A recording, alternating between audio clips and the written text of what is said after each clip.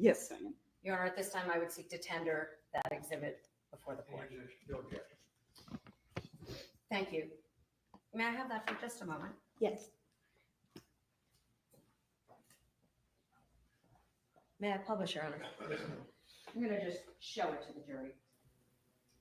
Sorry, guys. And does this swab ultimately have the exact same procedure and protocol with the barcode and your initials that you just previously described? Yes, it does.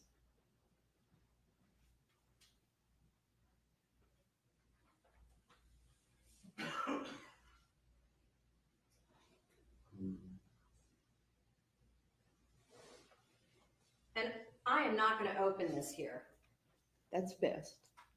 This contains biological evidence, correct? Yes, Okay. So you would have opened this in a sterilized environment?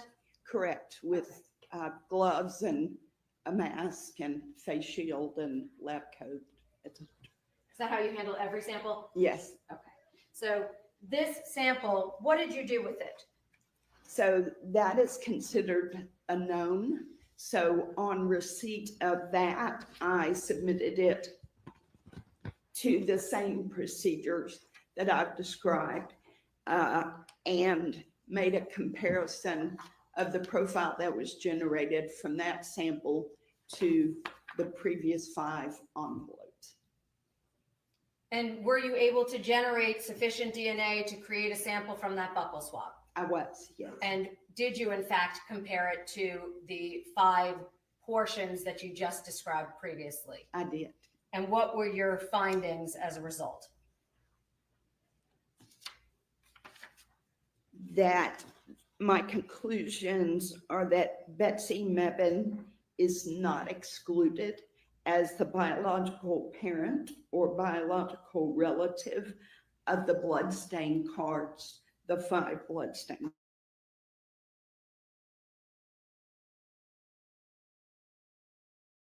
%. Can you tell us why it isn't 100? How does that work? So first of all, we only had 1 alleged parent.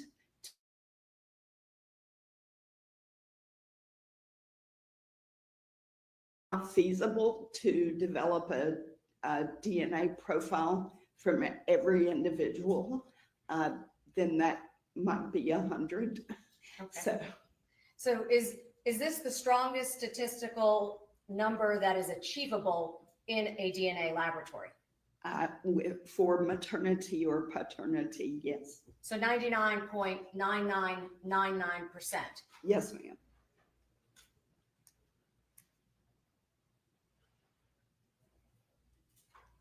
If I may have that second laboratory report, I'm going to need the Elmo, please. Madam Clerk, can you turn this?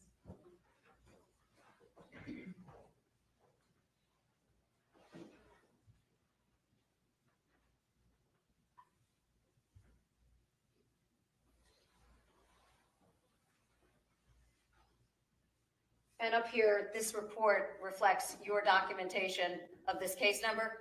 Correct. I'm showing exhibit 1.70. Does that reflect the name of the individual whose sample was submitted? Yes. And that's what makes it a known sample? Correct. And then down here at the bottom, there is a listing of, quote, probability of maternity. Is that correct? Yes. And that's the reference you just gave us to the statistics. Correct. Thank you. Now, I would like to just ask you, you indicated earlier that there are some things that can impact DNA negatively. Yes. And I believe you said UV light, sunlight, some other factors. What happens with water? Can moisture in any way impact DNA? Certainly, it's biological material, so it can be washed away. And if I were to, my apologies, for example, brush against someone else, as I've just done in the courtroom, and I used my actual person as opposed to my clothing, can you describe for the jury what that is in DNA analysis? We refer to that as contact or touch Touch DNA. And there is a principle in forensics that there's a transfer of cells, however microscopic or small that amount may be, with each and every contact. Is it possible that the contact leaves enough DNA to analyze? Sometimes, yes. Is it possible that it doesn't leave enough DNA? Sometimes, yes. And so initially in the processes you described, you said quantification? That's fine. Okay. My apologies to the jury. And amplification, correct? Yes. So if that touch did not leave enough DNA, would you know that? Through our testing, yes. Okay. And even if it left some, there still may not be enough to do anything with. That's correct. Okay. How do chemicals affect DNA, like cleaning fluids? So different detergents and cleaning fluids are all going to have a detrimental effect on our ability to develop a profile from DNA testing. What about friction, meaning rubbing or wiping? What impact might that have on DNA? Again, it depends on the vigorousness of the friction or the washing, or if it's just a light brush or a very brief exposure. All those things are going to impact our ability to develop a profile.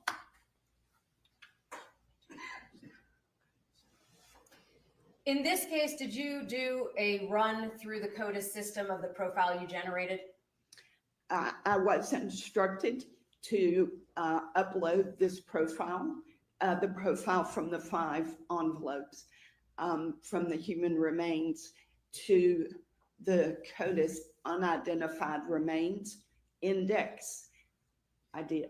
Did you have any feedback prior to receiving the known sample from I did CODIS? not. So nothing was in CODIS to compare her to? Correct. Okay. So ultimately, when you were able to get the known sample, is that when you were finally able to have confirmation of the remains? That is correct. I have nothing further, Your Honor. Counsel cross-examination.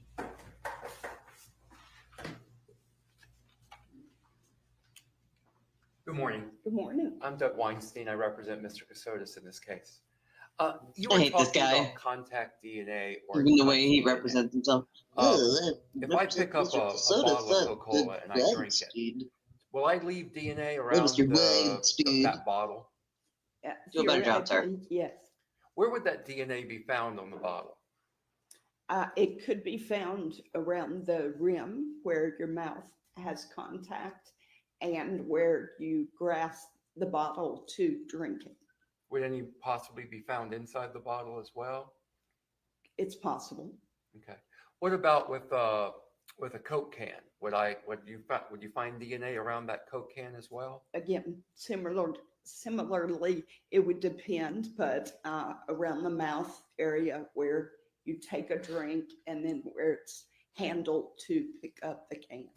And you said that I guess the elements like water or rain could in some way impact the finding of DNA, correct? Yes. But it's still possible to find DNA on a bottle or a can that has been exposed to the weather, correct? Sometimes, yes. And even if it's exposed to rain, correct? Sometimes, yes. Sunlight, correct? Yes, sometimes. Okay, thank you. I have no further questions. Is it also sometimes no? Correct. So you don't know unless you actually have it, is what it comes down to, right? And we perform the test. Yes. Thank you. Thank you, Mr. Hughes. You know, she's very nervous. Voice crackling.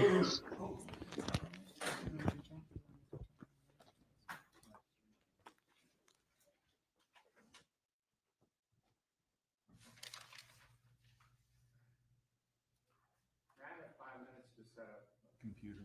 Okay, and ladies and gentlemen, we'll let you step out while I set this up. Will need at this point. Right. Okay.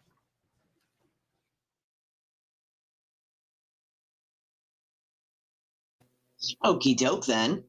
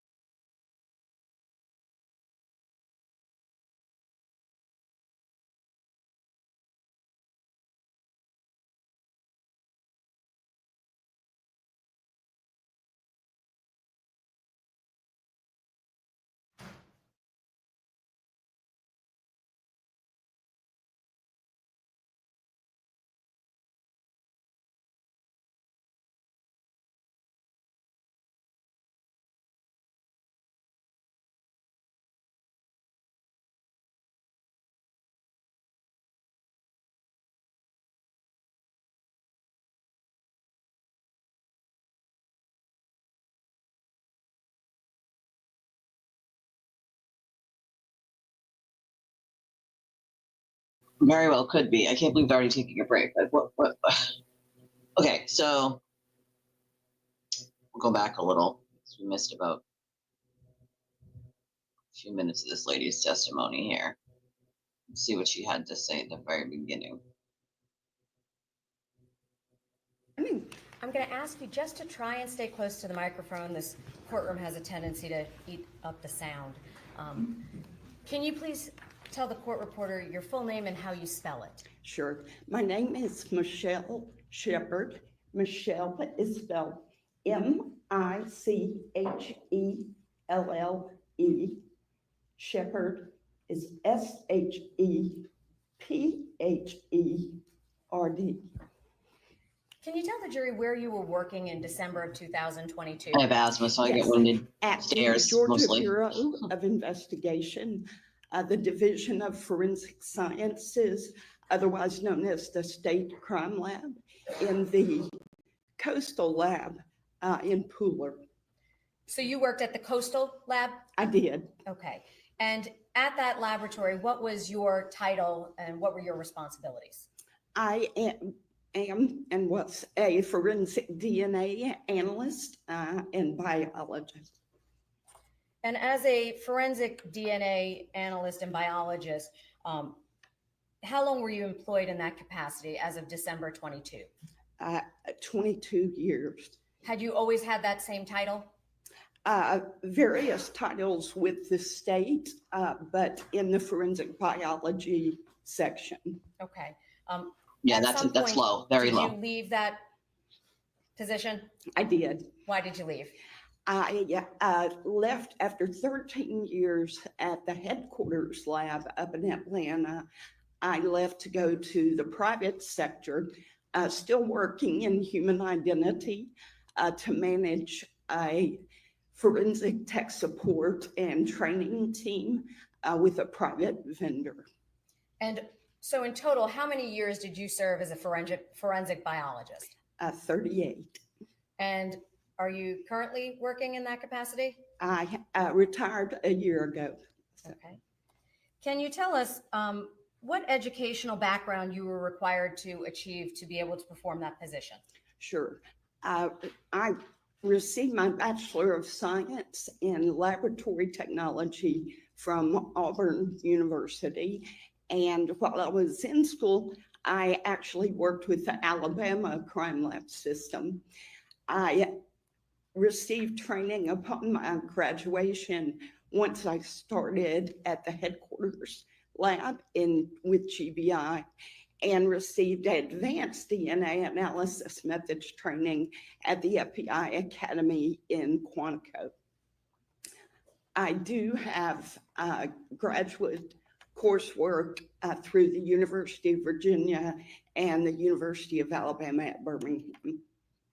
Were you required when you became a member of the GBI to do any initial training prior to taking on your own individual casework? Yes, ma'am. And how long was that process?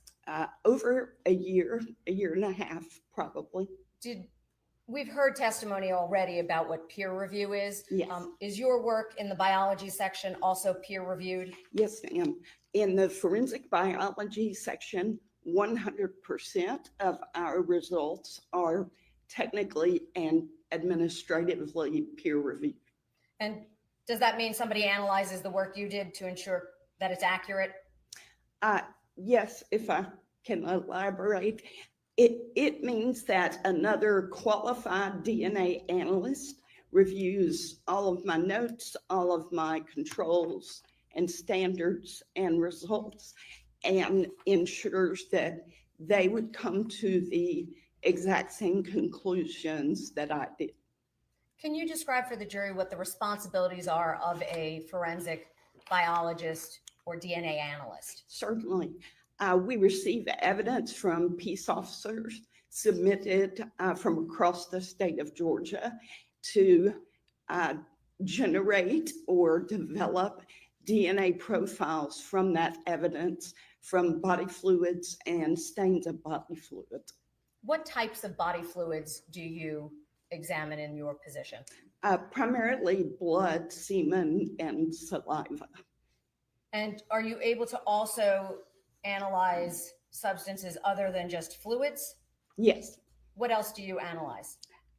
tissues, bones, organs, Is that anything that potentially might have DNA? correct. Okay. And sometimes, just to be clear, is DNA always in, meaning human form, meaning, I guess I'm trying to be clear on how I phrase this. You've mentioned a lot of things that are human body, organs, or tissue. Can you retrieve DNA from other substances that are not necessarily human? Yes, all living things have DNA. So DNA stands for deoxyribonucleic acid.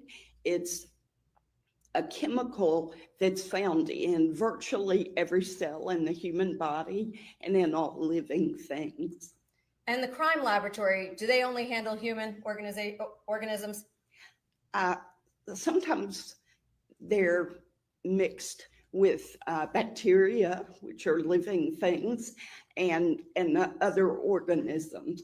But the testing that we do is directed and specific for human and higher primates. And are you trained in the handling and preservation of those biological samples? Yes, ma'am. Can you tell the jury what that process involves? So DNA is a protein, so it is susceptible to the environment, UV light, sunlight, heat, humidity. Those things are detrimental to DNA and can start to break it down. So we always want to preserve the evidence that may contain DNA in a manner that will preserve whatever is already deposited. And are you able to ensure that protocol is in place at the crime laboratory as well? Yes. And can you tell the jury how you do that within the crime laboratory? So within the lab, once an item of evidence is submitted by a peace officer, our evidence tech staff will take that item out of a lockbox.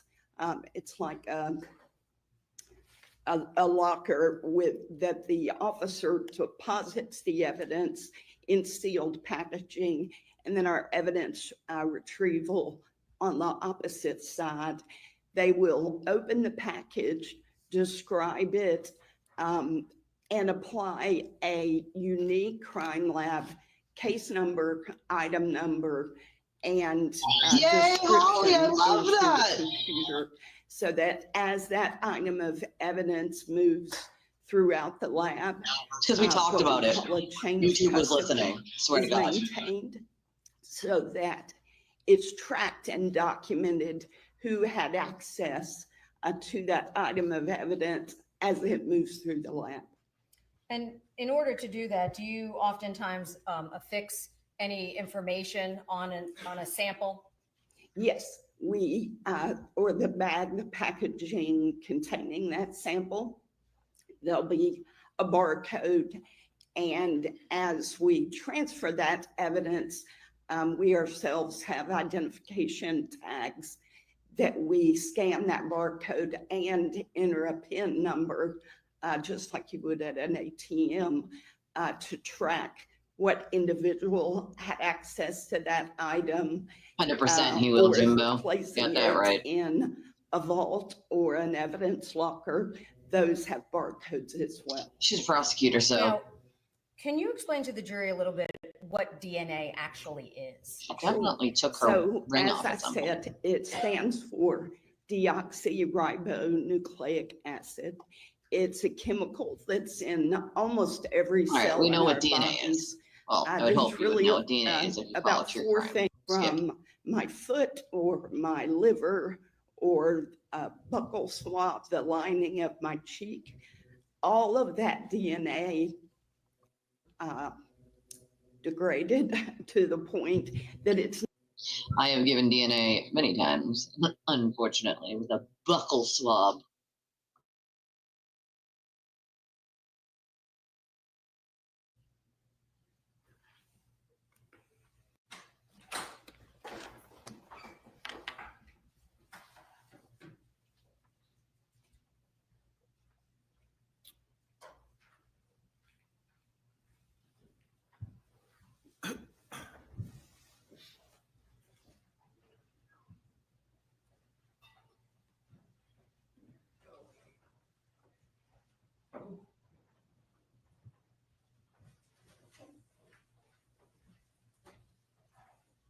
All right, everyone, please be seated. Council, you may proceed. Take on Jack Cross. Alan Jackson is the slimiest person on planet Earth. And yes, he pleaded that kid, Bohm, pleaded not guilty yesterday. I didn't see any hearing that we could watch for it, but he pleaded not guilty yesterday. He doesn't have another hearing until September 5th. Have it written down on my calendar. Good morning, Dude is a sir. creep, I Please mean- raise your right hand and take. He sliced and diced his wife and left her in pieces, bro. It will be the truth, the whole truth, and nothing but the truth, so help you God. Please be seated.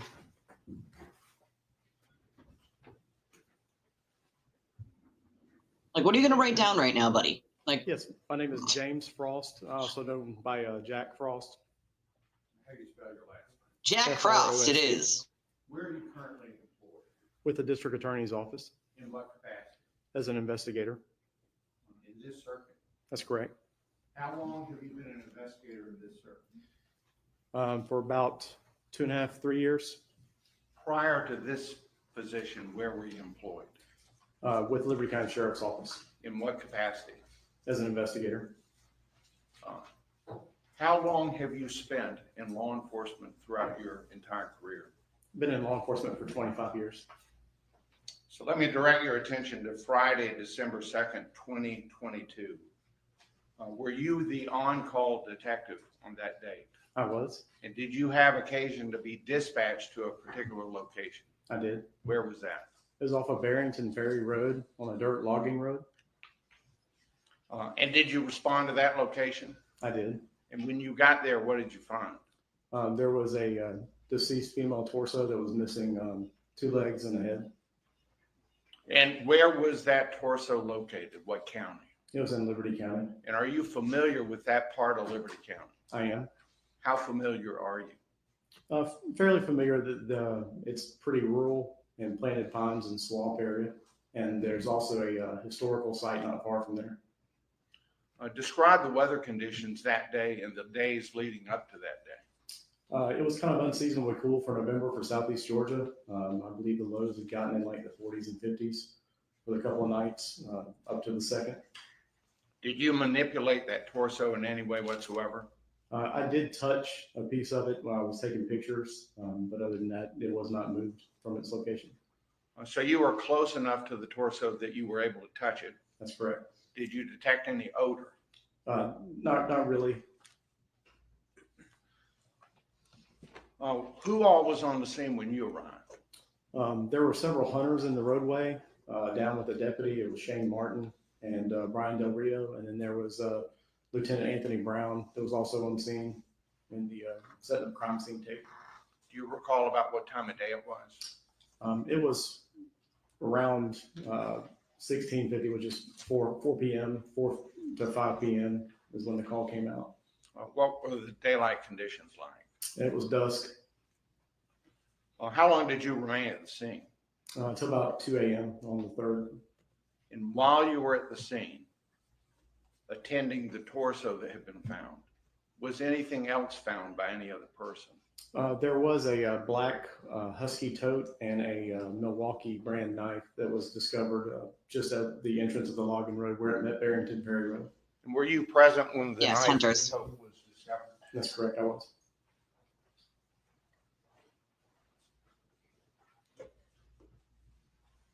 Dude is sick. Sick puppy. I'm showing you what's been admitted as state's exhibit number 2.7. You recognize this picture? Yes, sir, I do. What is that picture? That's the Milwaukee brand knife.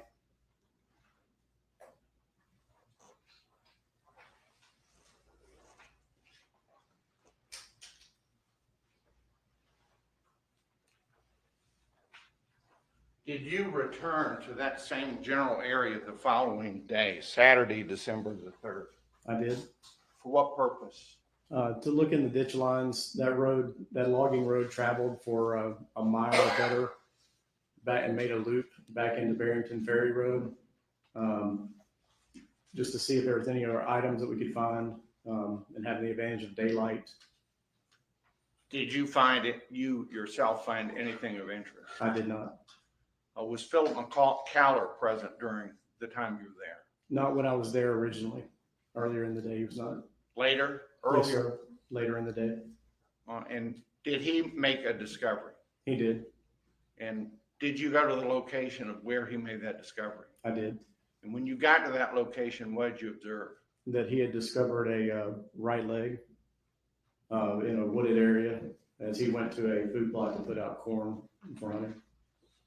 And what did you do after he discovered the right leg?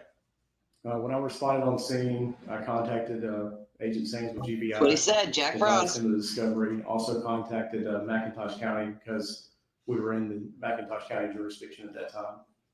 Now, when you were there the day before on December 2nd, do you recall having a conversation with Special Agent Sands?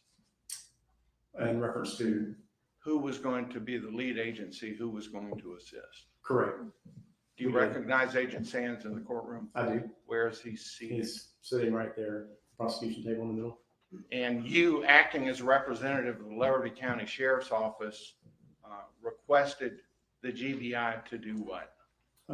For any type of investigative assistance and to become lead agency in the investigation.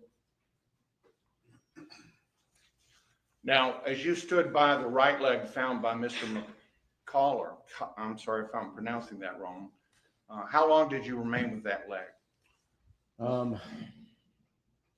I would say probably I was on scene for maybe about an hour and a half, 2 hours, best I can recall. And you remained with the leg until what happened? Until the county coroner arrived. And what happened then? He collected it and transported it to the morgue. Did you then have occasion on Monday, December 5th, to return to that area? I did. For what purpose? Agent Sands had organized a search with cadaver dogs for the area.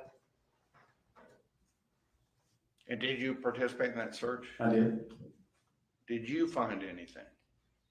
After the cadaver dogs had cleared the area where Philip McCullough had discovered the leg, the canine handlers advised that it was safe for us to walk through there without contaminating any scent trails or anything that they would be interested in.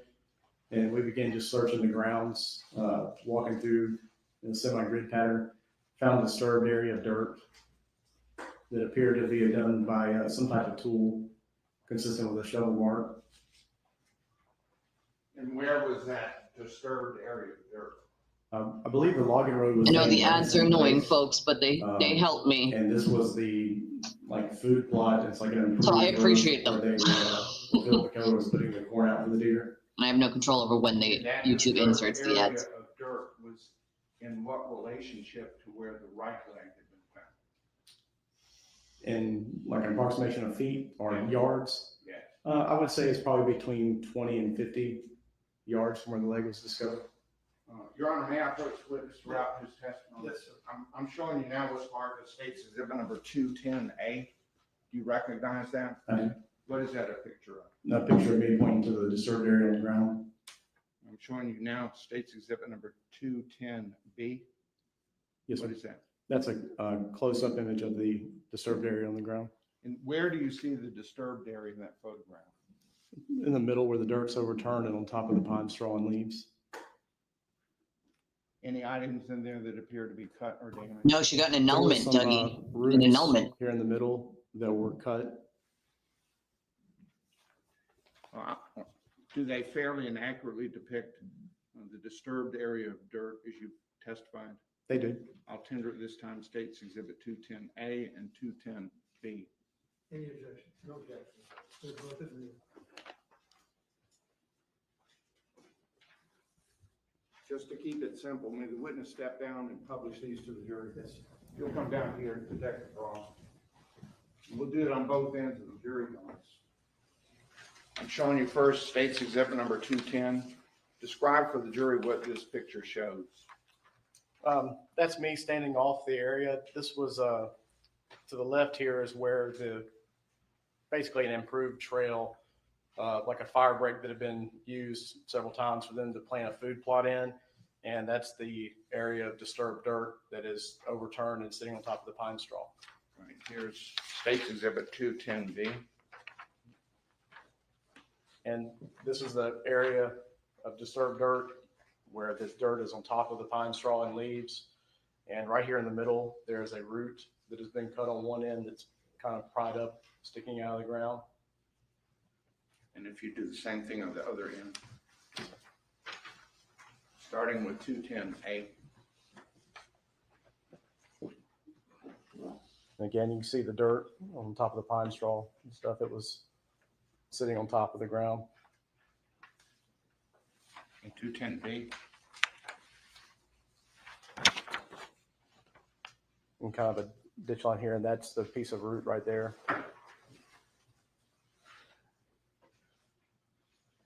Thank you. You have a seat. Hey, Smitty.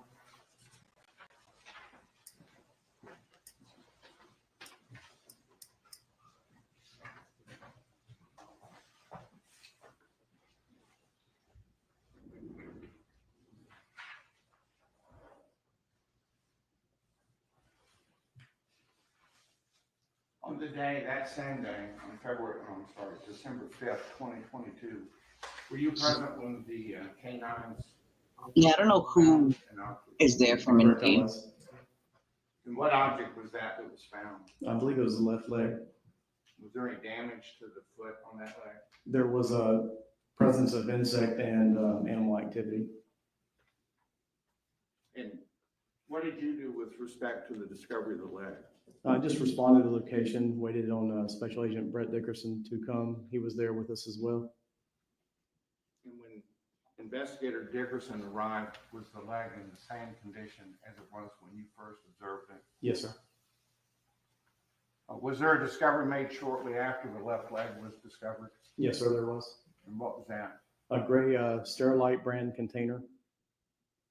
Did you see it? I did. Did you look inside of it? I did. What was inside? There was a mixture of a brownish red liquid and leaf material. Did you return to this same general area on Wednesday, December 7th, 2022?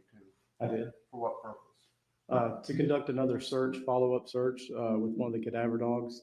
Their team had decided after reviewing the locations they had traveled, any areas of interest that the dogs might have shown interest in a scent trail for us to continue looking, and also to look manually on the ground just by walking around for anything that might be of interest, any items of evidence. Did you find anything? I did. What did you find? A human head. What led to the discovery of the head? Driving down again, I believe the road's called Branson Place. It's not an official road. It's like a logging trail.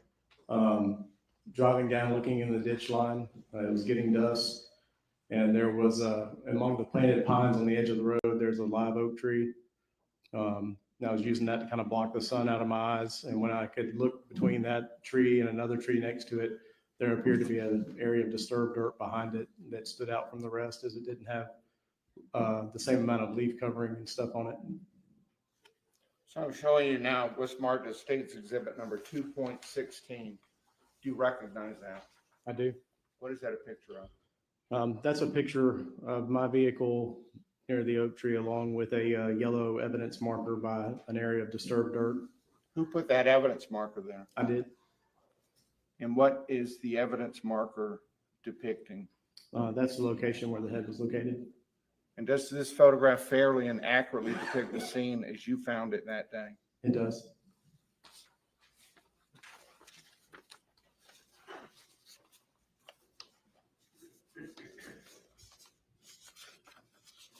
I'm showing you now what's marked as State's Exhibit number 2.17. Do you recognize that picture? I do. What's that a picture of? A picture of a human head. Had it been touched or handled in any way at the time that photograph was taken?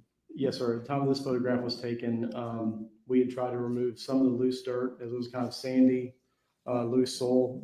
And once we got to a point where the dirt wasn't freely falling off, we relocated it to a body bag.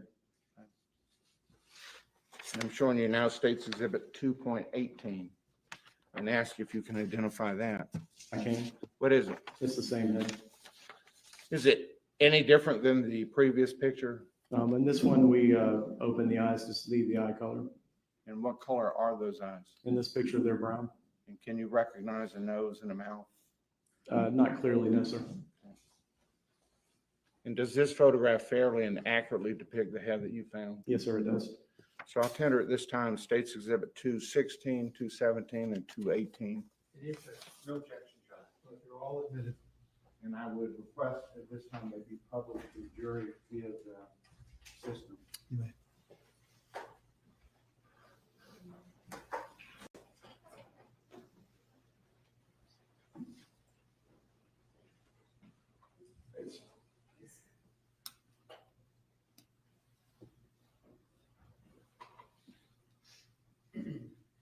All right, do you see anything on your monitor? No, sir, I do not. Give me just a minute, Mr. Gregg is gonna show up on the big TV.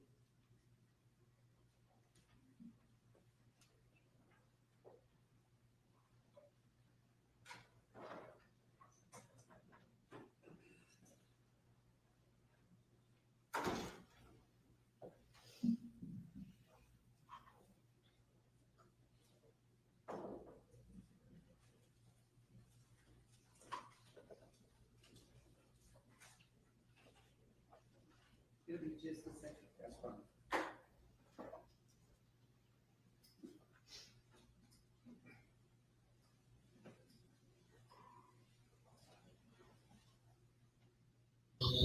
I do. I have to have a butt spy in my chair because every time I move out of this chair, go to the bathroom, get a drink, anything, StreamYard shuts down on me and eats me out of my own stream. God damn it. I'm definitely not using StreamYard next month. I'll be using Restream, I think, because, well, StreamYard can't get their crap together. If you let me know when something appears on your screen. Yes, sir.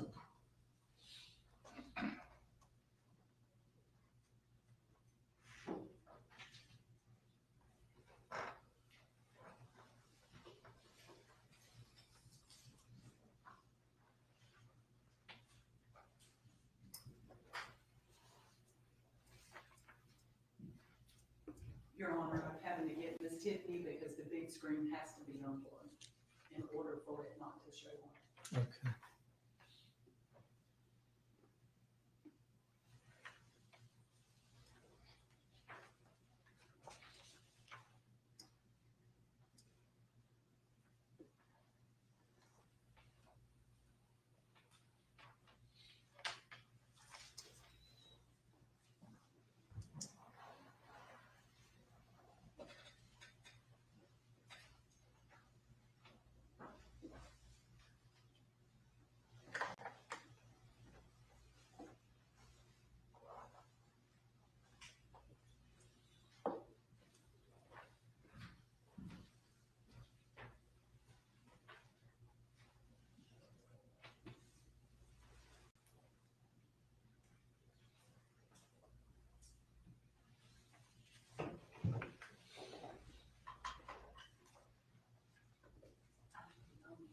So it doesn't show up.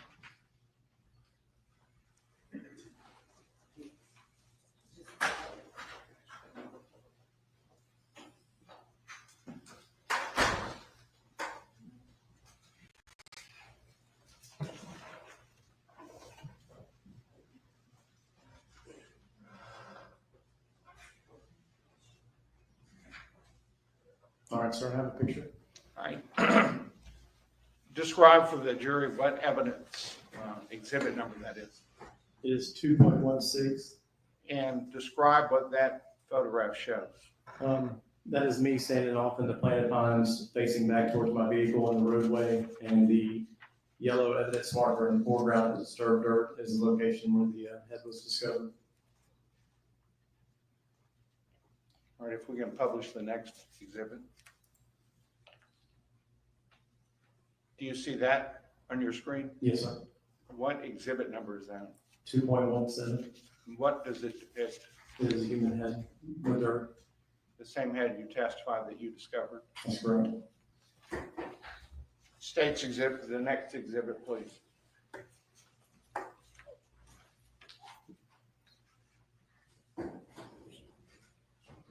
Do you see it on your screen? Yes, sir, I do. What's the exhibit number? 2.18. And describe what the jurors are seeing. The same human head, this time with the eyes a little bit more open to see the eye color. All right, thank you. You may turn it off.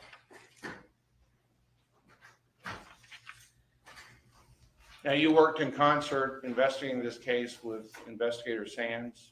That is correct. And on May the 5th, 2023, were warrants obtained. I'm not sure exactly the date, but that sounds close to the right around the time that warrants were secured For what offense? for murder. And who was named as the suspect in that warrant? Nicholas Kassotis, aka Nicholas Stark. After that arrest warrant was obtained, was the defendant arrested? He was. Approximately how long after the warrants were obtained? I believe it was May 12th. I believe was the day he was arrested. So just within a few days, maybe about a week. And on May 13th, 2023, did you accompany Agent Sands to Lancaster, Pennsylvania? I did. What was in Lancaster, Pennsylvania? Mr. Kassotis. And where was he up there? He was in the Lancaster State Prison. Is that a pretrial detention facility or not? They have a facility for that inside the prison.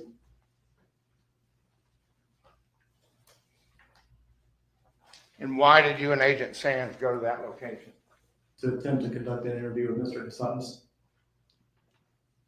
When you met with the defendant, did you inform him of any rights? They were advised to him by Agent Sands. In your presence? That's correct. I'm showing you an Alice mark that states Exhibit 2.19. Can you identify? It does. I mean, it could show Yes, us sir. the less gory ones, you It's a know? waiver of rights form. It showed us a couple of, like, the tubs. Pertaining to who? Nicholas weird. Killian James Stark. And can you inform the jury what rights he was advised of before your interview took place? Yes, sir. I have the right to remain silent. Anything I say can be used against me in a court of law. I have the right to talk to a lawyer and have him present with me while I'm being questioned. If I cannot afford to hire a lawyer, one will be appointed to represent me before any questioning if I wish. I can decide at any time to exercise these rights and not answer any questions or make any statements. Did he appear to understand those rights? Yes, sir, I did. Did he indicate whether or not he wished to waive those rights by signing that document? He did. Did he do that in your presence? Yes, sir, he did. And does this fairly and accurately, is this a copy of the Miranda form that you used to advise the defendant in this case of his Miranda warning rights? Yes, sir. And I'll tender at this time states Exhibit 2.19. Any objection? No objection, Your Honor. It is admitted. If you will, describe the area where this interview took place. It was in a room inside the prison. There was a table, a couple of chairs, small window, and a couple of doors. Was he allowed to be seated? Yes, sir, he was. Were you and Agent Sands sitting also? Yes, sir, we were. Was the defendant wearing handcuffs? Not during that time, no, sir. Did you or Agent Sands have weapons that were visible? No, sir. Did you ascertain his level of education? Agent Sands did, yes, sir. And what did he report was his highest level of education? I believe he graduated as a Juris Doctorate. An attorney? Yes, sir. Did he appear to be injured in any way whatsoever? He did not. Did he appear to be under the influence of alcohol or drugs to any degree whatsoever? No, sir, he did not. Was there anything unusual about his appearance? Her eye killer Was he changed after Yes. death. Can you describe his demeanor? That's why. He was very calm, even keeled. Ooh, fire Didn't stick. show a lot of Fancy. emotion, just answered questions and was openly speaking with us. Did he seem to be aware of the circumstances surrounding this interview? Yes, sir.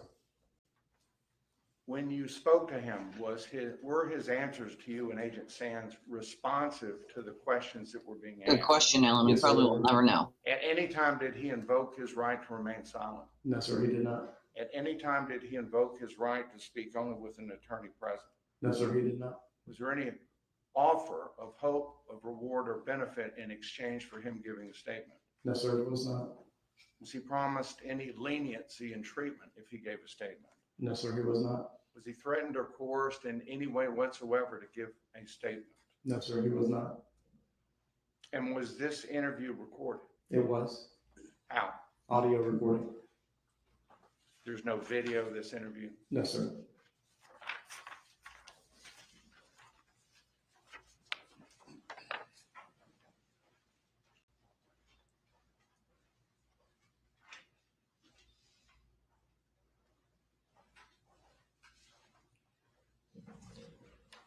For how long did the defendant stay in the state of Pennsylvania? I believe he was there for a period of at least 2 weeks. I believe when he came back to Georgia was May 26th. All right, before I move on to that, I'm showing you now State's Exhibit number 2.20. Do you recognize that? Yes, sir, I do. What is that? It's a Georgia Bureau of Investigation waiver of constitutional rights to search warrant of a person. And what does that seek to obtain? On here, it's requesting a saliva sample, And what was the date? 5/13 of 23. And was the defendant requested to provide a sample of his saliva? Yes, sir, it was. And did he agree to do that? He did. Were there any threats or promises? No, sir, there was not. Did he appear to freely and voluntarily consent to Right, the Dougie? seizure of the sample of his saliva? Yes, sir, he did. And was that sample obtained in your presence? It was obtained in my presence, yes, sir. In the State's Exhibit number 2.20, a fair and accurate copy of the original consent form? Yes, sir, it is. I'll tender at this time State's Exhibit number 2.20. All right, it's submitted. And the date on this form is what? 5/13 of 23. So that's when you were still up in Pennsylvania. Correct.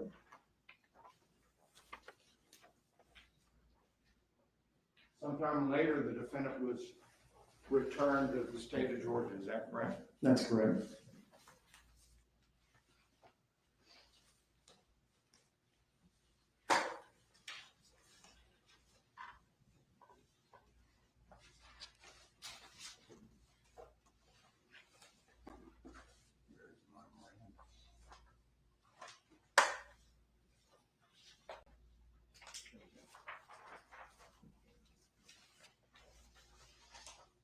On about May 26, 2023, did you come in contact with the defendant here in Liberty County? Yes, sir, I did.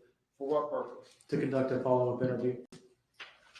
I'm showing you now what's marked as State's Exhibit number 2.21 and ask if you can identify that.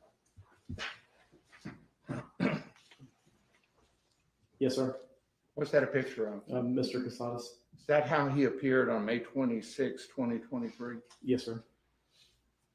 Is there a fair and accurate copy of the way he appeared that day? Yes, sir, it is. I'll tender at this time State's Exhibit number 2.21. No objection, Your Honor. Why did you come in contact with him again on May 26th? To conduct a follow-up interview. Were you alone or with anyone? I was with Special Agent Sands again. And before that interview took place, did you advise the defendant of any rights Special Agent Sands did again, yes, sir. in your presence? Yes, sir. I'm showing you now what's marked as State's Exhibit 2.22. You recognize that? Yes, sir, I do. What is that? It's a waiver of rights form. And can you inform the jury what rights he was advised of prior to that interview taking place? Yes, sir. I have the right to remain silent. Anything I say can be used against me in a court of law. I have the right to talk to a lawyer and have him present with me while being questioned. If I cannot afford to hire a lawyer, one will be appointed to represent me before any questioning if I wish. I can decide at any time to exercise these rights and not answer any questions or make any statement. Did he appear to understand those rights as he was being informed? Yes, sir, he did.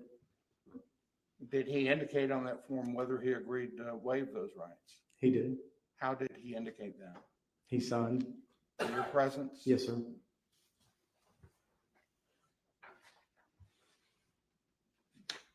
I can't remember, is this tendered already or not?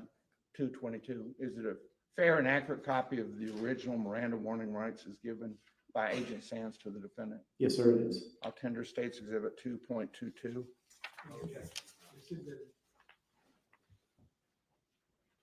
Where did that interview take place?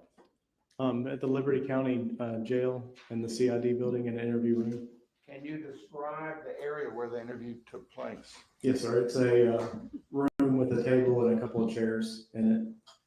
Was the defendant allowed to be seated? Yes, sir, he was. Were you and Agent Sands seated? Yes, sir, we were.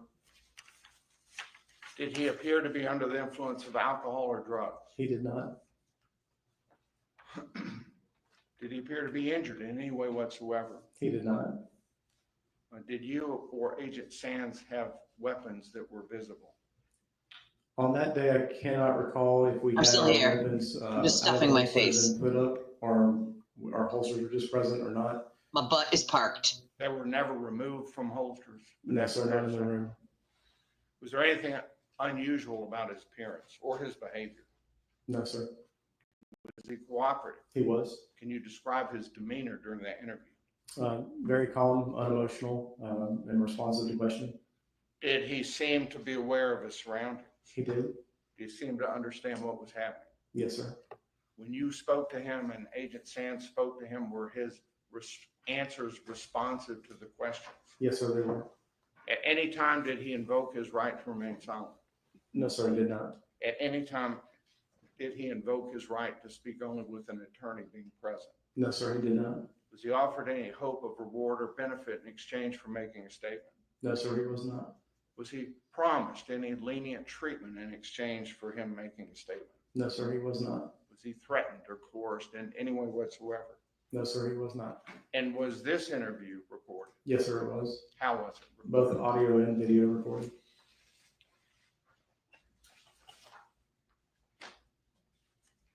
Can we see it? I want to see it. I want to see the recording.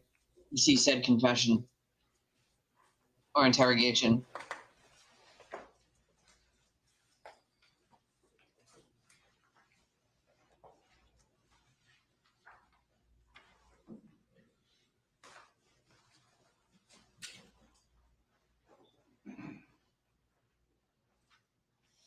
At this time, the state is tendering a number of certified with the business records. And they come with a certificate of authenticity. They've been shown. We start calling you Jess in the bushes. To admit at this time, state's exhibit number 2.26A and 2.26B, 2.26C, 2.23, 2.24, 2.25, 2.25A, and 2.25B. Any objection? Can I just say this? Yes, sir. before we move in again? Sure. Thank you.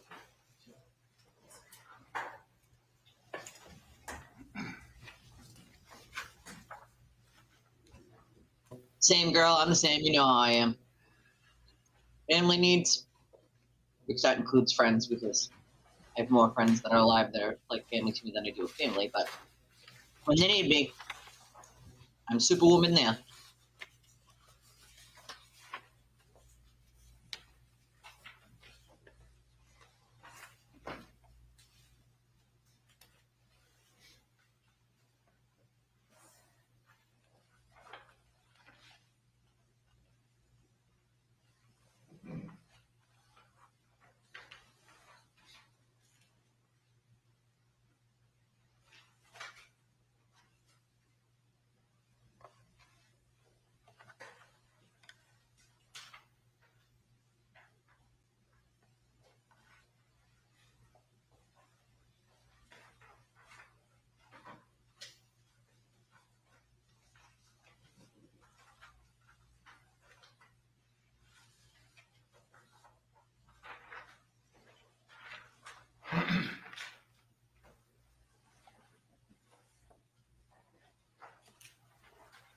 No objection, Your Honor.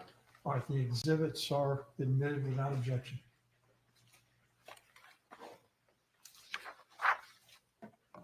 Before we get into the exhibits, can you describe for the jury what investigative steps were taken to try to develop a lead as to who the offender was?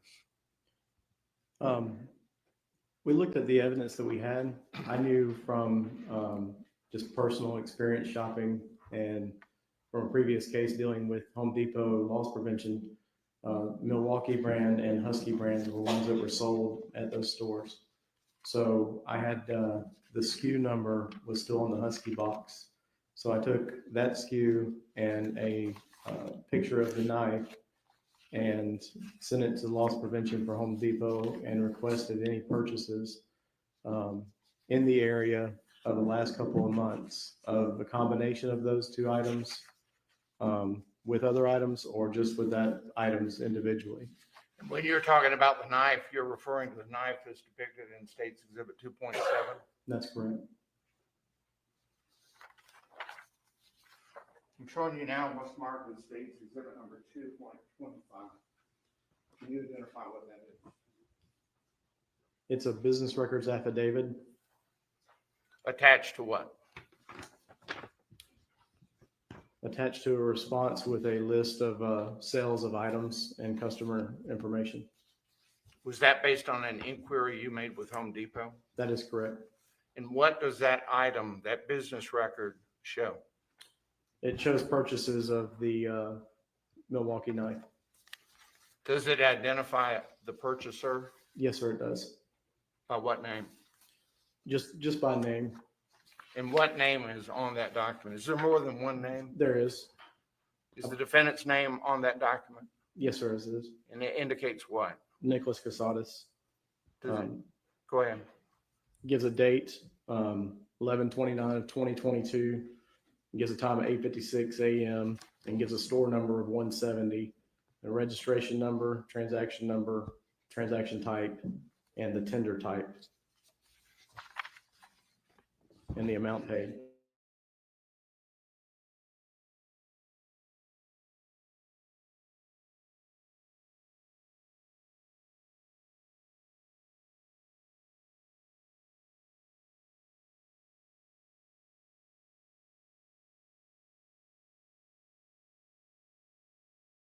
Identify that document. Yes, sir. It's also the business records affidavit From what business? from Home Depot. And what does Exhibit 2.23 show? It is a Home Depot receipt for August 16th of 2022. For a purchase of what?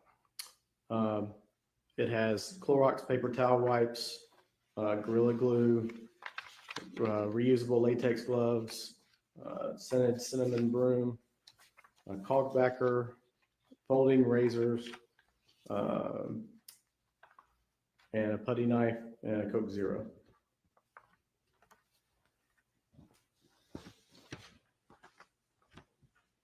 Let's go back to that last. Home Depot Business Record States Exhibit number 225.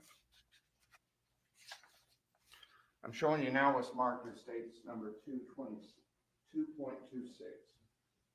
Can you identify that? Yes, sir. The top one is the business records affidavit from Home Depot. and what is attached.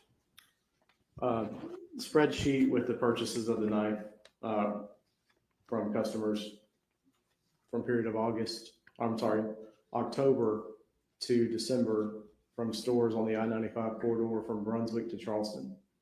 And on that document is the defendant's name. Does it appear?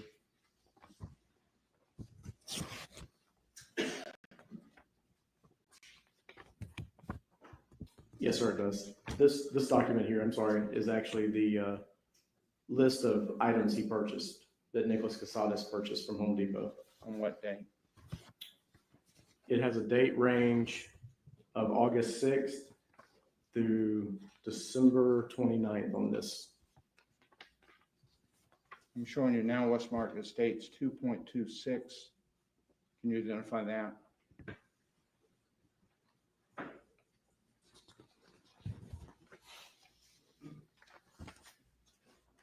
That appears to be the same form. Just in a different format. Correct. Showing you now what's marked as States 2.26. Can you identify that? Yes, sir. Also the business records affidavit for Home Depot. And it is a receipt for November 29th, 2022 for a Milwaukee smooth blade installation knife. That's that same orange handle knife that has been referred to earlier. Correct. It also has an image on it as well. And attached the to it. image was taken from where? From Home Depot. Surveillance video? Correct. Would you like all these? Yes.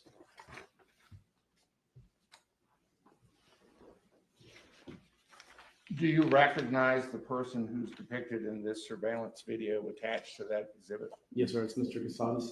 Do you see anything under his arm? It appears to be a Milwaukee knife.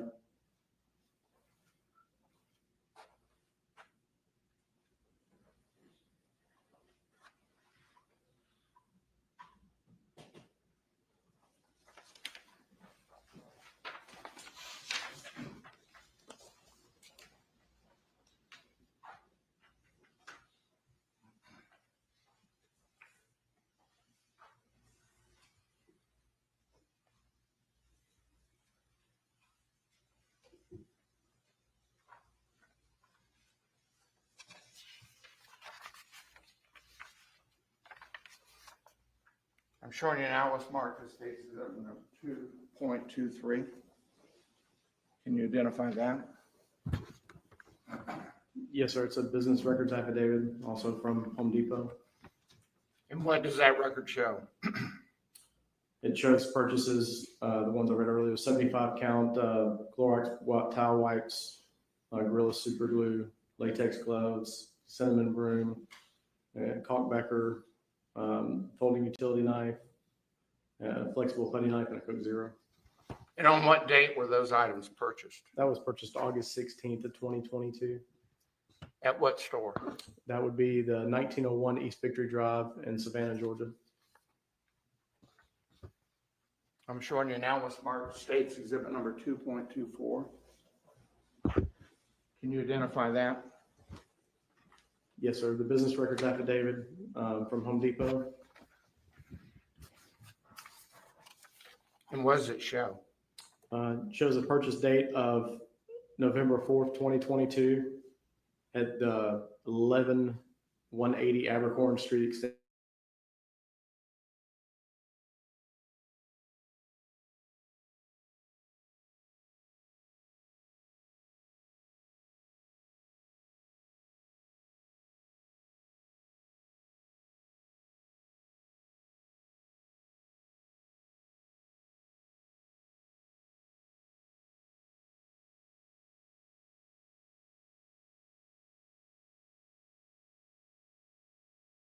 Georgia.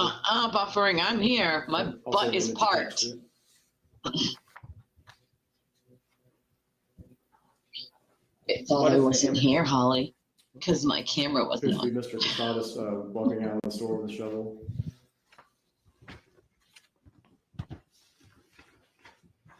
That's taken from the surveillance system of that store. That's correct.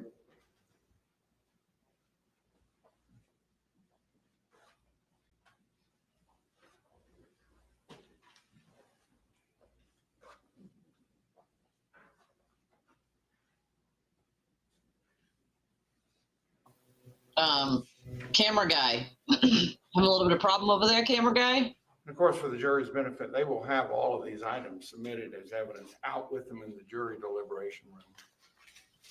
Is that correct? Yes, sir.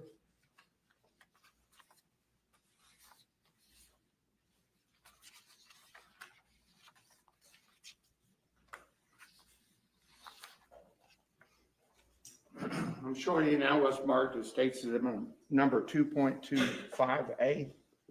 Do you recognize that? It's a state of Missouri, the county of Greene business records affidavit. What does it depict? Custodian records for Bass Pro. And there's a receipt attached to it, but the print's too small to make out. And has that print been enlarged in states exhibit number 2.25B? That is consistent with the format, yes, sir. And what does that show? It shows a purchase from the Savannah store on November 28, 2022. And it's a Pursuit 7-piece knife set.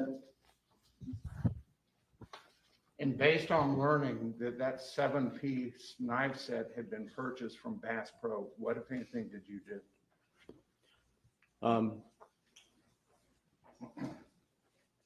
I requested a copy of this and any other information that had reference to this purchase. And I was also requested to go and buy one of the 7-piece knife kits. Did you? Yes, sir, I did. I'm showing you now what's marked as State's Exhibit number 2.25C. Do you recognize that? I do. How do you recognize it? That's my handwriting on the evidence bag, And what's inside that evidence bag? the 7-piece knife kit. And when you placed it in that bag, was the bag sealed by you? Yes, sir, it was. Was the knife set in a new condition when you placed it in the bag? Yes, sir, it was. Had it ever been used by you? No, sir, it had not. At this time, would you unseal that bag in the presence of the jury?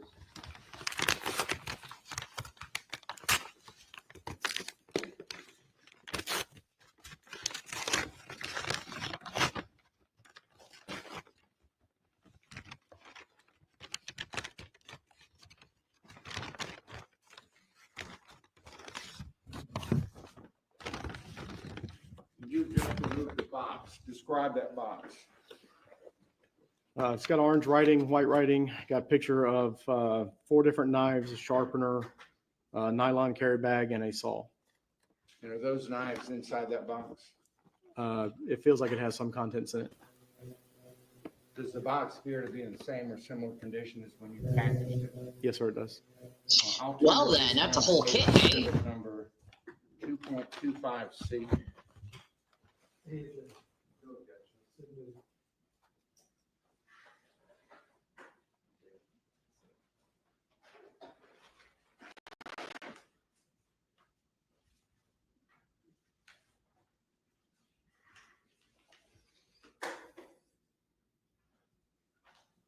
During the course of your investigation, did you research the recall history of the defendant's 2022 Ford Explorer? I did.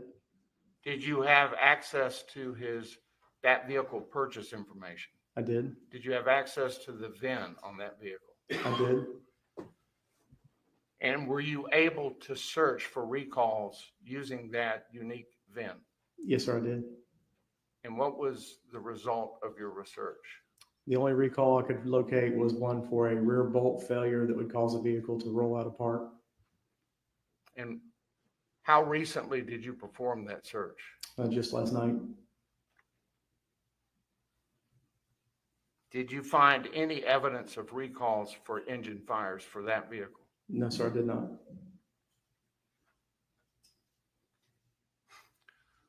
I think there's a matter we need to take up outside the presence of the jury briefly.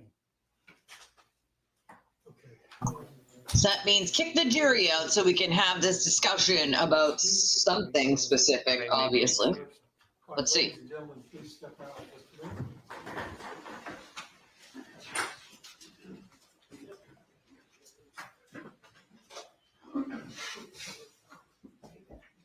Well, we didn't need to see that camera guy, all right? Leave the judge alone.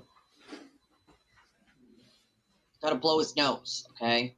You don't need to see that on camera, sir. Or ma'am. Whoever's doing the camera. Law and crime trials person.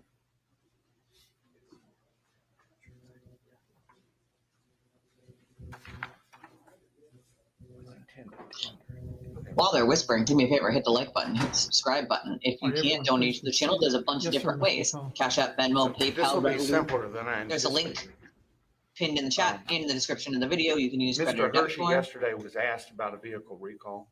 Mr. Hershey was He's asked. asked, are you familiar that in August of 2024, Ford recalled 85,000 Ford Explorer SUVs for engine fires over the period of manufacture from 2020 to 2022?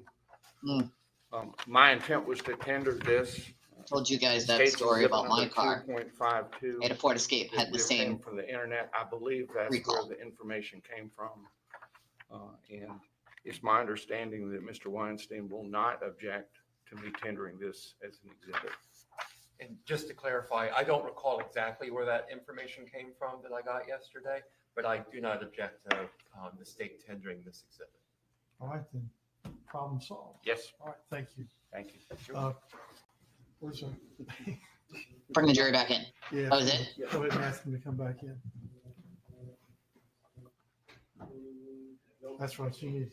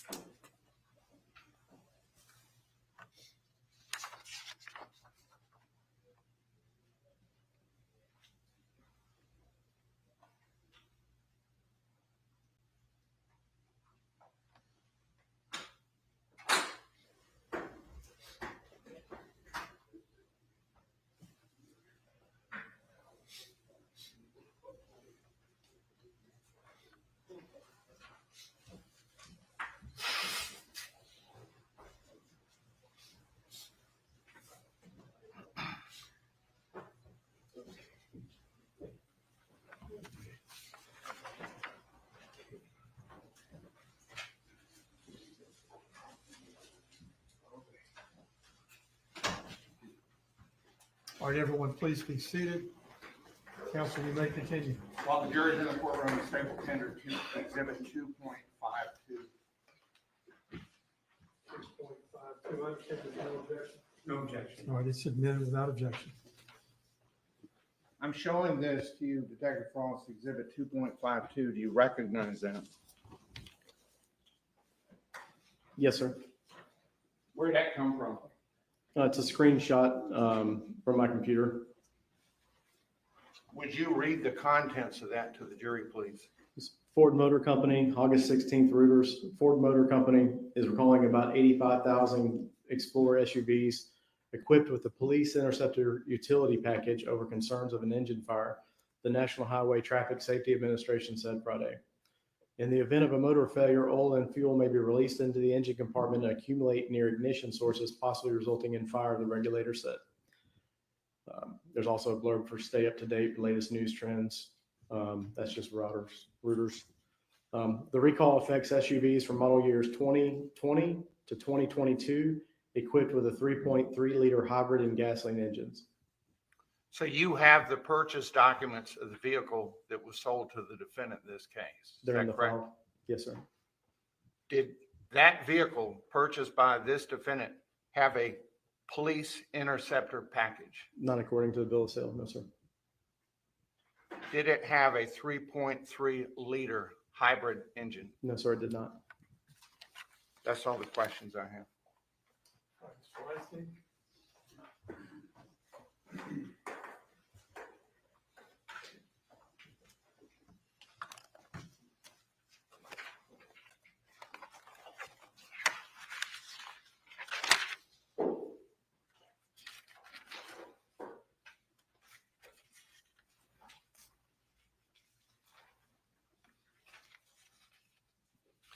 Good morning, Investigator Frost. Good morning, sir. My name is Doug Weinstein. I represent Mr. Kassotis, Yes, sir. as I'm sure you well know. Good. So I understand that you are employed by the folks at this table, right? You're That- employed by the DA's office right now? That is correct, sir. Okay. But you formerly were with the Liberty County Sheriff's Office. That is correct, sir. At the time you were doing this investigation, were you with the Liberty County Sheriff's Office then? I was. And Yes, then sir. you, I'm sorry, I'll let you finish the question, Yes, sir, I was. finish the answer. And then you subsequently became employed with the DA's office, which is where you're working right now, correct? That is correct, sir. All right.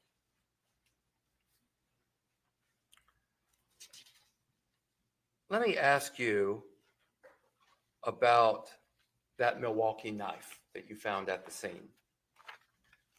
Now, you mentioned Mr. Kassotis purchasing a Milwaukee knife at Home Depot, correct? That's correct. And it was the same model knife, right? Correct. But you have no way of knowing if that is the same knife, correct? That is correct. As far as you know, it could be a completely different knife. That is correct.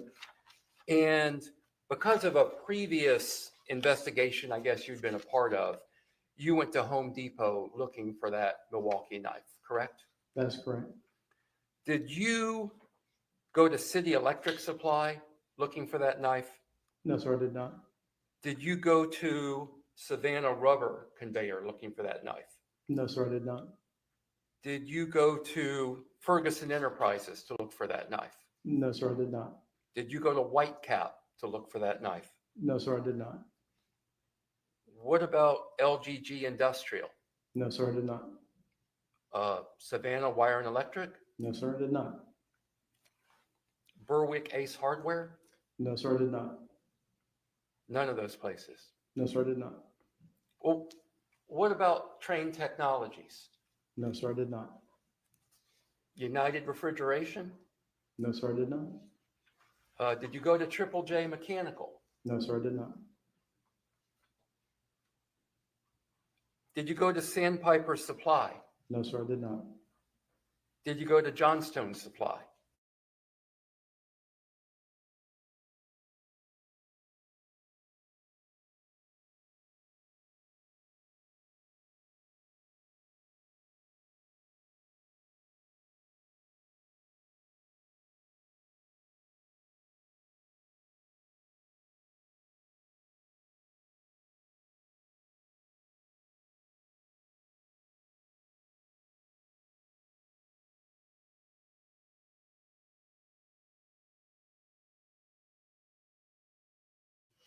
Sorry, Did I'm you go to buffering Granger? here. No, sir, I did not. Nothing big. Southern Pipe and Winchester. Supply? No, sir, I did not.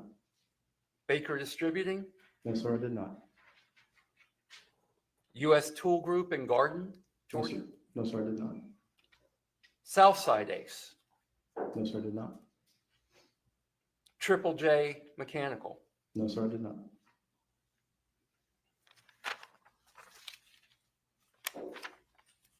Yeah. Did you do a search online or did Did you you do any kind check of search every to see who supplier? else other than Home Depot was a distributor for Milwaukee Tools? I did. And what did you find when you The looked knife was online? commonly sold at other places as well. But you searched in none of those other places, is that correct? That's correct. Okay.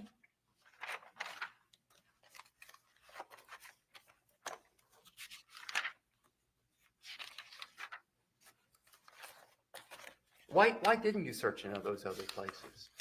The only reason why I searched at Home Depot first and only was because of the combination of that being found next to the Husky tote. And I knew Husky was also a brand that Home Depot carried.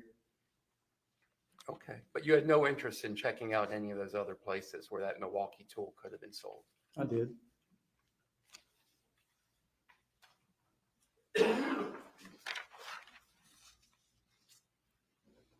You mentioned that you were present in Lancaster, Pennsylvania on May the 13th, 2023, during that initial interview with Mr. Kassotis. Yes, sir, that's correct. And you said that Mr. Kassotis was calm, correct? That's correct. He was even keeled, correct? Correct. And I believe you said he openly discussed the case with you. That's correct. And he was responsive to all your questions. Yes, sir, he was. He didn't invoke his rights under the Constitution, correct? Correct. But he's a lawyer. He was aware of those rights. He was aware he did not have to speak to you, correct? That's correct. And yet he still talked to you about this case. Yes, sir, he did. On May the 26th here in Georgia, when he got down here, again, you were present when he was being interviewed or interrogated then, correct? That's correct. And then again, he was calm, right? That's correct. And he was cooperative, correct? That's correct. And he was responsive. Correct. He still had his law degree then, right? So he was still a lawyer. To my knowledge, that's correct. You made him aware of his constitutional rights as you testified, right? That was Agent Sands, but yes, sir, I was present for it. And I certainly hope as a lawyer that he was aware of those rights. And again, you knew he was a lawyer, correct? To my knowledge, yes, sir, he was. Definitely ridiculous. A Yet he little bit still dramatic. discussed the case with you. That's correct. Okay.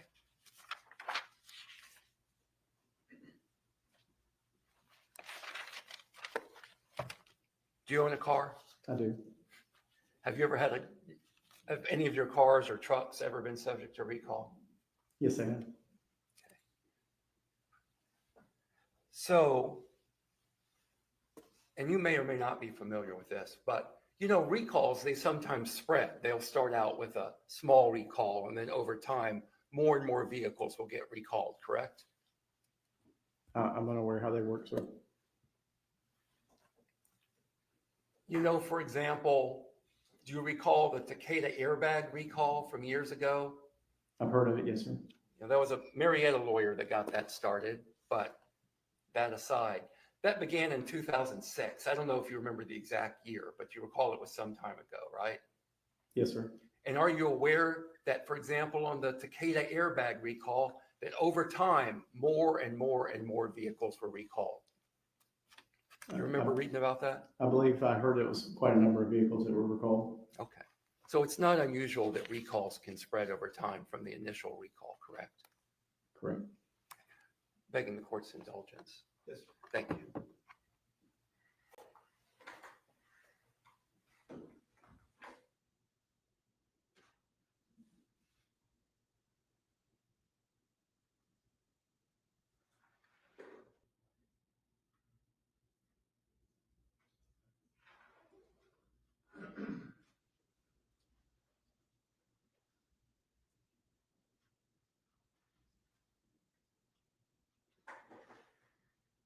I got a clip for Weinstein. I'm just trying to download it. Hold on. Oh, excuse me, one last question, then I'll let you go, or at least I will.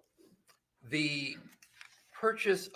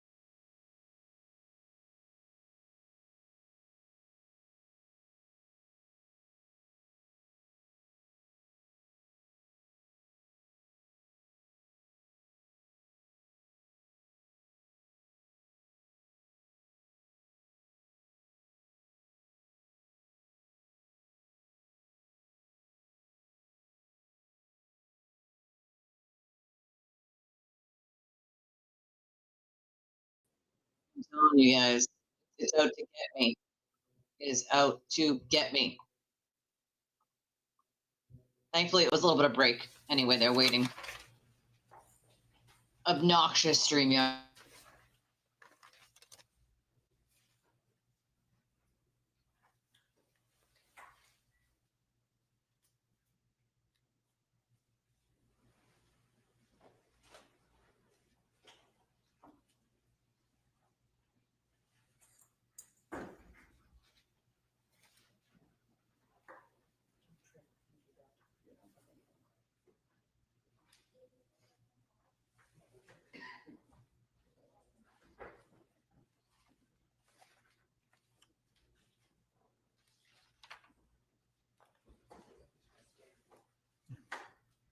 Good morning, ma'am. How are you? Good morning, Your Honor. Good morning. Please raise your right hand and face the clerk over here. Do you swear and affirm the testimony that you're about to give will be the truth, the whole truth, and nothing but the truth, so help you God? Yes, ma'am. Please have a seat. You're going to need to speak up so the jury can hear you. That's a microphone that's just in front of you. If you can place your mouth close to the microphone. Would you state your name and spell it? Vaishnavi Khare, How do you spell your first name? Vaishnavi, Khare, How do you spell that? Khare. Did you have a different last name a Yes. while ago? I just got divorced a few months ago. So Well- it was Hansen, Spell Hanson. Hansen. And do you live in this area? Yes, sir. Where do you live? I'm currently staying in Tybee Island, Georgia. Do you operate an Airbnb business, or did you? Yes. When did you operate that business? I started in July 2021. Do you own property in Chatham County Yes. related to that business? Yes. Where do you own that property? I have one in Savannah and one in Tybee Island. What about the one in Savannah? Where is it located? The address is 311 East 65th Street. I'm showing you a photograph. Mark, State's Exhibit number 2.27. Do you recognize that picture? Yes, that's my address. Does it fairly and accurately depict the house at that location? Yes. I'll tender it this time. State's Exhibit number 2.27. No.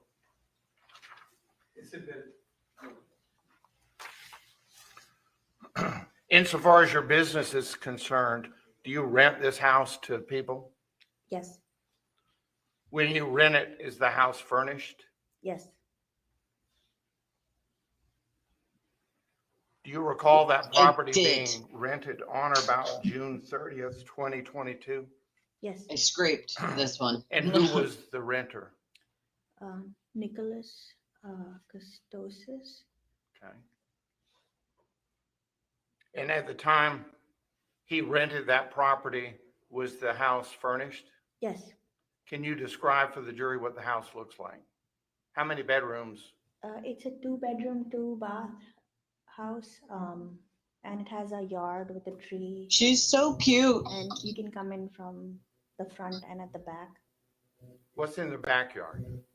It's just a backyard, and then there's a small shed and a gate that leads to a small lane. What is in the shed?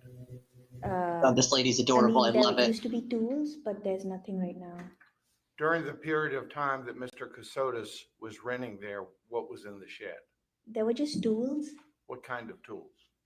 I don't really know all the tools, like hammer and like a screwdriver and like a saw maybe. During the period of time that he was renting your house, were others staying there also? No. How do you know that? Oh, I don't know. Oh, I don't know that. Do you know or not know whether other people were staying there? So the place was booked for 4 adults. So I just Assume. Nicholas's photo was on it, and I don't know the other 3 adults that were staying there that were booked. Did he ever make reference to a wife Yes. and whether or not she was The pregnant? way he asked it was like, Yes. was there other people What did besides he him? indicate to you? Like besides his condition of his party of people? I would have said no He too. didn't No, indicate nobody any else was staying there condition. He besides just said him and his that they're people he booked. expecting, I think, something on that. definitely the way the guy asked the question. Yeah, Not her something fault. on that basis. I don't know if it was expecting a child or something else, but in those lines. How many times did you meet with Mr. Kassotis in person? They were Airbnb-ing I it met from him her. one time. This was during a Hindu festival called Diwali, because I usually put a light. It's supposed to be for good luck. So I had contacted him to basically put a light in the house if he would oblige, or like, and he agreed upon it. So me and my To an ex-husband Airbnb? at that time It's weird. went to I the don't know house why. and handed him a candle, and outside the house. We didn't go inside because he met us outside, and I gave it to him.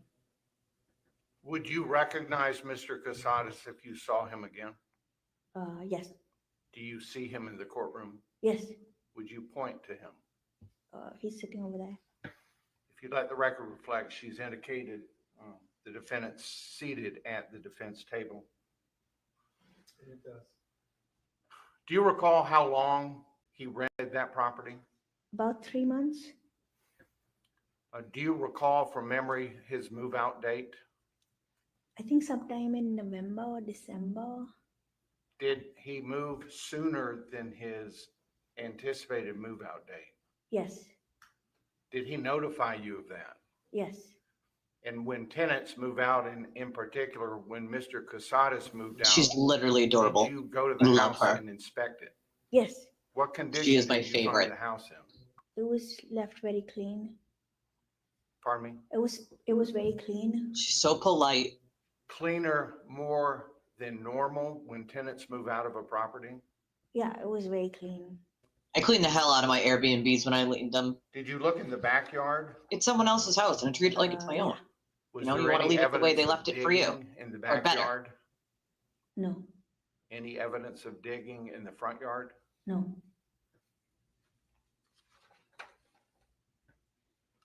Did you discover anything missing when you inspected the house? Yes.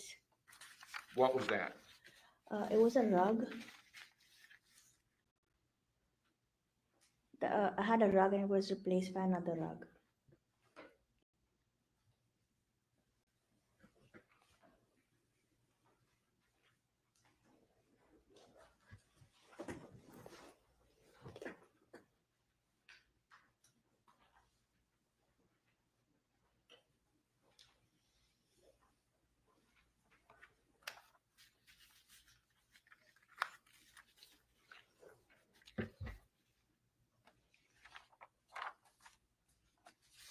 Describe where that rug was, the rug that you noticed was missing. So the house, it's Talk into the microphone. sorry. The house has like a living area with the TV next to the kitchen, and the rug was there that leads up to the backyard. Now, when you're advertising this property for rent, Mhm. do you put profile pictures on the internet ads? Yes, absolutely. I'm showing you now what's marked as State's Exhibit number 2.43. You recognize this picture? Yes, that's the rug that was missing. Okay.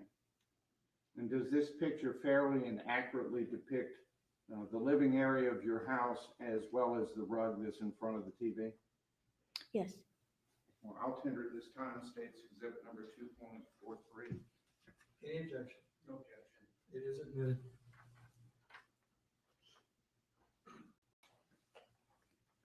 Describe this rug for the jury. It's a soft, colorful, regular rug. I think 5x7 size. And the rug is right in front of the TV. Is that enough? I'm asking you, was it in front of the TV? Oh, yeah. Now, initially, when you went to the property after Mr. Kassotis moved out, did you immediately recognize this rug was missing? Yes.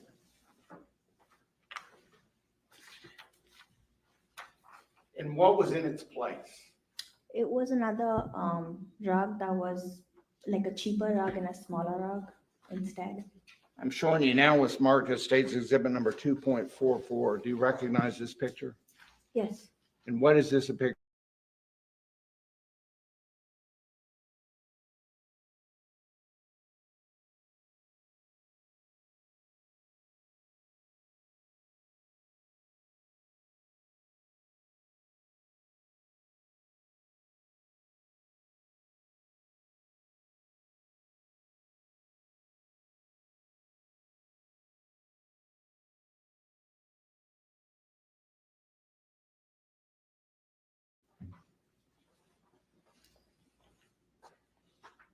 So would you describe the pattern on these two rugs as similar? Yeah, but you can see this, they're not the same.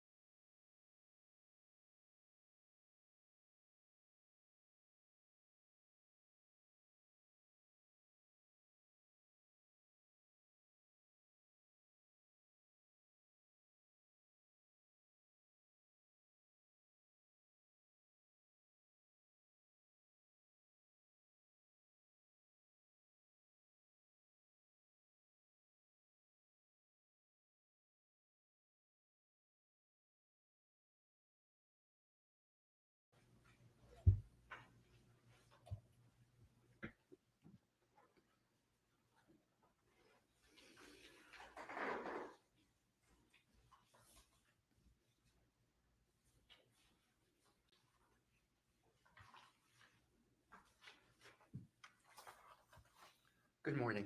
Good morning. I'm Doug Weinstein. I represent Mr. Kassotis in this case. And I'm sorry that I did not catch this. Is your last name no longer Hansen? Correct. What's your last name presently? Khare, Khare. Kari? Yes. Am I saying that right? Okay. Yes. Thank you. Ms. Kari, do you recall being interviewed by agents Yes. in I think May of 2023? Yes. And during that interview, you told the agents that Mr. Kassotis never bothered you, correct? Yeah. You told the agents that Mr. Kassotis was a good tenant. Correct. You told the agent that you had no issues with payments from Mr. Kassotis, Correct. that Mr. Kassotis always paid on time. Correct. You told agents that he was a very good tenant, Mm-hmm. and you told agents that he was very professional, correct? Correct. In addition, you told the agents that when you got the home back from Mr. Kassotis, and I guess you inspected it. Do you normally inspect when you get a home back? Yes. So did you do an inspection this time Yes. with regard to Mr. Kassotis leaving the Airbnb? Yes. You said that there was no overpowering smell of bleach. You recall saying that? Yes. And also that there was no smell of cleaners, correct? You also told the agents there were no stains on fabrics, right? Mm-hmm. Or on furniture. Mhm. You also mentioned something else that didn't come up in the direct exam today. Did you notice that the lock on the front door was completely broken? I don't remember. Do you recall telling them that the lock on the front door was completely broken? I don't remember that now. Okay.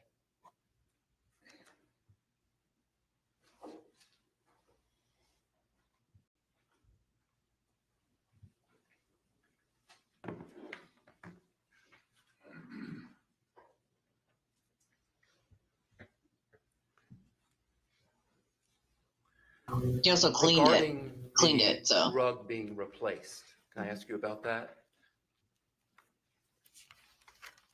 When you have tenants, and how long have you had Airbnbs? So I had this one, and then before that, I took a break because I had a baby. So I had before that in Hawaii. So I don't know, like 10 years, relatively. Sometimes do items in the Airbnbs go missing? Correct. Sometimes are they damaged? Yes. Occasionally will a tenant damage something and replace it with something else? Never. Not usually. But occasionally there are things that are damaged within the Airbnbs, correct? Yes. Okay, thank you. Anything else? No. All right. Thank you, ma'am. You are free to go.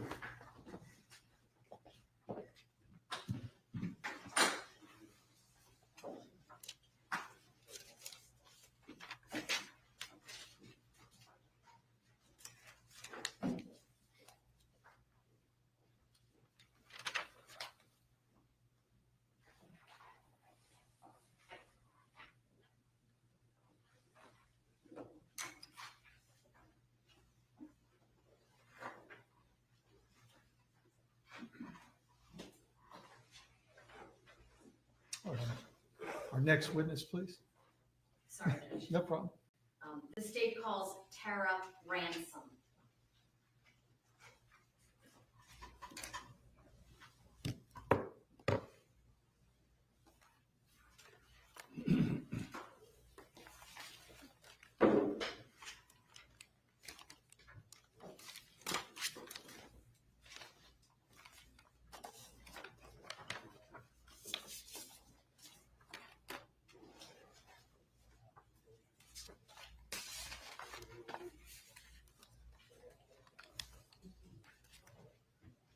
Good morning. Good morning.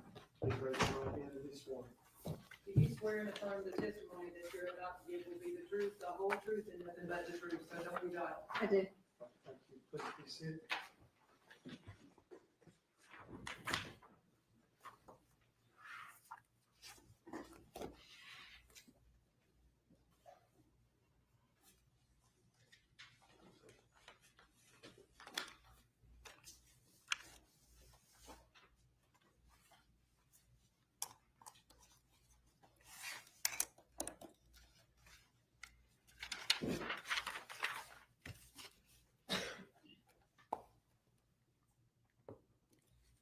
Good morning, ma'am. Good morning.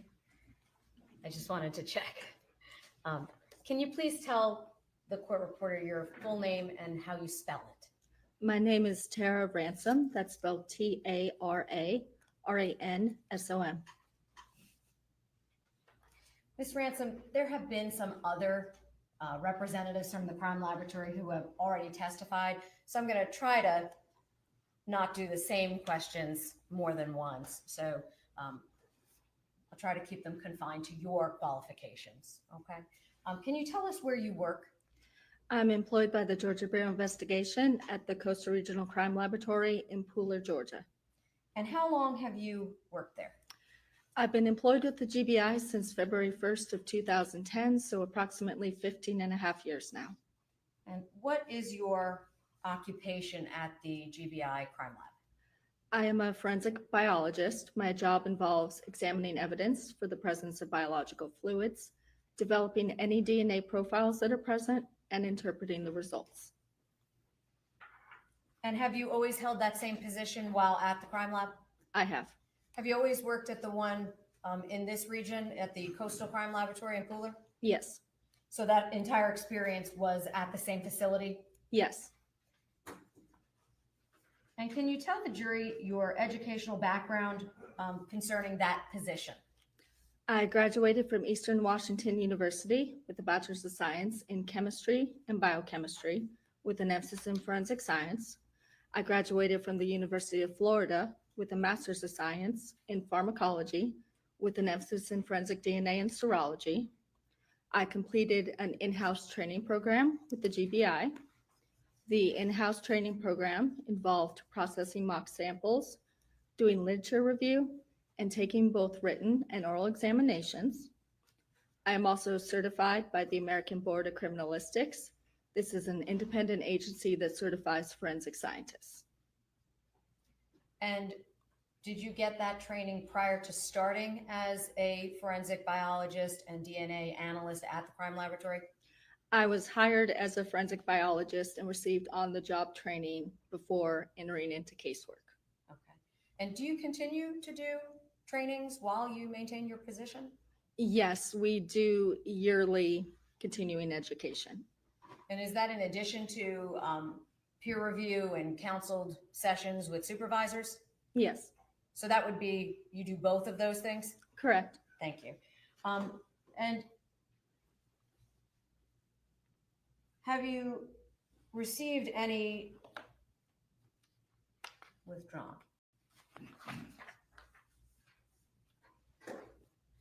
Can you describe your primary roles as a forensic biologist and analyst in what you specifically do at the crime lab?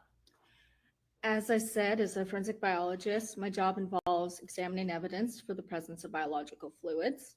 If biological fluids are present, then I send the case forward for DNA testing. And do you sometimes do that DNA testing yourself? Yes. And what types of fluids do you generally? GBI Crime Lab, we test for blood, semen, and saliva. Are you trained in preserving and handling biological samples? Yes. How did you receive that training? The training was part of that in-house training that we did and that we had to pass before entering into independent casework.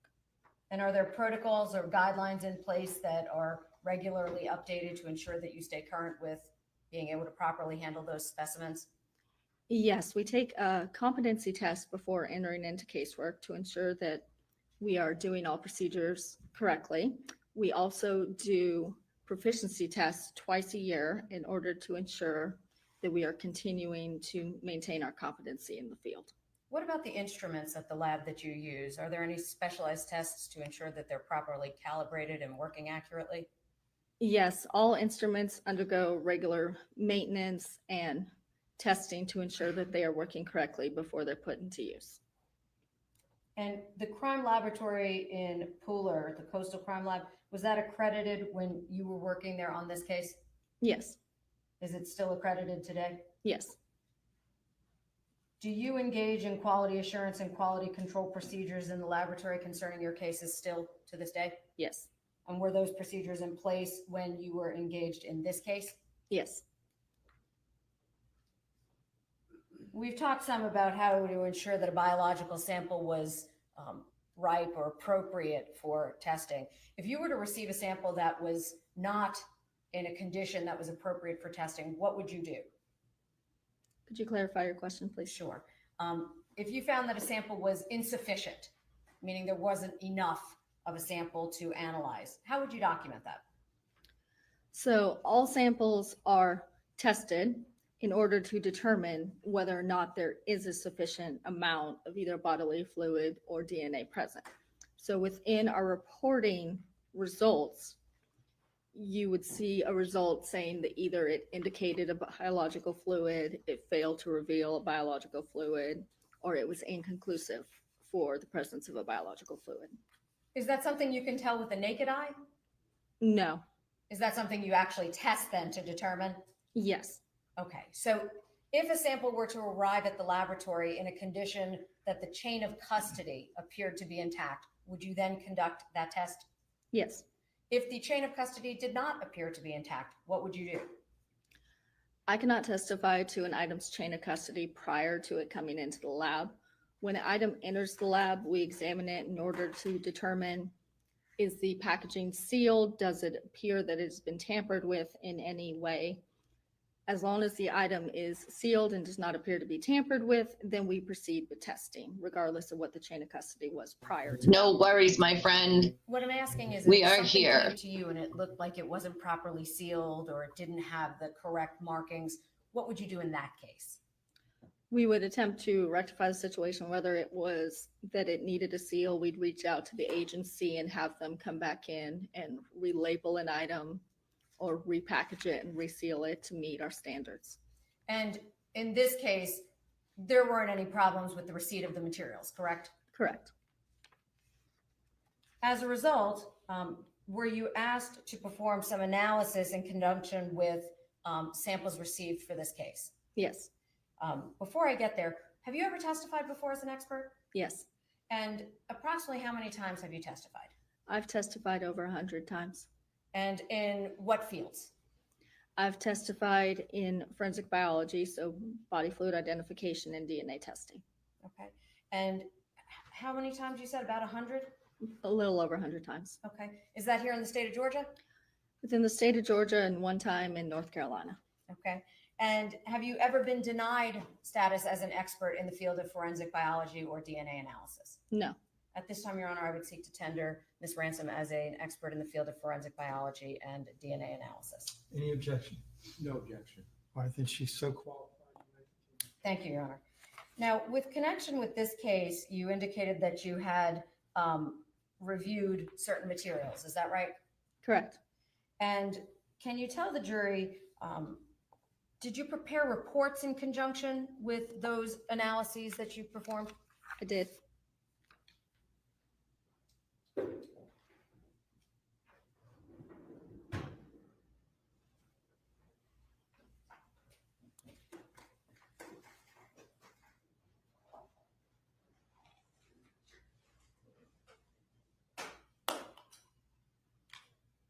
This will just be the little markers, the big ones are not. It doesn't matter. Thank you. I'm showing, Your Honor, one moment. What number are we up to?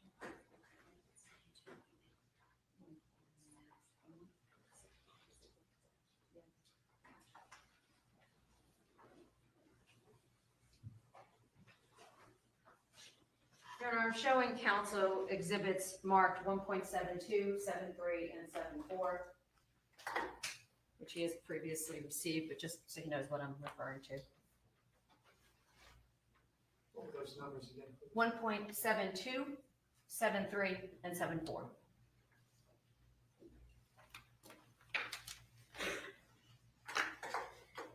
Would it be fair to say that you handled various steps in the process of your analysis? Yes.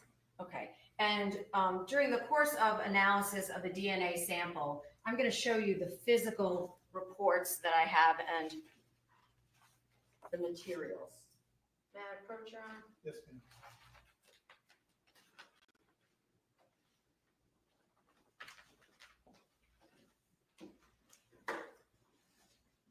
I'll start first with your reports. I'm showing you 1.7, 2, 3, and 4.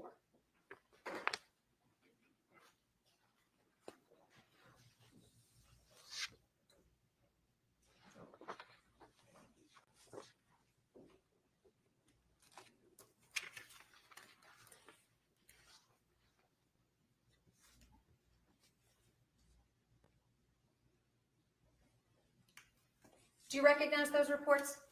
Yes, these are the 2 blood examination reports and 1 DNA typing report that I issued for this case. What's the difference between DNA typing and the secondary report you just referred to? The blood examination reports were issued prior to the DNA typing report. During that testing, I examined evidence items for the presence of blood, and if they indicated the presence of blood, then I sent them forward for DNA testing. So then a DNA typing report was issued. If you had not found blood, what would have been your course of action? If blood was not found, then a blood examination report would have been issued stating that the evidence items failed to reveal the presence of blood, and no DNA testing would have been performed. Would that have concluded your testing at that stage then? Yes. So when I was talking about steps, did the testing reveal the presence of blood and ultimately require you to pass that along for a secondary set of tests? Yes, the blood examination reports did indicate the need for a DNA testing report. Okay. And I'm going to go through these samples with you, so my apologies while I affix stickers to these. I'm going to ask you to also tell us if those reports that are in your hand, can you tell if those are the reports that you yourself generated? Yes, they are. How can you tell? The reports have the DOFS case number, Department of Forensic Science case number that was issued for this case, as well as my signature block, and the date that I had issued these reports.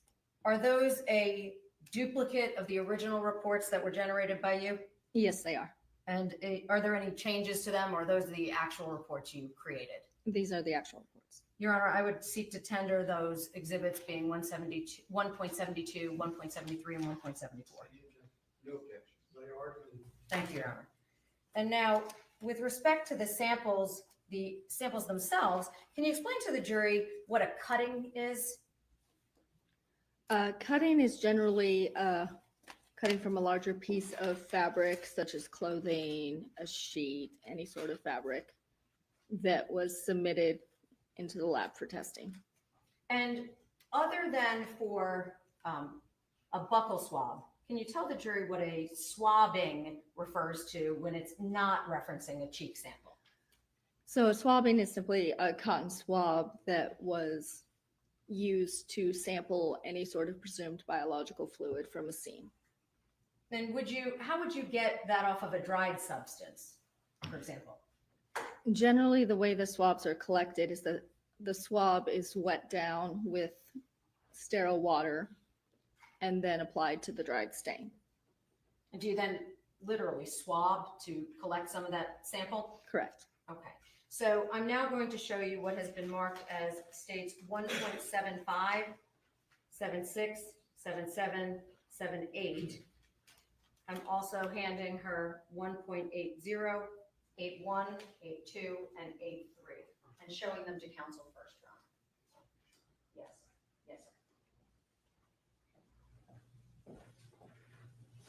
I'm going to start with the bags 1.75 through 1.79.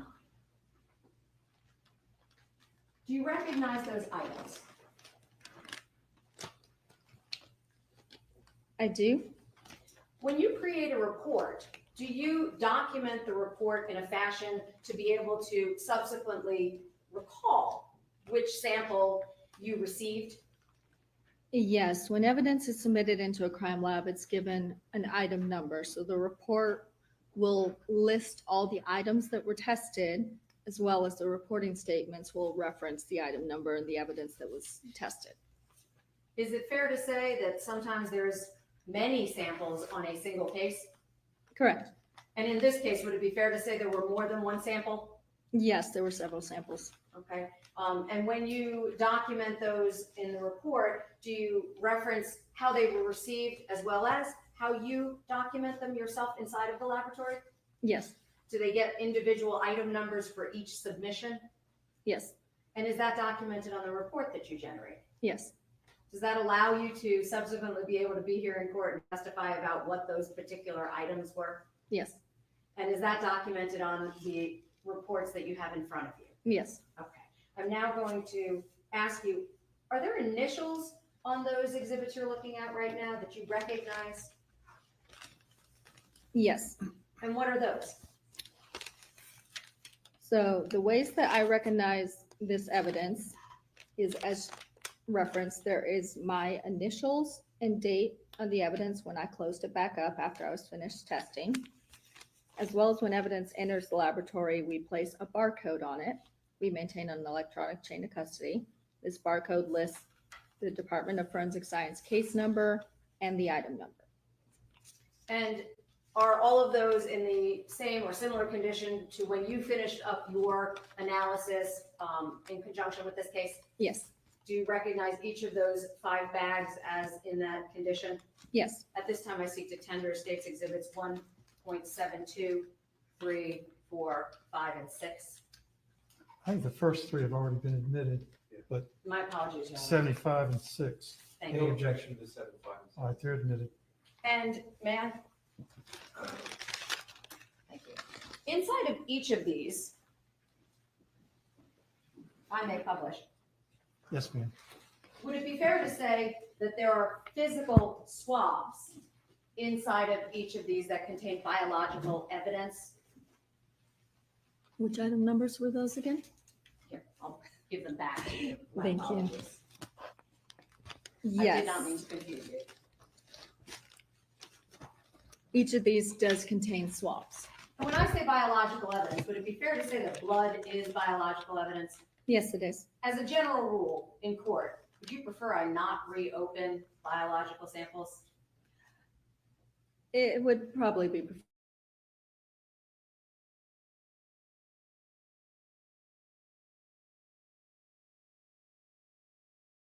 tested again in the future. Okay. So those swabs though, have they already been tested? Yes, I tested them during both the blood examination and sent them forward to DNA testing. Okay. So with respect to those 5 samples, do you know where those samples are from? The items were listed, States Exhibit 1.76, 1.75, 1.77, and 1.78 were listed as coming from a living room floor. And States Exhibit 1.79 was from a living room wall. And were you able to do a blood test on each of those swabs and the cuttings to determine if blood was present on each of those 5 swabs? Yes. And was there? Yes, chemical examination of the floor swabbings and the den wall swabbing indicated the presence of blood. So all of them had blood? Correct. Thank you.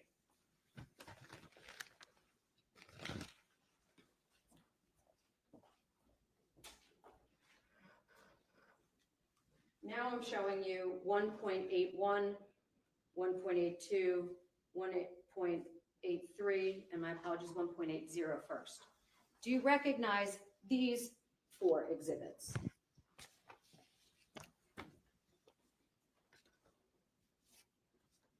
Yes. What do you recognize those to be?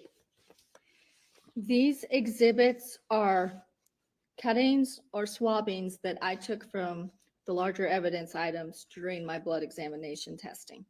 And did those cover different samples than what you just described as the floor and the wall blood swabs? Yes. What areas or what materials were you testing in those samples?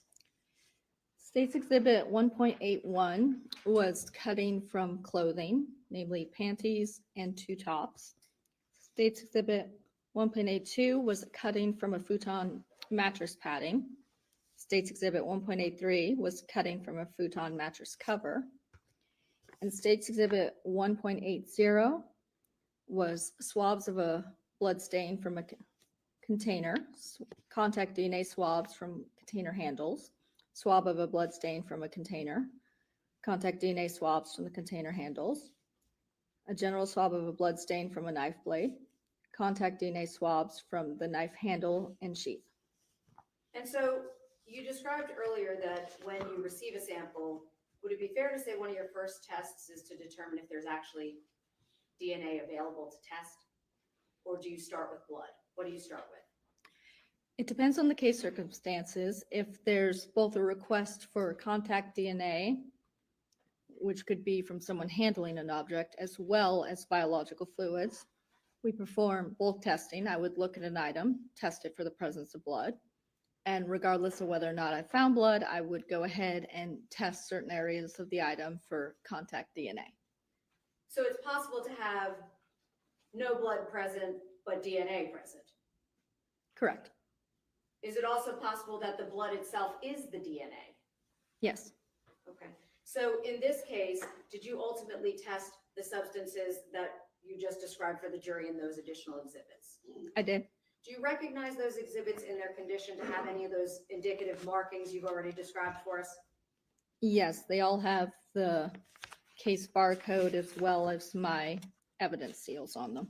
At this time, I would seek to tender those exhibits as in evidence at this time. Which specific exhibits are those exhibits? This is exhibit 1.80, 1.81, 1.82, and 1.83. Any objection? No objection to those. I will note that 1.77, 1.78, 1.79 have not been tendered as exhibits. I have not. My apologies. Are all of them in the same or substantially the same condition with those markings that you've described? Yes. I would seek to tender them all, Your Honor. And all includes 1.77, 1.78, and 1.79, correct? Yes. No objection. All right, they're admitted. So if you could, can you tell the jury, when you receive an item of clothing that may be stained with blood, what do you do with it? So during a blood examination, I first look at the evidence item to determine if there is an observed reddish-brown stain present that would be indicative of blood. I then take a small sampling of that stain, be it a swab with sterile water, as I previously described, or a small cutting of the stain, and I apply chemicals to it. We perform 2 different tests for blood at the GBI crime lab. These tests are color change tests. The chemicals start out colorless, and in the presence of blood, they will change to an expected color.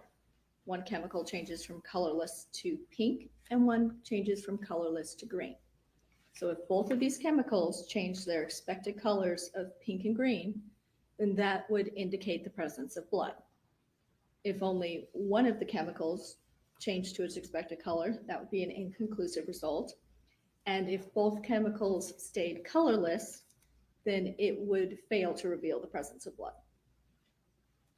And once you have the analysis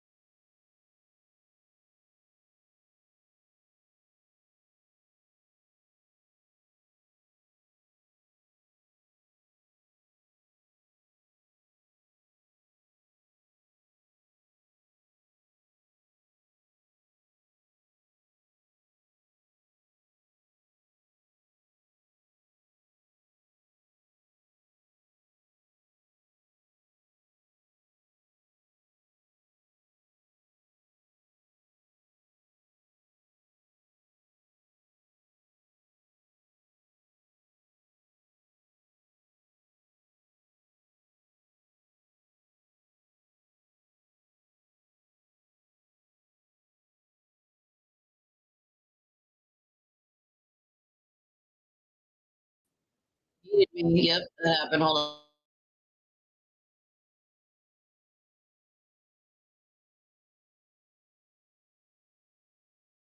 On the far left margin here, do you see those numbers, 62, 62A, B, C, all of that? Yes. Would that be your documentation of those item numbers that you previously described to the jury? Yes. And is that your way of documenting this for your testimony as well? Yes. Okay. Can you tell the jury which items specifically you tested for blood and which ones of those had a positive result for blood? So in this case report, I tested DOFS item 34, a knife, and item 36, which was clothing from a plastic bag, which included 36A, panties, 36B, a piece of a top, 36C, a piece of a shirt, 36D, a piece of a top. I also tested DOFS item 37, a gray storage container without a lid. DOFS item 38, a black storage container without a lid. And DOFS item 39, a gray lid. Okay. And which of those items that you just described had the presence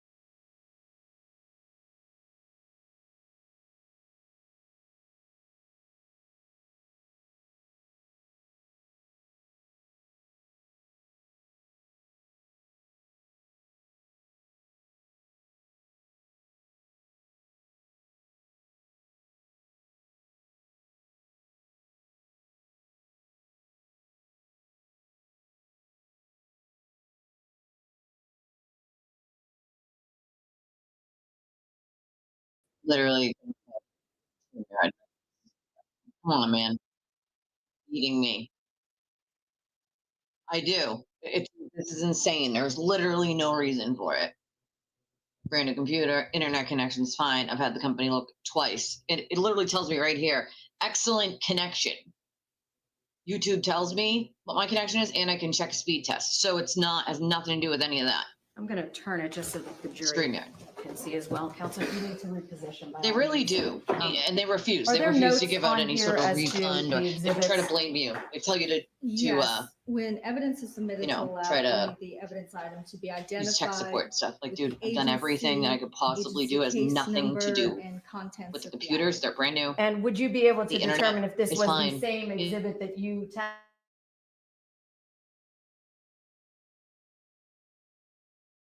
in fact, and I'm pointing to 1.5. As now it's telling me I have an additionally excellent connection, it's buffering. Like, come on. to 1.6.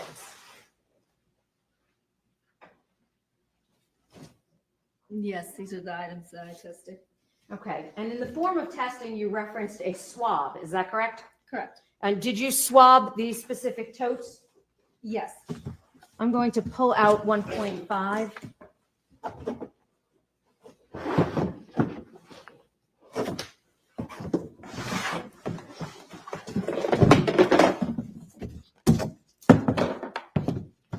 Would it be fair to say that this is the black tote? Yes. And the other box then, is that the gray tote? Yes. Okay. And when you swabbed it, can you tell the jury exactly what you would physically do to go about doing that? So in this case, I took out the item, I examined the item for the presence of any of that observed reddish brown staining, which I did see. I then took a swabbing of that staining, tested it for blood using those two chemicals. It indicated the presence of blood. It had also been requested that there be contact DNA testing performed, as well as latent print examinations.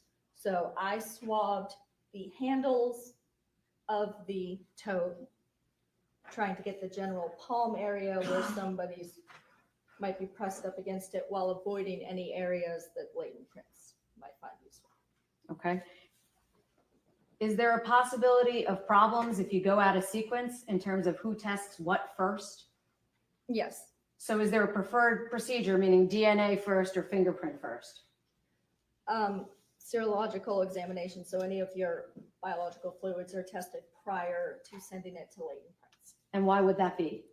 Some of the chemicals and testing that latent prints uses in their examinations can interfere with our testing. And is that the procedure that was followed here? Yes. Do you see that latent print? I mean, I know you don't do latent print analysis, but do you see that latent print dust on the exterior of this exhibit? Yes, that's what that would appear to be.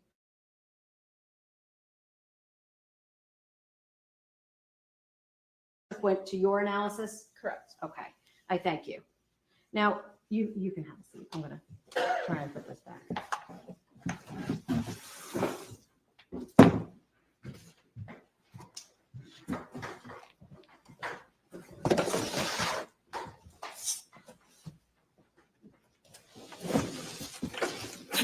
Just so we're clear, there had been some prior testimony rather, that there's some different tape that's used by the crime laboratory than, for example, this red evidence tape. Which tape is your tape? My tape is this red evidence tape you can see right here on the side with my initials right there. Okay, so that would have been you reclosing this box after you completed? Correct. And do other divisions of the crime laboratory use different types of tape? Yes, as that tape says impressions evidence on it, I would presume it was from the latent. Okay. So different parts of the laboratory use different material tapes so that they can document that. Is that right? Yes.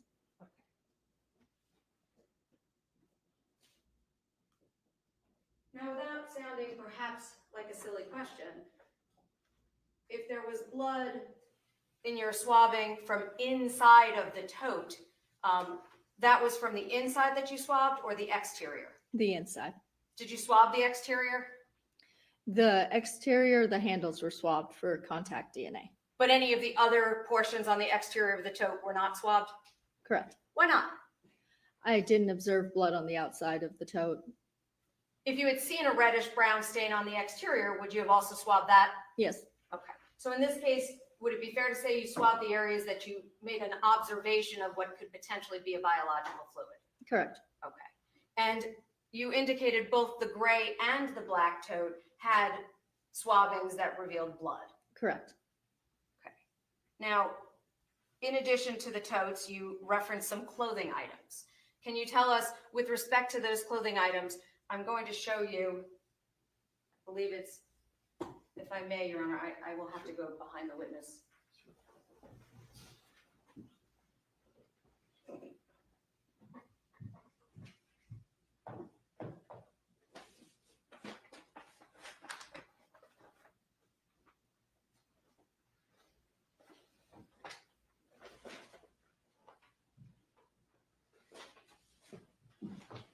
I'm handing the witness 1.15.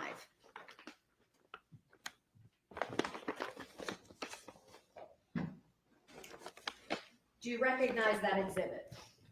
Yes, States Exhibit 1.15 is the clothing items that I tested in this case. And would it be fair to say that those are the items that are on your report as 36A, B, C, and D? Correct. Okay. And did you process those similarly to how you just described? Yes. And those are the same items themselves here in the courtroom today? Yes. Thank you. Now, if there was a lid of a container that did not come into contact physically with, for example, in this case, the issue is the portion of somebody's human remains, how would DNA deposit on a substance? Can you explain that for the jury? DNA can deposit on a substance either through contact DNA, skin cells, or through the biological fluid. So a biological fluid would have to come in contact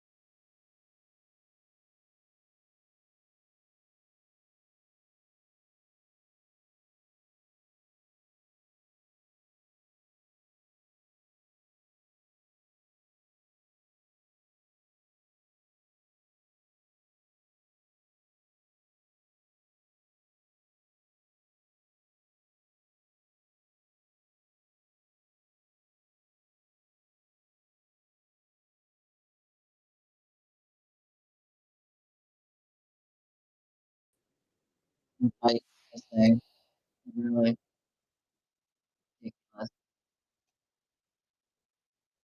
Was recovered in a condition where it was outside in a wooded area where there was precipitation and full exposure to the light, would that affect your ability or your likelihood to recover DNA?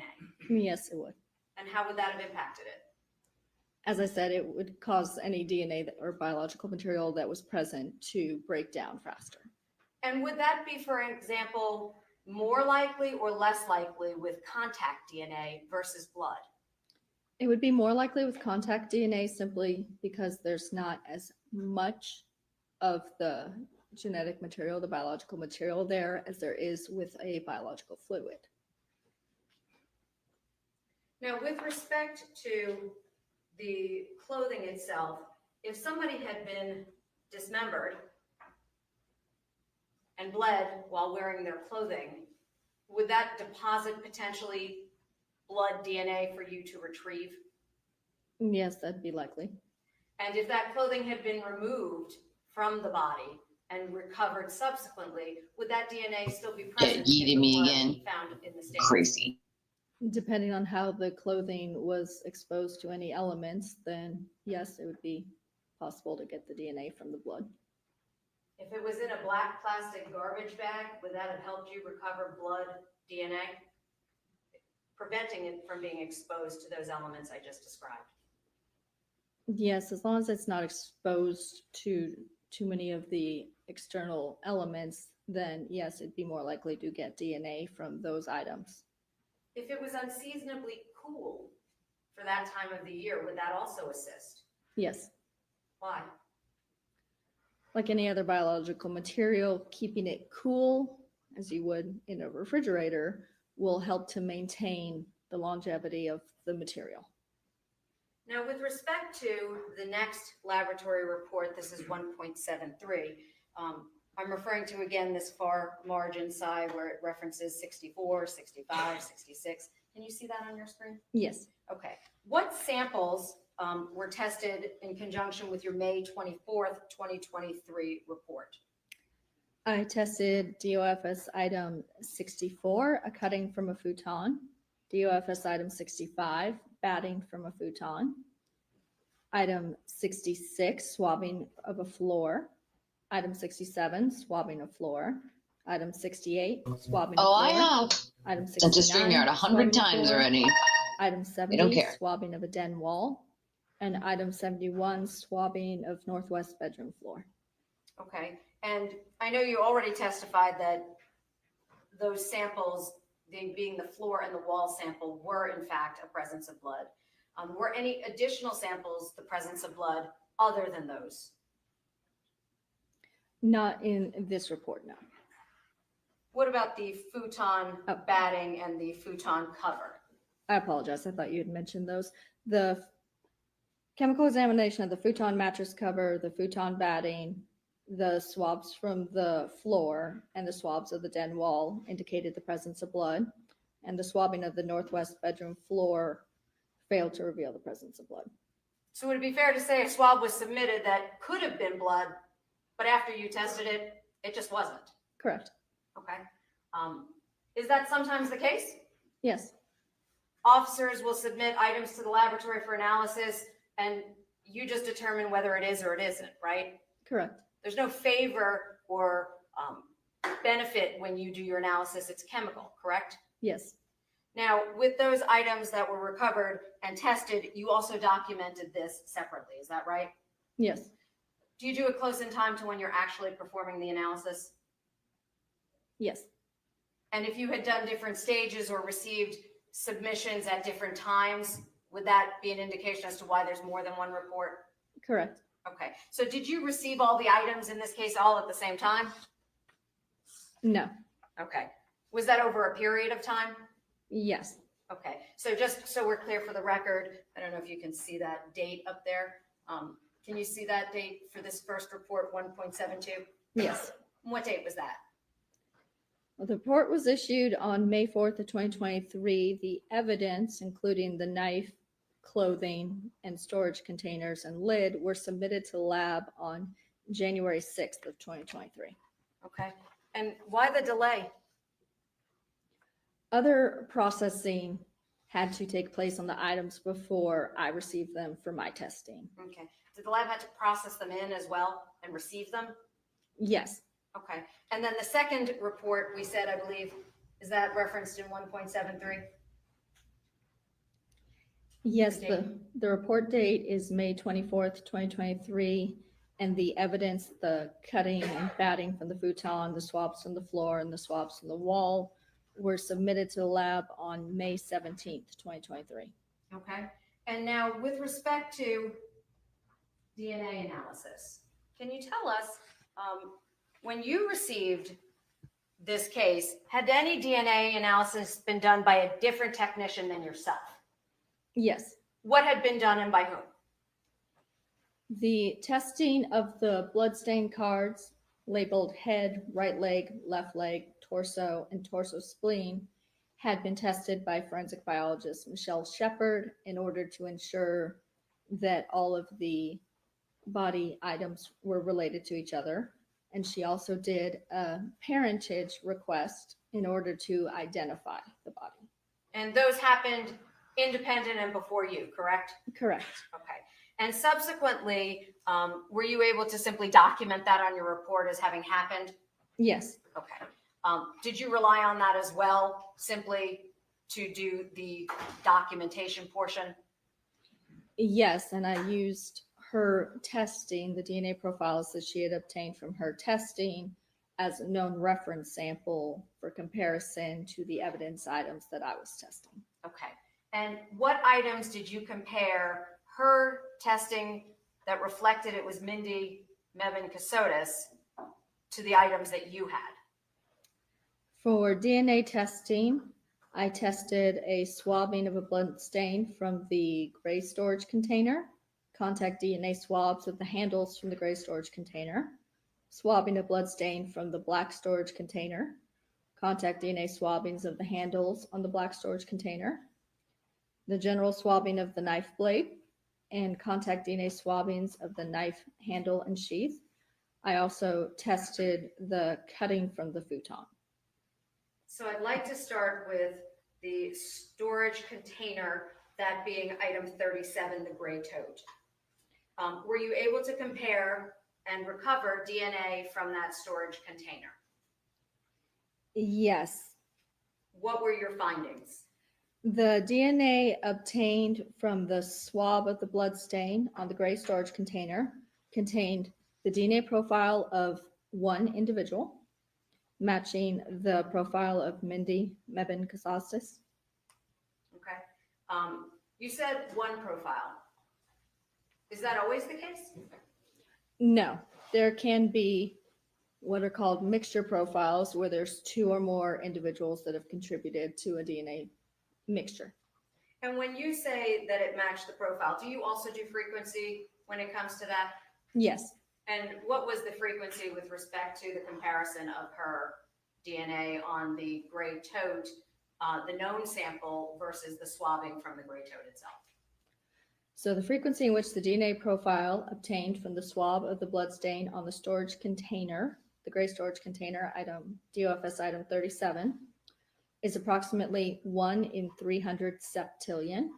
And for reference, it goes million, billion, trillion, quadrillion, quintillion, sextillion, septillion. Okay. There are 3 zeros for each of those, right? Yes, septillion would be a 1 followed by I think we heard testimony earlier. It's okay. 24 zeros. Okay. And at that time, did you also compare that known sample to something else that you found to be analysis that you were able to render?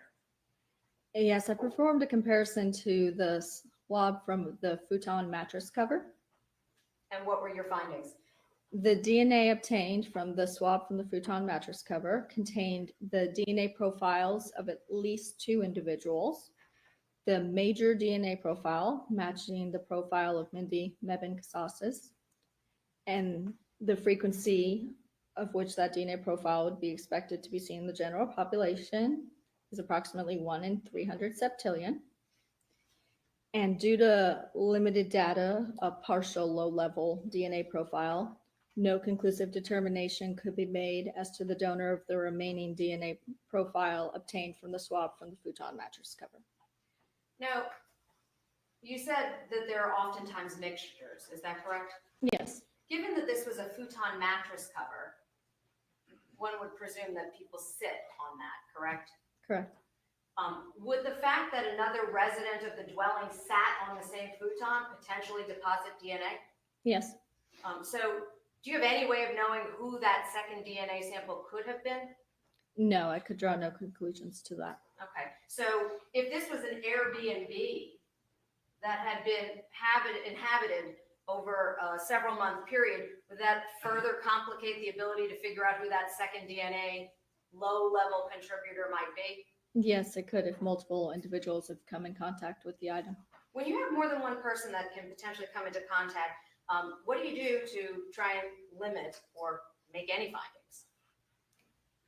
Within the case, we can request the known reference samples for any other involved individuals or any elimination individuals, anybody that was known to come in contact.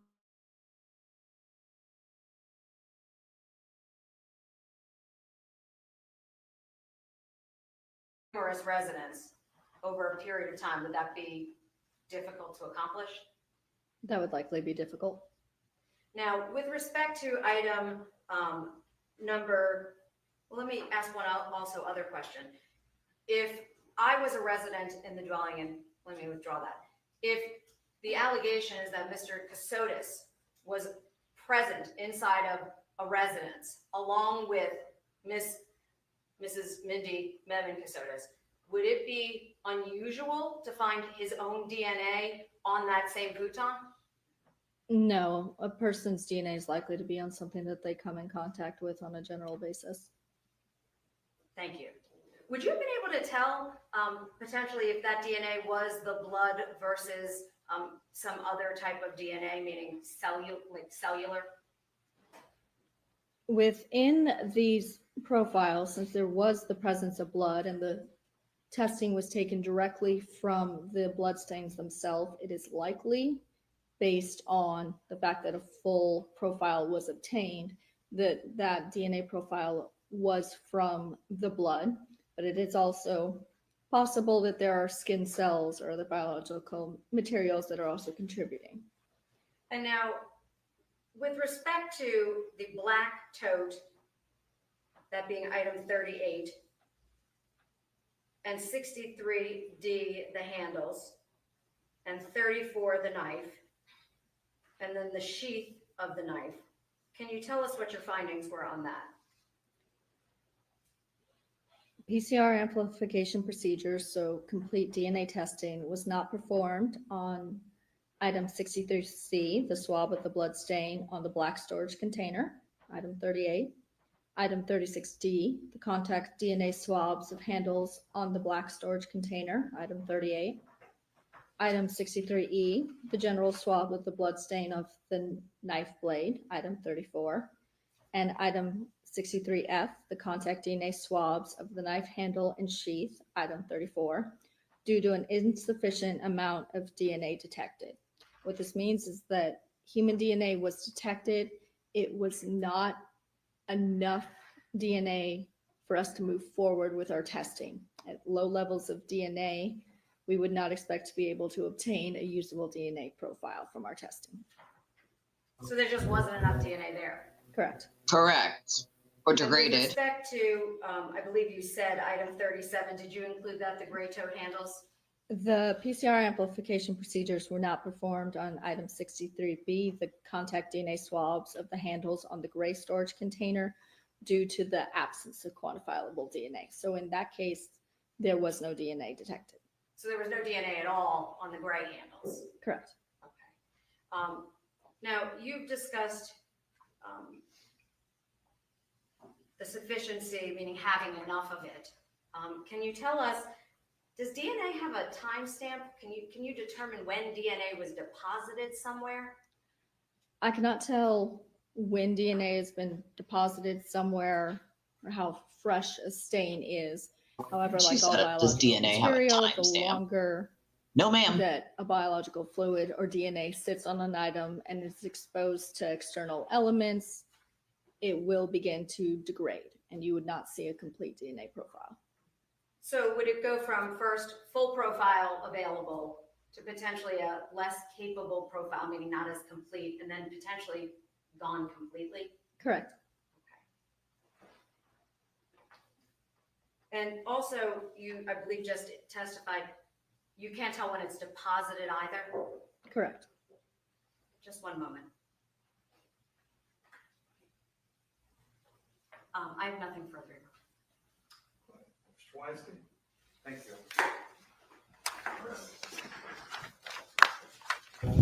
To be fair, y'all, Mr. Weinstein here. I'll pause this for a second. The attorney for the defendant, this creep on the screen right here, actually quite reminds me of this clip that I just clipped out that I'm going to show you real quick. I don't know why, but this is who the defendant's attorney, Mr. Weinstein, reminds me of. Anyone? Is it just me? Mr. Garrison, Mr. Hand, I don't know why, it just does. Okay, children, that's lunch. See you in 30 minutes. I feel like he's about to blame, you know, we have this third party person that he wants to blame, but I also feel like he wants to blame Mindy at some point. He's a defense attorney. I feel like this is what they're going to do. But like this right here, this is what I in my brain, what I hear when, you know, the defendant's defense attorney, Mr. Weinstein, gets up there. Garrison, can we talk to you? Sure. Normally we go to Chef with our problems, but we can't this time. Well, children, I am your teacher. I think you'll find that my advice is just as valuable as Chef's, if not more so. All right. Mr. Garrison, have you ever had a friend who got a new girlfriend and then stopped being your friend and it pissed you off? Oh, the old succubus syndrome. What's a succubus? A succubus is a woman sent from hell to suck the life out of a man. That's it, yeah! Yeah, there's not much you can do about a succubus. Their evil power makes man blind to love. This is totally what's happening. Wow, you are smart, Mr. Garrison. Yeah, I'll tell you, boys, women can kill. Poontang's expensive. That's why when it comes to chicks, I just screw them and leave them. I say, get out of my bedroom, Poontang, before you suck my life dry. Thanks, Mr. Garrison. Sure, kids. I'm sorry, but I'm just saying.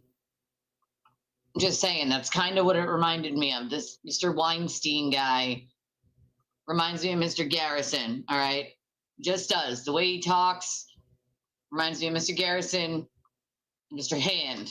All right, back to your regularly scheduled programming. Mr. Garrison is going to say, "I'm Mr. Garrison." Good morning, Ms. Ransom. I'm assuming it's still morning. I'm I didn't Mr. check before I Weinstein. came up here. I represent My Mr. name is Doug Kassotis. Weinstein. I represent Mr. Kassotis in this case. Well, hello to you too. I just have a few questions for you. You must have been talking to Mr. Hand there. I don't know, when he first said his name, I was like, well, oh, a Weinstein. Ooh. Meh.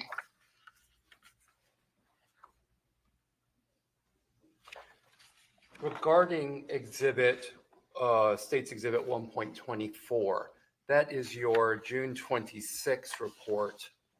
Girl, have fun. I need DNA to analysis. go out and There have was a lunch with friends. discussion regarding. I need to do something like that soon. Regarding that 2 individuals' DNA profiles were found on the swab from the futon mattress cover. Do you recall that? Yes. And one of the individuals you identify as Mindy Kassotis, Correct. and the other individual you did not identify, correct? Correct. Can you see that? You can see that? Yes. Of course, I don't know what we're seeing. So I can't. You're welcome to. Thank you. Would you like me to turn it? No, it's okay. Thank you. Can you see this portion here where it says it may be possible to draw conclusions? Yes, I can. Would you read that can you read that paragraph?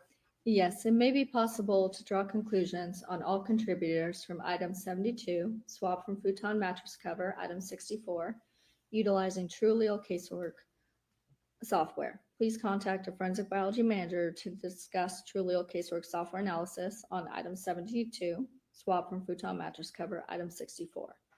Adequate known reference samples from the subject and a elimination individual will need to be submitted. Did you write that paragraph? Yes. Can you explain that in more plain English about what you were requesting?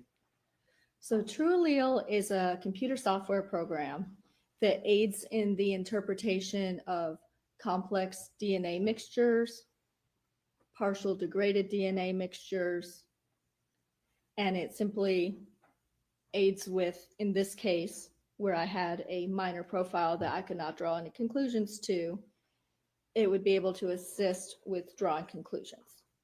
But in order to use TrueAllele, you would need known reference samples from any person who potentially could have contributed DNA to that item.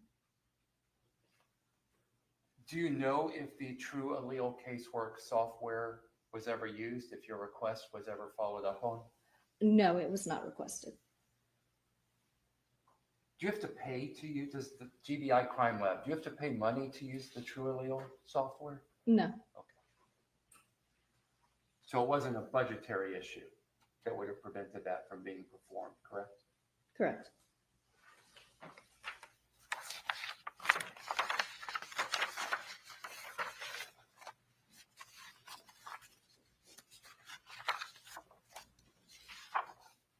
With respect to State's Exhibit 1.73, which is the May 24th, 2023 report, you received packages containing, I guess, 4 different floor samples as well as a sample from the den wall, correct? Correct. 5 floor samples, sorry. Oh, I'm sorry, five floor samples? Oh, yeah, okay, I'm sorry.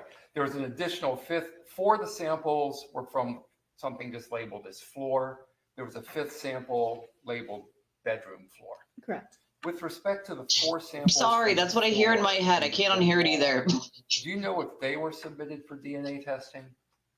They were. They were. Okay. And do you know what the results were? I did not perform DNA testing on them because all of those items had been indicated as coming from the same location. So I chose one item to begin with. Okay. And which item was that? I performed testing on the swab from the futon mattress cover, item 64, which was the cutting from the futon. Oh, I'm sorry. I was inartful in my question. As far as the floor samples, what's labeled in this report, let me put this here. What's labeled in this report as sample 1, sample 2, sample 3, and sample 4. Those 4 floor samples. Did you perform DNA testing on those? I did not. Did anyone, as far as you know, perform DNA testing on those 4 floor samples? No. And what about sample 5, the den wall?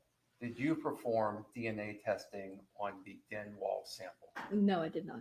As far as you know, did anyone perform DNA testing on the wall sample? No. Court's indulgence for just a moment. Yes. Okay, I have no further questions, Your Honor. Anything on that, Brad? No, Your Honor. All right. Thank you, ma'am. You're excused. Thank you. Have a good day.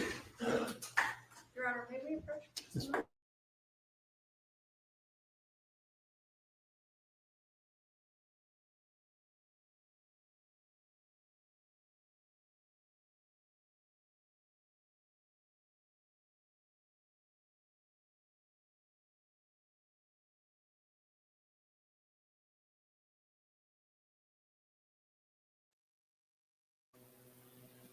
I've got 12:20, so if you would come back at 1:30, a little over an hour. Thank you. They're doing lunch break now. So yesterday, hold on, let me mute this just in case here. All right. So yesterday, Alan Jackson's new client pled not guilty in the killing of 4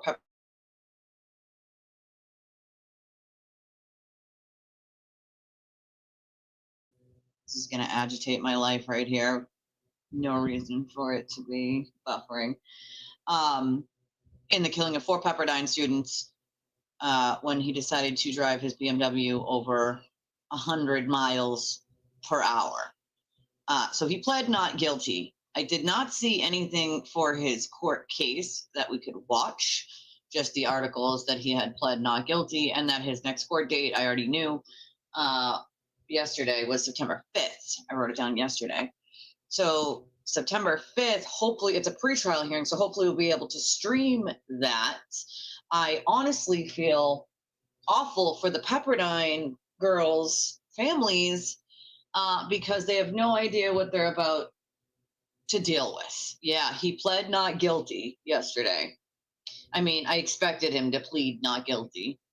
But as we know, Alan Jackson likes to use social media.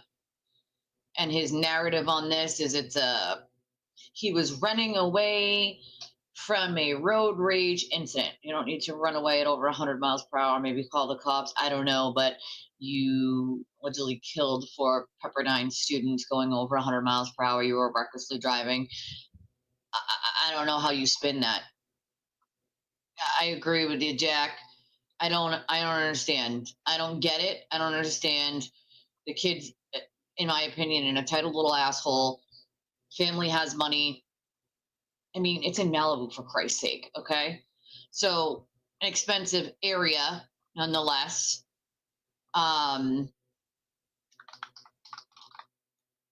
There isn't, as far as I could see, there was no video of yesterday, but they had to have a lot of money to hire Mr. Jackson, okay? Yeah, he plays dirty, and I really feel like these poor families have no freaking idea what they're about to deal with. And, you know, I really feel like the BBO things that hold lawyers accountable really need to stop working so slowly, because what happens in the meantime, right? If there's a BBO complaint against you, I don't think you should be able to practice until that is resolved. The reason they don't do that is because it would take years to resolve. But that's on the BBO for working slower than molasses, not having enough people to deal with it. Wow, I have had my coffee today. I don't know what's going on with my brain. Well, yeah, I'm sure. Well, there was this chick, right? She was the essentially she was the sewer turtle girl that was already putting out it was a road rage incident, and they overcharged him, and there was already a chick already putting out that stuff on YouTube and social media, you know? So it's unfortunate, but that he already found a lackey, all right? Make no mistake, some of the other lackeys will jump on board as well, as long as they think it'll benefit them in some way.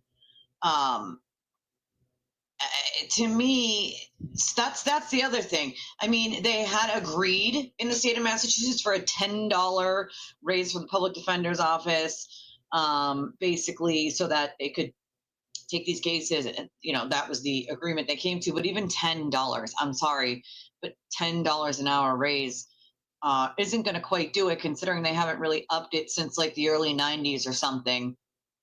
Why would they want to work for the public defender's office when they're getting paid far lower rates than being in private practice, right? That's why there's such a shortage. And a lot of the problem is public defenders, obviously not every public defender, but a lot of public defenders are subpar attorneys at best, okay? I got extremely lucky one time, and that guy will forever now be my attorney. If I ever need him for anything, he will be the guy that I call. Because even though he worked for the public defender's office, he has a private practice, and didn't just cut corners or not do certain things because he was a public defender. He did exactly what he would have done in private practice for his people that he was taking for public defenders. So, for instance, he was hiring investigators, right? He was doing things that you would expect out of your attorney, but you don't normally get when you get a public defender. And let's make this abundantly clear here. Money does help. Money pays for a lot. It does pay for justice in ways. It's unfortunate, but it's true. If you are a person who could not, you don't even have to be poor, middle class, really, you can't afford an attorney. They're way too expensive to pay out of pocket for a private attorney for something, for any reason whatsoever, whether it's civil, criminal, whether you're taking someone to court, whether it's vice versa. It's way, way, way too expensive. And so if you have a public defender, which most public defenders, they're not hiring investigators for your case. They're not poring over going out to places where you were or to prove you innocent, to show that it wasn't you and it was someone else. They're not doing any of that. Most of them are talking to you the day of your court date outside in the hallway 5 minutes before they're asking you to plea. And then hopefully, maybe they visit you if you're being held. If you're not being held, good luck getting a hold of them until maybe a day or two before your next, court date. How can you give a proper court case if your attorney doesn't even respond to your calls because they're public defenders and they have too many cases, so they can't call everyone back? They just wait until like the day before your case. You cannot properly prepare that way, all right? And I've seen it far too often. And what I tell people who I help, the clients that I help, anybody I'm advocating for, is this, and people don't even realize this. You absolutely can fire a public defender. The problem these days is, at least here in Massachusetts, if you go in and try to fire your public defender, the judge sometimes won't let you. I kid you not. And you have the right to fire the public defender. Okay, you have that right. The judge will actually say, well, your attorney needs to withdraw, which they do need to withdraw. But if your attorney, and I've seen this on 3 separate occasions over the last, I'd say 10 years at least, but 3 separate people I helped had this exact same problem where the attorney would not withdraw. The attorney wasn't doing their job. It's really that simple. And the attorney was like, no, I'm doing this case. I'm not going to withdraw. And they had to go to court and argue with the judge that the lawyer refused to withdraw. There's a breakdown of communication. The attorney's not doing what's in their best interest or what they're asking them to do. Here's the thing with attorneys. It's a push and a pull. The attorney works for you. So whether it's a public defender's office or not, that's your attorney. And what you ask the attorney to do, they are supposed to do, okay? They can give their legal advice. That is why you hired them, right? But if you don't agree with something that they're saying or doing or a tactic, you have the right to say, no, I'm not using that tactic. We're not using that tactic. I don't agree with it. I don't want to do it. And if the attorney then does it anyway, well, then you have a case for ineffective counsel, but it could really damage you going forward, because even claiming ineffective counsel, most of the time, that's just ignored. And they're like, yeah, ineffective counsel. Oh, well, you should have done something at the time. Well, when you don't have money to just hire a private attorney, what options do you have? Well, I'll tell you what options you have. You can fire your public defender. And this is what I tell people who I advocate for. I tell them simply this. Talk to your attorney. The first day that you get assigned that attorney, you have a conversation with that attorney. Don't leave that damn courthouse until you speak to that attorney face to face. If they don't answer your calls, go down to their goddamn office. Show up at the court that they're supposed to be practicing at. They don't give a shit what you have to do to have a face-to-face conversation with that attorney and to let them know, listen, I expect you to do everything that any other attorney, if I hired you privately, would do, which is hire a private investigator, look through some of these leads to prove my innocence, talk to this person, this person, this person, and this person. I expect you to do the exact same job that I would get if I hired you privately. I expect not subpar communication. I don't expect that you're just going to call me before the day of the court date and talk to me in the hallway, or the day before a court date and talk to me on the phone for 5 minutes. If that is the kind of attorney you're going to be, please let me know now so that I can move on from you to someone else who will effectively fight for me. You need to make it clear to your attorney, if you're not going to plea out because you're innocent of whatever they're charging you with, tell your attorney that. There are no circumstances in which I'm going to plea out, because 9 out of 10 times, public defenders will often try to get you a deal or get you to plea out to something. Even if you're not guilty, it's, well, the risk of it if you don't plea, right, is if you lose, you could go to jail for this amount of time, lose your job, lose your house, lose your kids, blah, blah, blah. So your best bet is to just plea out. Your best bet is never to plea out to something you didn't do if you can show without any reasonable doubt that you had nothing to do with anything. Take that thing to the what I call the hoop. You take it straight to the hoop and you win that shit, because you don't need something on your record that you pled guilty or no contest or quaffed or whatever to that you didn't do. And I've come across this numerous times where, for instance, anybody who's ever been an addict, okay, been sober close to 20 years now, and if you are an addict and you have a prior record, it is very easy for the police to then send you a summons in the mail for a crime you had nothing to do with, simply because they didn't get you on something before. And I have experienced this, literally experienced this from the Norfolk District Attorney's Office. This is why I have no love lost for Mike Morrissey. They tried to charge me way back when with a crime not only I had nothing to do with, but it wasn't even there. And reading the police reports, you could clearly tell, like, I'm a woman, okay, with long dark hair, always have, okay, always had the same look. When the police report says that there's a man there, that witnesses see a man, I am not a man. It's very easy to differentiate there, okay? They didn't care. Why? Because I had been sober for years, and instead of doing their job, I had been doing my advocacy work and, you know, bringing someone to an AA meeting or picking them up from their program from an AA meeting and bringing them back to their program, things like that, to sort of help out where I can. And because if you know, talk to anyone who is an addict or was an addict, they automatically assume you're just up to no good. And so they followed me around for like 6 months, mind you, while I'm sober and not doing anything wrong, to try to, I was pulled over absurd amount of times, to the point where my attorney actually had to threaten the PD and the social drug task force that if they kept harassing me, we were going to file suit, because it kept pulling me over and pulling me over and pulling me over and pulling me over, thinking they were going to find drugs or find someone with a warrant in my car or whatever they thought they were going to get. And out of all of those times I was pulled over in that 6-month period, guess how many warnings I got? None. Guess how many tickets I got? None. All illegal stops, okay? But because they couldn't get me on something that they wanted to get me on that didn't exist, okay? I'd been sober for years. So because they had such a hard on to try to charge me with something, that was their opportunity.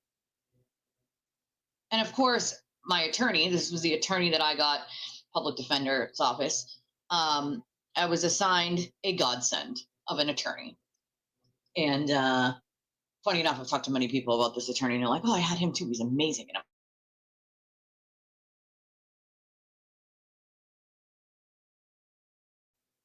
I kid you not when I say they went as far as to try to put an order in to seize my vehicle at the time. I'll never forget it either. My, God rest her soul, my grandmother had helped me buy that vehicle. And I had gotten a lawsuit settlement. This was a long, long time ago, but I had gotten a lawsuit settlement. And I gave her a good chunk of it to sort of pay the car payment and the car insurance every month for me. I was much younger. And so she paid it every month with the money that I gave her. And they tried to put an order in to like seize my vehicle based on these crap charges, right? And I never forget my attorney calling me, telling me that he's got this, you know, order that they're trying to seize my vehicle. And I was in shock. I was like civil asset forfeiture. And I'm like, for what? I didn't commit a crime. I didn't do anything wrong. As a matter of fact, when I got the summons in the mail, and these are all recorded calls, so I'm sure they still exist. When I got the summons in the mail, I called police stations in the South Shore to ask if they had someone in custody, because I thought my identity was being stolen. I literally thought somebody gave them my identity and was arrested under, and they gave my name. That's what I thought. I kid you not. This is what I literally thought. So I called, I think it was 3 police stations, because it didn't tell me on the paperwork which police station it came from. So I call these police stations and I get Weymouth eventually, I think. And the guy was like,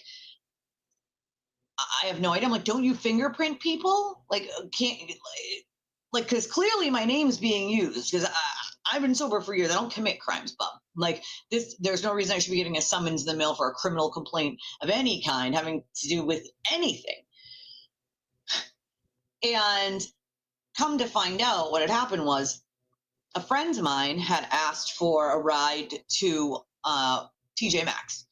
He had gotten kicked out of, like, him and his girlfriend got in a fight or whatever, and he was staying with someone else. So I was like, sure, whatever. He's like, I'll throw some gas in your car. I'll buy you lunch. I was like, sure, whatever. I wasn't doing anything at that moment. I didn't have anything to do until later on that day. So I was like, sure, whatever. So I went and picked him up. I actually stayed in the car when he went in and bought his clothes at TJ Maxx. Stopped at the gas station, put gas in the car, stopped and got a coffee, drove him to his cousin's house on the other side of the bridge, with the bridge that goes from Quincy into Dorchester, for like 10 minutes so he could literally get weed from his cousin. And this was back before weed was legal, but weed, I don't care. Get weed from your cousin. I don't give a shit. It's like enough for him, I don't smoke weed, but whatever. And then I dropped him back off out front of the place he was staying. 6 months later, I get the summons, right? You guys are gonna love this. And the judge ended up screaming at the DA's office for this, because apparently my case was not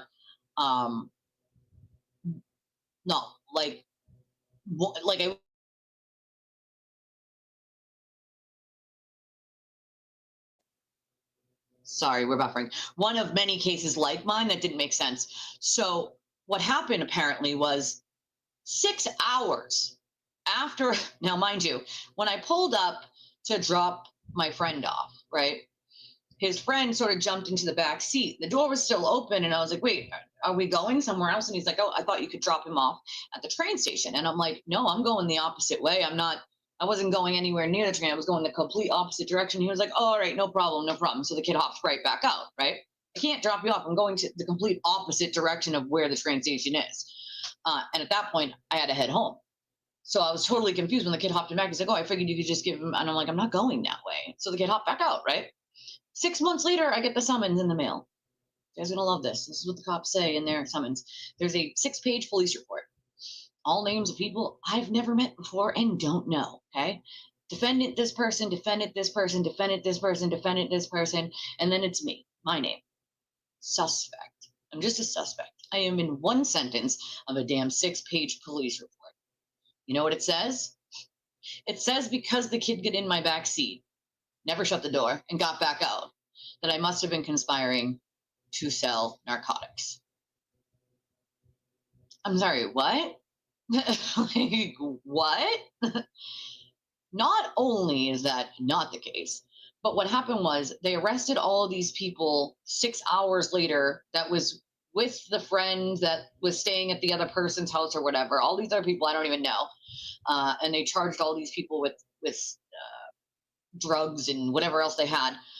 But they charged me with everything that they charged those people with, even though I wasn't even there. And that was 6 hours later. So my attorney thinks it's hilarious. And I'm like, this is not fun, like not funny. And he's like, you're in one sentence of this police report. He's like, tell me what happened. So I told him, and he's like, is this real? He's like, this isn't the first case I've seen like this. They're getting bolder and bolder to just try. He's like, if they thought that you had something to do with anything, why, like the rest of the people, didn't they pull you over? I was like, that's a damn good question. They followed, in the police presence, they followed me through a couple towns. Why didn't you pull me over then?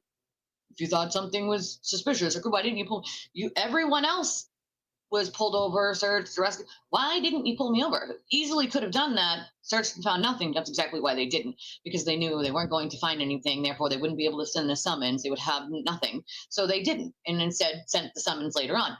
But you cannot charge me with what you charged these other people with. I wasn't even there for 6 hours later after I'm already home because I gave a friend a ride to the store and I couldn't give his friend a ride to the train station, right? So during the time that we're doing this case is when they keep pulling me over and over because they know this case is not going to stick. This is absurd and ridiculous, and I have nothing to do with anything other than being a good person.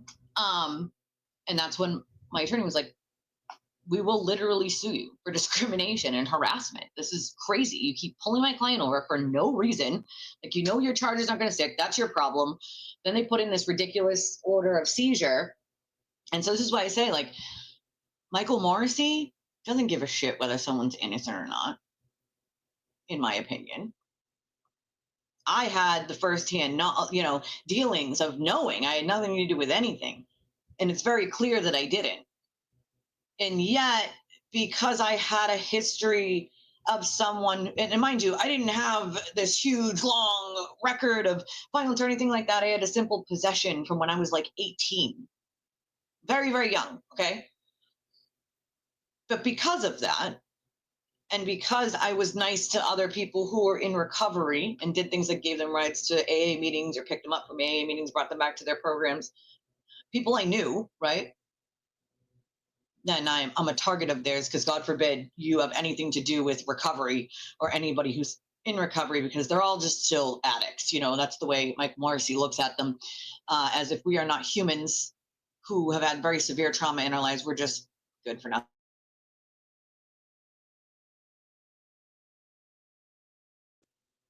Which, when I got the job at the prison and I passed the background checks to work at the prison, my mind immediately went back to that case. What if that judge hadn't dismissed that case, knowing how absurd and ridiculous it was? And to point out, not only did the judge dismiss the case against me, but he screamed at the DA's office. And he told them that they better talk to their task force because he doesn't want to see any more cases like this. Does not want to see any more cases like that. Apparently, the judge had seen many, many, many cases like distant people not related to anything being charged just because. And the judge screamed at them. I'll never forget this in court, telling them not only did they waste the time of the judge, but they wasted my time, my attorney's time, money, the court's money, the state's money, the taxpayers' money, for something that they knew had nothing to do with anything. The judge straight looked at them and asked them, why didn't they pull me over? When my attorney ever brought that up, they didn't even know what to say. They didn't even know what to say. The judge just pulled everybody else over. Why not?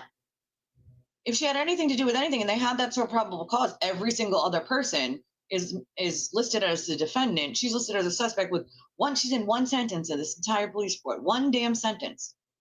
God forbid I give somebody a ride and drop them back off. I never even left my own vehicle. Okay? Like, what the? That is how easy it is for, any sort of corrupt police or DA's office to do shit like that. All right. And I grew up in Norfolk County. Norfolk County is the county where I dealt with this, partly because of the South Shore Drug Task Force, who, in my opinion, has been corrupt for quite a long time, going as far back as when I was 18 or before that. Braintree, Quincy, and Weymouth are all part of the South Shore Drug Task Force. Problem with that is that since they share a task force, right, they often will just target people who are in recovery or used to be addicts because, well, they used to be addicts or they had a prior record. So let's just F with them. That's not okay. Okay. It's because once you're targeted by them, they never want to leave you alone, even if you. So when I got the job at the prison, I couldn't help but to think back on the way that I was treated. And then the time that I did the CPR on the guy that I didn't know at the 7-Eleven, and the way that officer treated me, like I was some sort of criminal because I gave this guy CPR, that I must know this guy because I gave CPR to this guy, until the cameras and the guy at 7-Eleven and the other witnesses were like, no, she pulled up right after that guy pulled in from he was coming from a different completely area than I was, 2 separate areas. I didn't know the guy. I just recognized the signs of an overdose when the kid's lips are blue and his friend's trying to tell him he's drunk and he needs to get up and out of the car. I mean, God forbid you be a good person, right? And so even being a decent human being can get you in trouble, even if you're not doing anything wrong. And this is why I say I have no love lost for DA Mike Morrissey when it comes to the way he handles cases.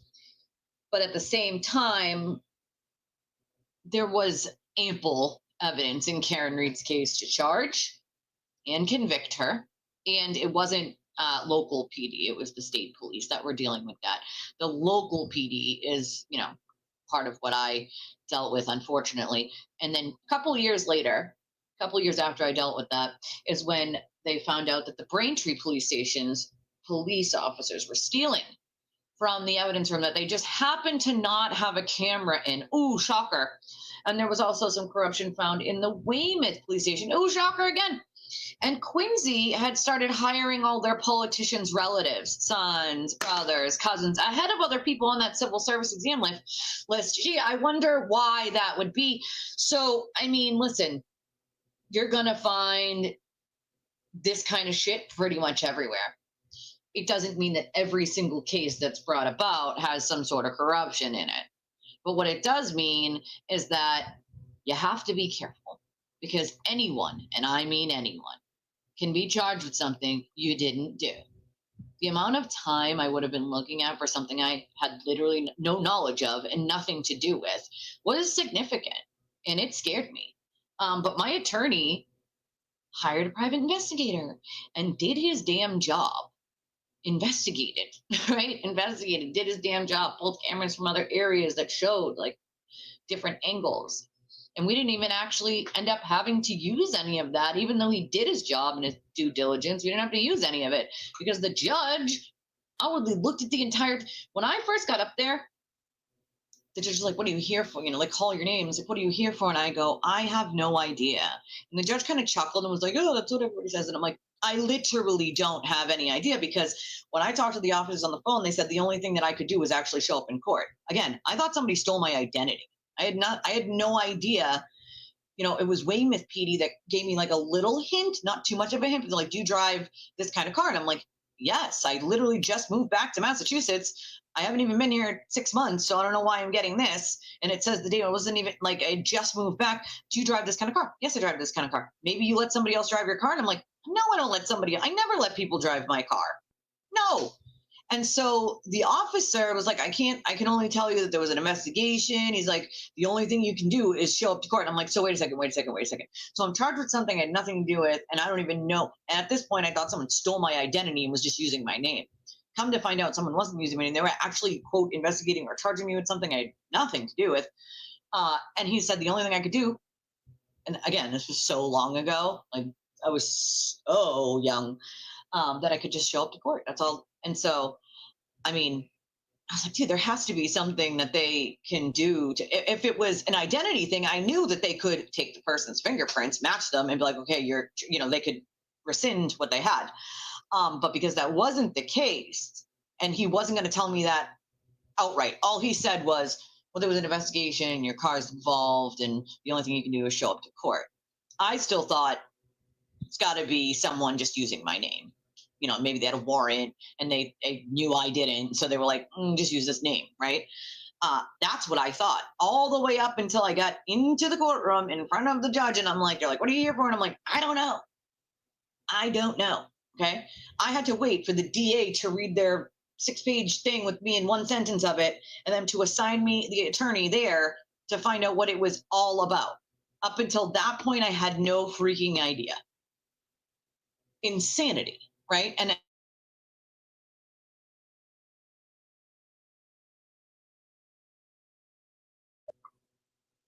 I'm like, this is not. So I had told my attorney, like, "Do you think you maybe want to contact the DA's office and let them know, like, not only is this wrong, I have nothing to do with anything." You're like, he's like, "They know. You're in one sentence of this. If they thought you did something wrong, why didn't they pull you over? Why didn't they stop you? They followed you the entire time. They know what you did. They know that you went to the store. They know that you sat in the car. They know that you went to the gas station. They know you went and got coffee, and they know that you dropped them back off. They know all. They watched you do all of that. The reason they didn't pull you over is because after that point, they knew they weren't going to find anything. Therefore, they wouldn't be able to send you the summons. So they waited, followed you, waited, and then were like, "Oh, we'll send the summons later on." You cannot charge someone else with something that you charged other people with 6 hours later. That's, you can't do that. That's not only is it not ethical, it's not legal. But they did it anyway.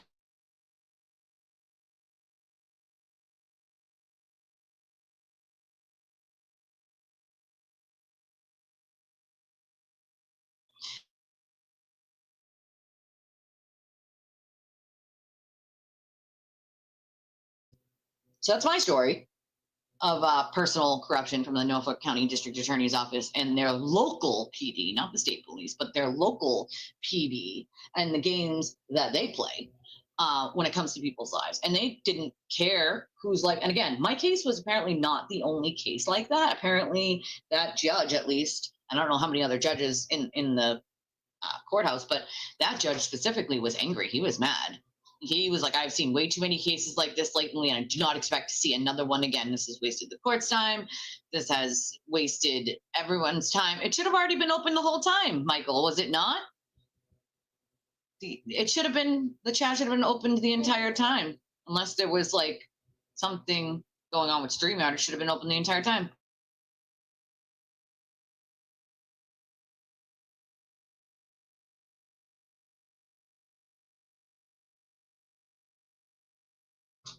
I mean, it puts it into a perspective where you're like, wow, this could happen to anyone, And I think maybe that's why in the beginning of the Karen Reed case, it was easier for me to believe that, you know, maybe she could have been innocent until the evidence came out.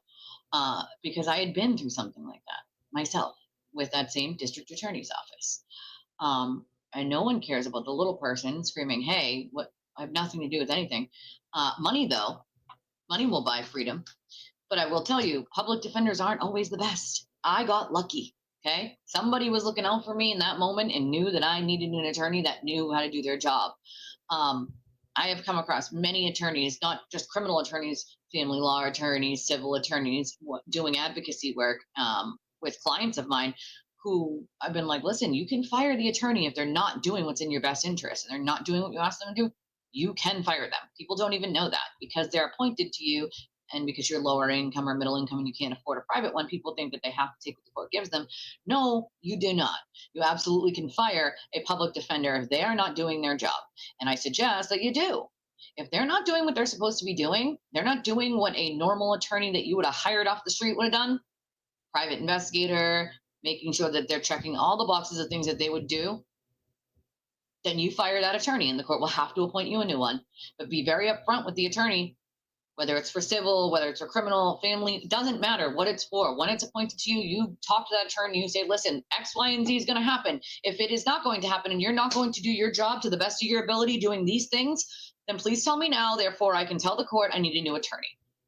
It's just better to get out of the way in the front and tell them what your expectations are. And if they're not going to live up to those expectations, you're going to ask for them to be taken off your case. That way they know that you're just not going to be one of those people that's going to deal with it and suck it up because they were appointed to you. And you, most of the time they know, most people don't know better. They know, public defenders know that most people think that they have to have that attorney or they won't have any attorney. That's not the case. You can fire your public defender if they're not doing their freaking job. It's that simple. Do not let a public defender screw you. Or any attorney that's, it doesn't have to be, again, for criminal, it could be for civil, it could be for, you know, family, whatever. If it is appointed to you, and there are a lot of scenarios where they are, and a lot of scenarios where you have to hire your own attorney or you get no attorney at all. So the disparate, you know, it's different because if you have money, you can hire an attorney in any instance, right? But on the instances that you're not given one, when you're lower income or even middle income at this point, if you can't afford one, then you represent yourself, period. And how many times does that work out for the people who are representing themselves? Unless you know what you're doing, unless you know the laws, unless you have knowledge of the laws and procedure, oftentimes you're going to get screwed representing yourself. Also, judges don't like when you represent yourself, which is so funny to me. They take it as like a slap in the face if you represent yourself, especially if you're an attorney. But even if you're not, they do not like you representing yourself. And it's like, I'm sorry, do you have the money to pay an attorney for me, sir or ma'am, Your Honor? If you don't, I don't have a choice but to represent myself. It is what it is. It's like an unwritten rule. Judges don't like it. Judges also don't like stepping on other judges' toes. So if you think that you're going to get a judge and that judge is going to do what you want them to do because the last judge did it, you're in for a rude awakening. Every judge is different. What they're not going to do usually is overturn orders of another judge unless it's completely unlawful. They're not going to step on the toes of another judge that way. Okay? No judge wants their stuff questioned.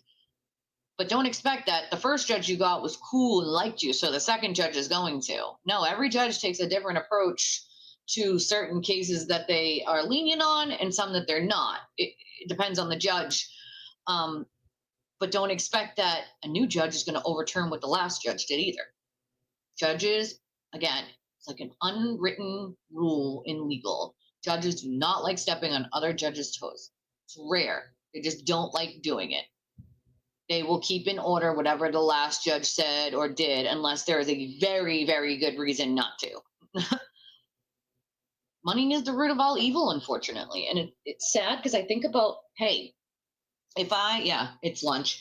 If I won the lottery, right? How much good I could do, how many people I could help, what I would do with it, right? Then I think about the people that have that kind of money, right? That already have that kind of money. What are they doing with it? I see a lot of them will, they will donate to nonprofits, but they get a tax kickback from that. I wouldn't want, first of all, I'm not big on donating to nonprofits, and I'll tell you why. Pennies on the dollar actually go to the people in need, number one. Okay. Number two, you have to fit a very small subset of criteria that people who need help most of the time do not fit into. Okay. Very little people actually fit into the very strict criteria in any nonprofit to get that kind of help that they actually need. I would rather help actual real life people. I would rather knock on doors in apartment complexes and low income housing and hand out checks and a new car to people. And no, I'm not going to get a tax write-off for it, but I'm helping people, real people, right? I always want to go right for helping actual real life people, giving it straight directly to the people. Even on the couple occasions that I have donated to other channels on YouTube, which hasn't been in a while, but even when I do, I always go for their Cash App or their Venmo. I avoid PayPal if I can because PayPal takes a fee. YouTube takes a huge fee. I don't do super chats or super stickers. I will buy a membership to their channel, but I won't do super chats, super stickers. I'll just give it directly to them via Venmo, Cash App, because they don't have to pay a ridiculous fee on Venmo or Cash App other than their regular taxes on it. PayPal and YouTube itself takes a huge, YouTube specifically, huge fee, and the person doesn't get it for 1 to 2 months after it's given.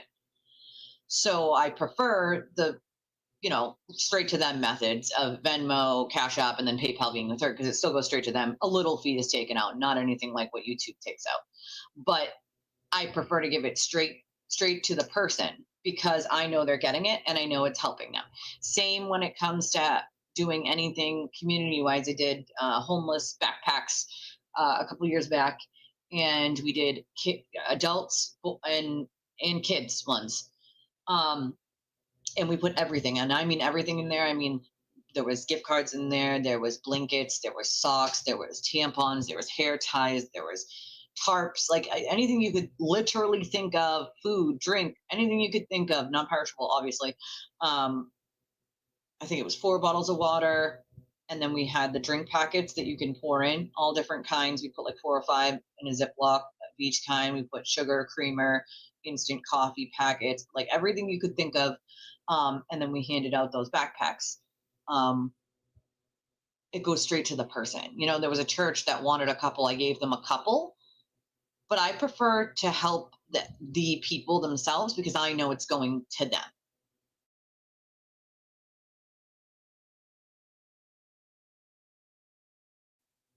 I know it's going directly to them. Nonprofits, again, they use pennies on the dollar to actually help people, in very small subset of people that need to be helped are actually even helped by a nonprofit. If I ever hit the lottery and I ever win millions or billions of dollars and I'm able to make my money, make money for me, like invest and have it, make more money for me, I would help people in a way that I know from life experience would help. A car, is something everyone needs. It is not a luxury anymore. It is a necessity. Okay. I've been had one in almost 2 years. It is extremely difficult to not have a vehicle. It lowers the amount of money you can make, the jobs you can take in the area that you live. Then you have to pay out the behind for Uber and Lyft, doctor's appointments, family members, anything you have to do, grocery store, laundromat. I have to go to laundromats. So those become very, very, very expensive, but nobody has a couple thousand for a down payment. And even a used car right now is around 5,000 for a working vehicle. Nobody has that sitting in their back pocket when you're paying over $2,000 just in rent alone, never mind the utilities. Okay. None of us have that. It's not an option. That's one of the things that I would do, is give people brand new cars, because that gives them part of a leg up that they need. They can get to their jobs. They can get to doctor's appointments. They can help other people. It's all comes around full circle. So if I ever won the lottery, I've talked about the things that I would do. Me and my husband talked about buying all the empty schoolhouses and turning those into apartments and having people just pay utilities so that they could save up to buy a house. All they got to do is pay their utilities. No rent, just utilities. Pay your utilities to live there and save your money and buy yourself a house. Not everybody has family they can live with until they're 25 or 30. Most of us, I've been on my own since I was 17. So not everyone has that option to stay with someone and save up until they buy a house and leave. Some people need that sort of leg. Not everybody has $1 million or $500,000 or $200,000 to start a business that they can borrow from their parents or uncle or aunts. Most people do not have that.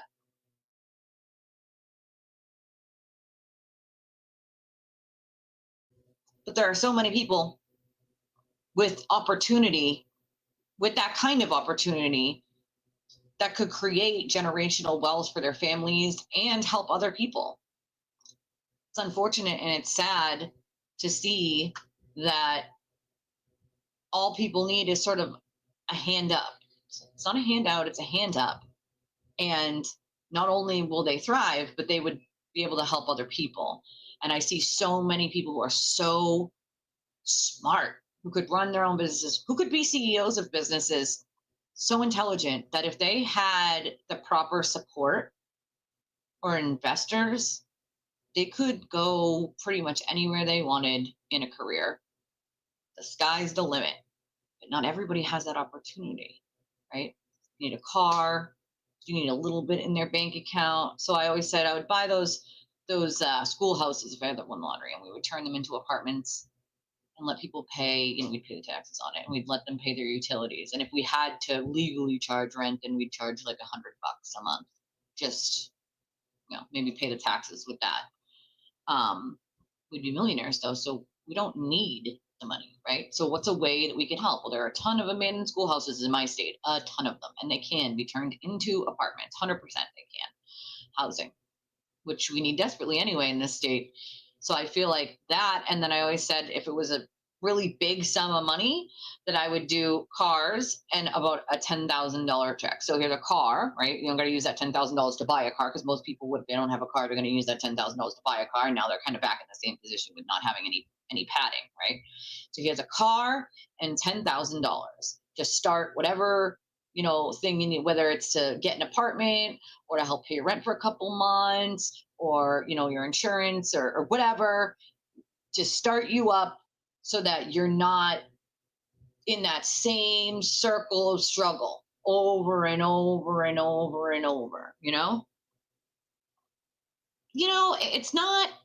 it's not even for me that it's dignity or $100 is a lot for some people, and for me, it would be more important for them to take that $100 and part of it would be you would have to save a certain amount of your money that you would normally pay towards rent, right? Towards buying your own home, right? And that could take years, of course, people years and years and years to save that kind of money. But if they're not paying rent and instead they're putting that money into a bank account to buy a home, right? then we have more people who are homeowners that can create generational wealth, and not people who are just stuck in that cycle of paying most of their money to rent every month, and a mortgage would be cheaper, but they can't get a mortgage because they don't have the down payment for the house. You know?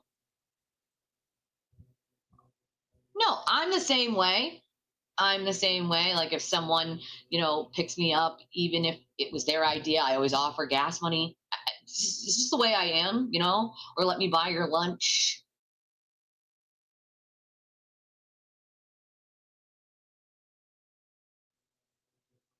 Something, it's my way of saying thank you, it's the way I am. But man, there are so many good things I could do if I won the lottery.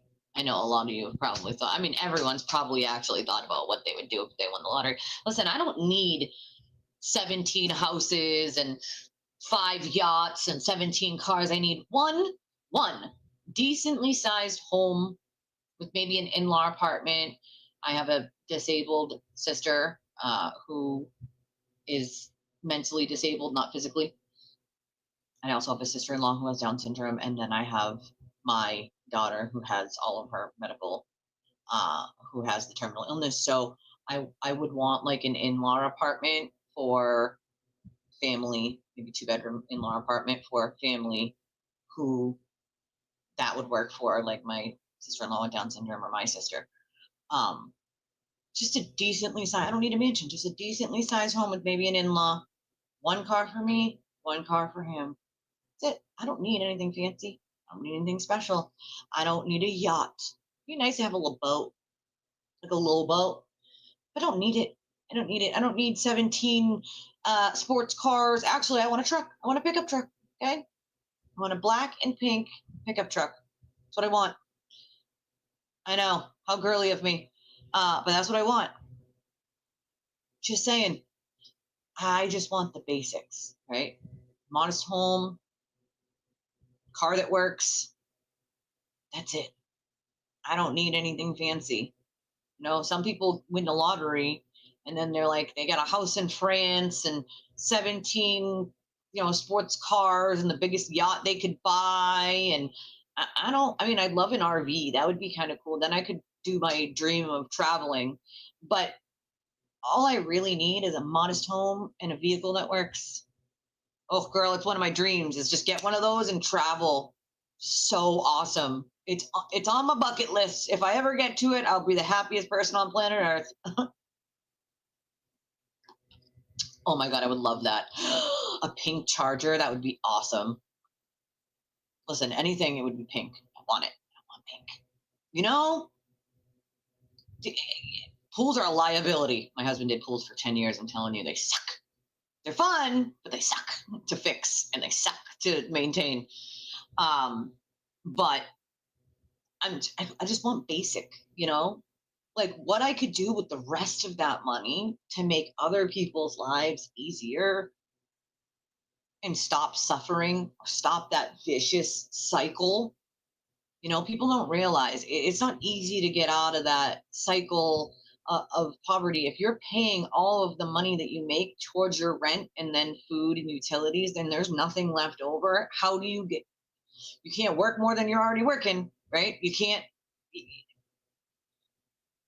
make your boss pay you more. And if you don't have a car, you're limited, right? So people don't realize how limited some other people are. And it's like people don't realize how blessed they also are. If you have family that watches your children for you while you work and you don't have to pay for childcare, then you've got a great deal. If you have a sister or parents that watch your children, you have no idea how lucky you are. Not everyone has that. And, childcare is the cost of a new car per year. Okay. It's absurd. Oh my God, I would love if my house was pink. I'm not even gonna lie. I might want to add sparkles to it. I always want a backyard. I mean, I have one now, but a backyard is a must. Having a backyard is a must. I wouldn't mind moving out of state to where a shack. I kid you not, a shack in my state is like $500,000. A literal shack that needs to be fixed and has nothing is like $500,000. $500,000 in North or South Carolina could buy me a decently sized home. It's just a reality, you know? Ugh. Think about that too. I bet it is a nightmare. You know, with a big house like that, unless you have a maid, that's a lot of cleaning to do, you know?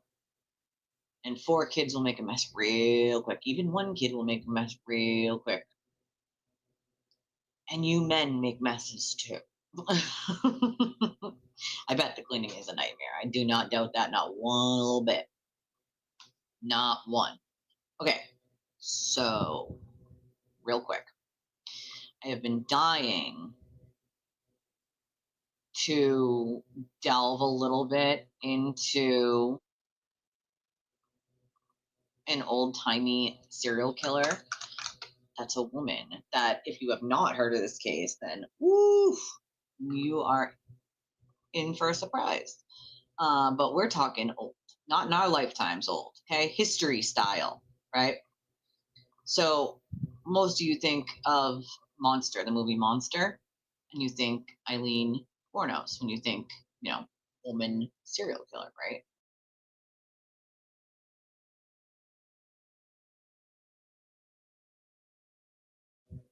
Here we go, buffering again. Hold on a second, guys. I apologize. It's not cooperating with me today. While I get this video up real quick to go over Miss Delphine Lalaurie from New Orleans, who is a rich socialite in New Orleans, okay? Do me a favor and hit the like button, hit the subscribe button. If you can donate to the channel, we could definitely use the help, and we very much appreciate it. We survive only on donations from you guys. That's how our channel runs. So we appreciate any support y'all give, whether you're replay crew or not. I didn't get any replay crew donations, so I have none to read from last night. If you would like to donate to the channel, we have a link that is pinned into the chat. It is also in the description of the video that you can use credit or debit for. You can use Cashapp, Venmo, PayPal, Revolut's on the screen right now, and also there's a ticker underneath it, right directly underneath it on the screen that scrolls the entire stream. So if you ever forget the information and you're like, damn it, Elise, I don't want to pause, you don't have to. It scrolls by on the bottom there, other than the link, which is, again, in the description of the video and also in the chat. It's also on the front page of our videos. So are our wish lists, which I probably need to update. I keep saying that and then I keep forgetting. You can use credit or debit with those. You don't need any of the payment apps, and it works for a multitude of countries. So don't worry if you're not in the United States. You Revolut there, or that link that we have works for that as well. So Delphine, okay, she was born March 19th, 1787, y'all. 1787, okay? Now, like I said, this is a long time ago. And if you have never heard of this lady, I wonder if I can get this picture bigger for you guys real quick. Hold on.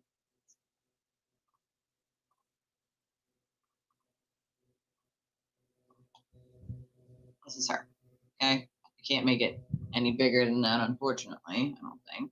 No. But this is her, okay? So she was a socialite of sorts. I'm sorry, I want to go back here to be able to get. She was a socialite. She had money, right? She was the rich lady. And a known serial killer. Okay. She tortured and murdered her slaves. She had like a secret room. Okay. She was born during, it says, during the Spanish colonial period. She married 3 times in Louisiana. Three times. Okay. She was twice widowed, and they wonder, was it on purpose or was it an accident? I don't know. She maintained her position in New Orleans society until April 10th, 1834, when rescuers responded to her residence for a fire, okay, at her Royal Street mansion. They discovered in that fire bound slaves. in her secret room. Okay? They were in her attic. They showed evidence of cruel, violent abuse over a long period. Her house was subsequently ransacked by a basically outraged mob in New Orleans, and they came and pretty much ransacked her place. And then she escaped to France. Okay? It's in the French Quarter, actually. Her house is in the French Quarter, and it's still there. And they keep it there for its like architectural significance, I guess. It was burned by the mob too. It's at 1140 Royal Street. It was rebuilt after she left, but some of the main structure was still there. Insane to me that this lady got away with what she got away with. So she married first at age 13. She married Don Ramon de Lopez Angulo, a high-ranking Spanish royal officer at the St. Louis Cathedral in New Orleans. Insane. In 1804, after the American acquisition of what was then again a French territory, Don Ramon had been appointed to the position of Consul General for Spain in the territory of Orleans and was called to appear at the royal court in Madrid. While en route with Delphine, who was pregnant at the time, he suddenly died in Havana. And a few days after he died, she gave birth to his daughter, Marie Delphine Lopez, nicknamed Forquita. And they went back to New Orleans. Now, they don't really know what happened to the first husband there. They don't exactly have any information on what happened to the first husband, which is very strange. The second guy, in June 1808, she was around 21. She married Jean Blanqui, a prominent banker, merchant, lawyer, and a legislator. At the time that she married him, he purchased a house at 409 Royal Street for the family, which became later known as the Villa Blanc. She had 4 kids by him: Marie Louise Pauline, Louise Marie Laurie, Marie Louise Jean, and Jean Pierre Paulin Blanc. The elder child, Jean, died in 1816.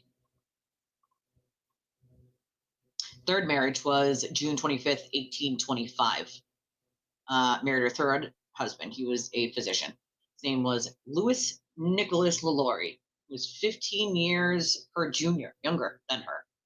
In 1831, she bought the property at 1140 Royal Street, which she managed in her own name with little involvement of her husband. And then in 1832, she had a 2-story mansion built there, complete with attached slave quarters. Okay? She lived at the residence with her third husband and 2 of her daughters and maintained a central position in the New Orleans high society. Okay? The marriage soon showed signs of strain. However, on November 16, 1832, Delphine petitioned the first judicial district court for a separation from bed and board of her husband, in which Delphine claimed that Lalaurie had treated her in such a manner as to render their living together unsupportable. Interesting. Claims which her son and 2 of her daughters confirmed. The separation does not seem to have been permanent, as he was there the day of the fire in the house. So weird. Okay. So yeah, the accounts of her sort of torturing the slaves, they vary between 1831 and 1834. Harriet Martineau wrote some of the tales told to her by New Orleans residents during her 1836 visit. They claim that the enslaved people of Lalaurie were observed to be singularly haggard and wretched when compared to other slaves. However, at least in public appearances, Lalaurie was seen to be generally polite and solicitous of the health of those enslaved. Funeral registers between 1830 and 1834 document the deaths of 12 enslaved people at the Royal Street Mansion. 12 in a 4-year span. And that's only what's recorded. Can you imagine what is not recorded?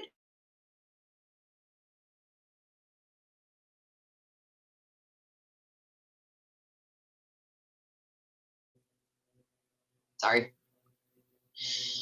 So yeah, 12 was recorded. We don't know how many were not recorded. The youngest died age 4. Lived from 1829 to 1831. And was described during her sale as a chronic runaway with an influx of white and free Saint Domingan refugees of color and those whom they had enslaved. The fear of being enslaved from Saint Domingue still lingered in Louisiana. So sad. The deaths included a woman. Her name was Bonnie, and I think she was a cook and a laundress, and her 4 kids. So the youngest one was Leotine. That was the 4-year-old, and that's how they described the woman when they bought her. This is so sad. So court records of the time showed that Lalaurie freed 2 captive enslaved people, Jean Louise in 1819 and Da Vinci in 1832. Here's the thing. They were found guilty of illegal cruelty and forced to forfeit 9 enslaved people of the household. These 9 enslaved people were brought back by the Lalauries through an intermediary relative and brought back to the mansion to them after they had lost them, okay? Back then, they clearly did not have a way. And again, she escaped to France. So she didn't go to jail, okay? Oh, God. Please don't tell me there's another active shooter. I can't. I will look, but I want to play a portion of a video for you guys about this because it is quite.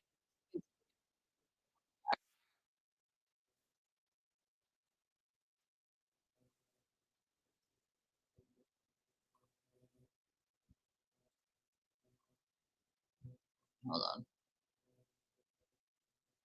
I'm trying to get the clip.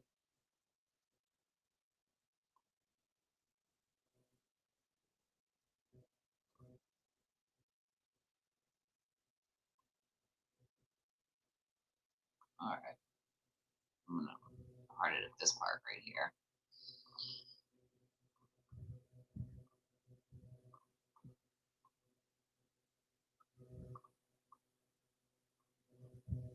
She did take some weird sick pleasure. This lady was effed, absolutely effed. That exploited whole races of human beings for profit convenience.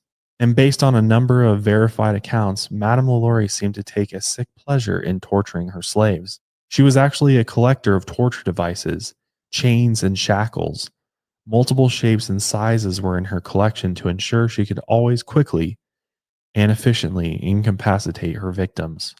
One of her torture devices was an iron collar with razor-sharp spikes all around the inside of the collar. And by clamping a small enough size around a person's neck, the spikes would dig into the skin with every breath. And the only way to avoid being killed by the piercing spikes was to hold your breath. But either way, once this collar was on you, it was a sure death sentence. Clamping on a larger size only meant that that person could barely move and couldn't lay down without piercing their neck with the spikes. Iron masks that completely covered a person's face were used to prevent slaves from being able to eat at all. What's crazy is that many of these devices seemingly came straight out of medieval torture chambers. But sadly, these were commonly used outside of New Orleans by plantation owners to restrain and punish their slaves. On a regular basis as punishment, Madame Lalaurie regularly beat and whipped her slaves until they were covered in bruises and blood. Some slaves were beaten almost to death before she would stop. She would tie the hands of a slave to wooden stakes and whip them using a cat-o'-nine tails, which is a torture device with multiple lashes tipped with sharp metal pieces. This punishment left a person bleeding and begging for mercy. After the beating, they were barely able to move their body. Once Madame Lalaurie decided a slave was disposable, she chained them in an attic torture room on the mansion's 3rd floor, where she inflicted even more barbaric acts of violence. Many of her favorite torture methods would have been extremely difficult, if not impossible, to do alone. And many people believe that she not only had another person helping her, who is unknown, but it could have even been her husband, Dr. Lalaurie. It's also even considered that Madame Lalaurie may have even forced her own children or even other slaves to help by threatening to do the same thing to them if they refused. Once inside her torture chamber, Madame Lalaurie regularly sliced people open and removed their organs. She would break their bones over and over again. And each time they healed, she would break the same bone again. This is absolutely sick, but she would even force humans or animal feces into a slave's mouth, and then she would sew their lips shut. One woman even had multiple bones in her arms and legs broken more than once.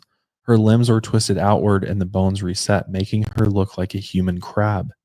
She was kept in a tiny cage barely large enough to hold her.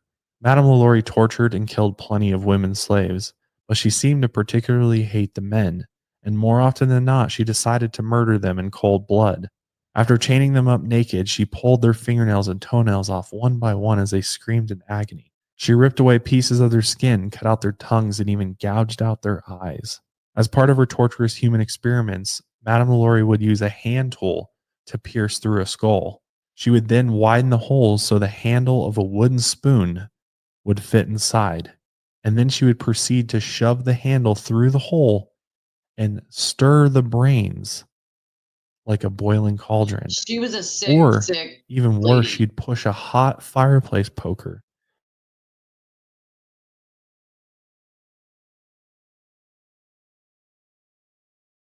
way beyond just, she saw some fucked up shit as a kid. She's clearly getting off to this, so something's really wrong with her. This is just disgusting, man. And it doesn't make sense why she's behaving this way, because she was brought up through like a very wealthy family. And, it seemed like she had like a really good life going on and everything like that. So what's she mad about? Exactly. Is it just, I think it's definitely just, she looks at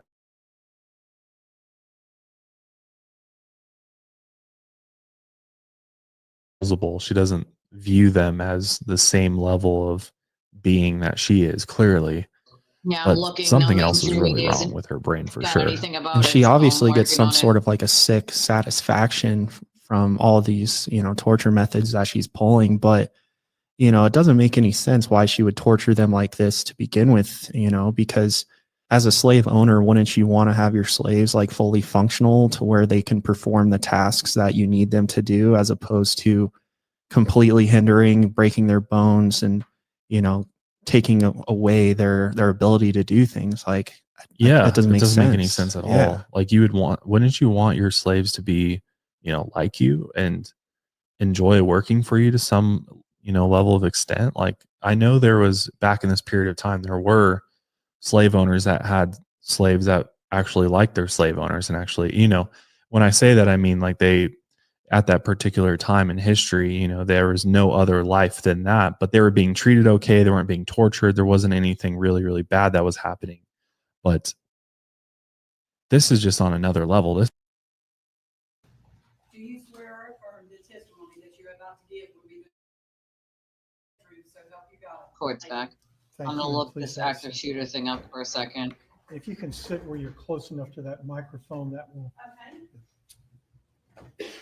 Thank May you. proceed. Good afternoon. The judge told you, if you can just stay close to the microphone, it'll keep your voice nice and loud, okay? Can you please tell us your full name and spell it for the court reporter? Betsy Longwell Madden, last name is as in Mary, E as a boy, A-N-E. Do you work for a living? I do. What do you do?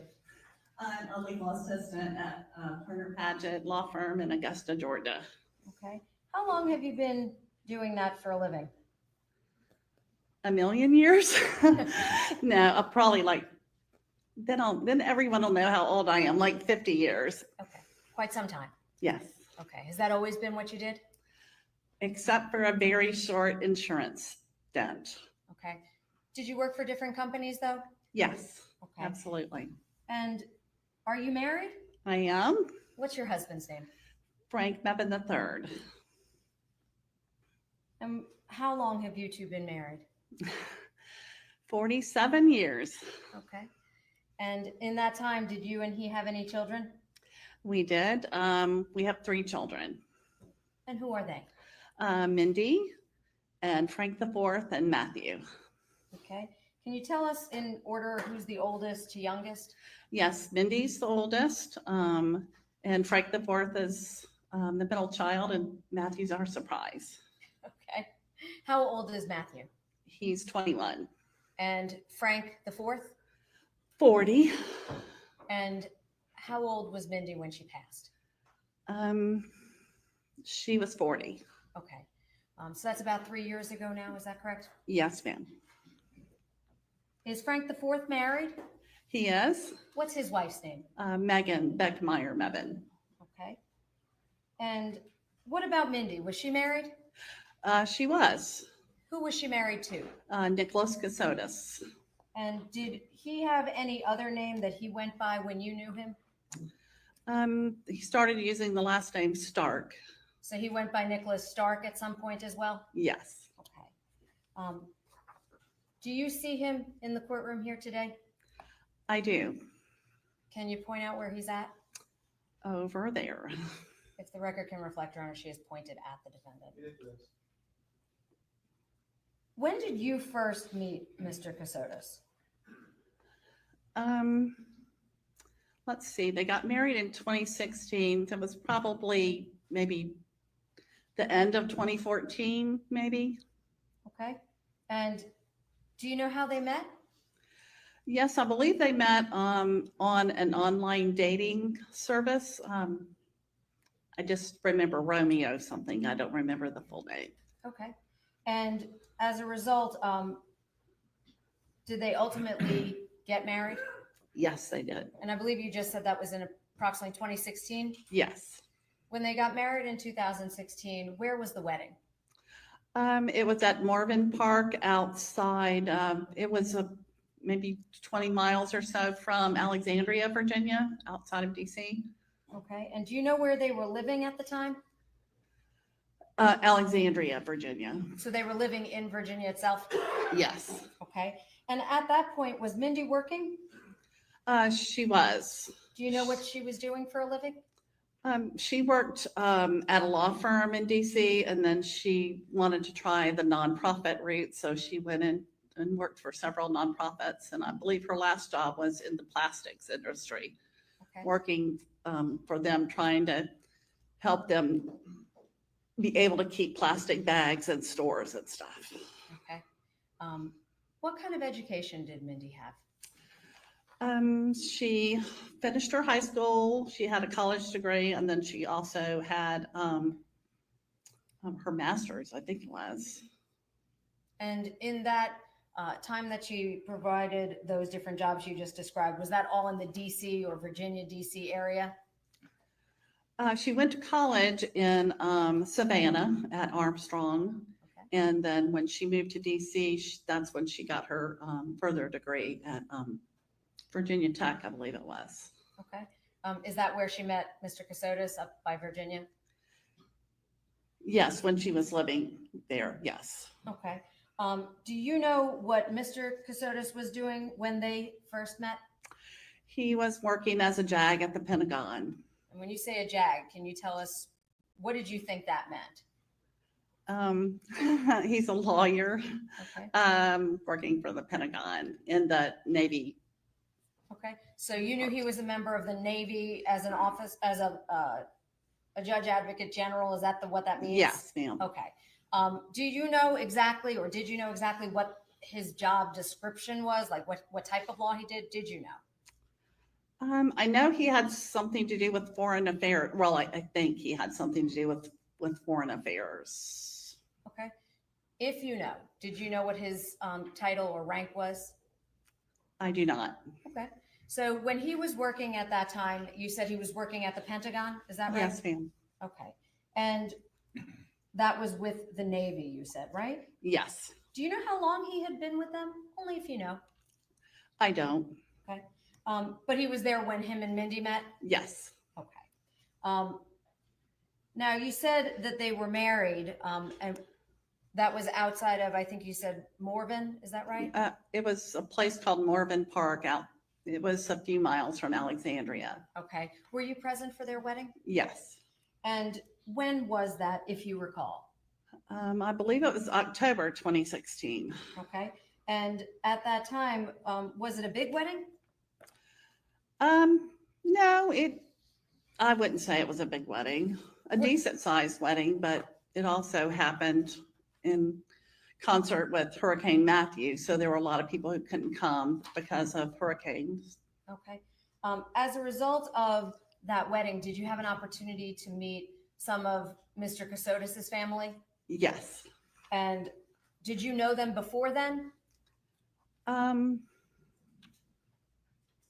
believe we had met before the wedding. Okay. Did Mindy's friends come to the wedding? Yes, they did. Did you know some of them from before the wedding? Absolutely. Did you stay in touch with any of them after the wedding? Yes. Yes. Okay. Would it be fair to say that you knew Mindy's closest friends? Yes. For example, do you know Angela Wynn? I do. And who was she in reference to the wedding itself? She was Mindy's matron of honor. Okay. And were there bridesmaids at the wedding as well? There were. Did you know any of them? Yes. At least one of her friends from high school days and several others. Okay. And did you communicate with them, meaning her friends, ever as a result of your interaction with Mindy? What I mean by that is because they were Mindy's friends, did you ever have communications with them too? Yes. Okay. Do you stay in touch with some of those women now? I do. You indicated that there were people from Mr. Kassotis' family present. Do you recall who was there? Are you talking about at the wedding? At the wedding. His mother and father and his brother. Okay.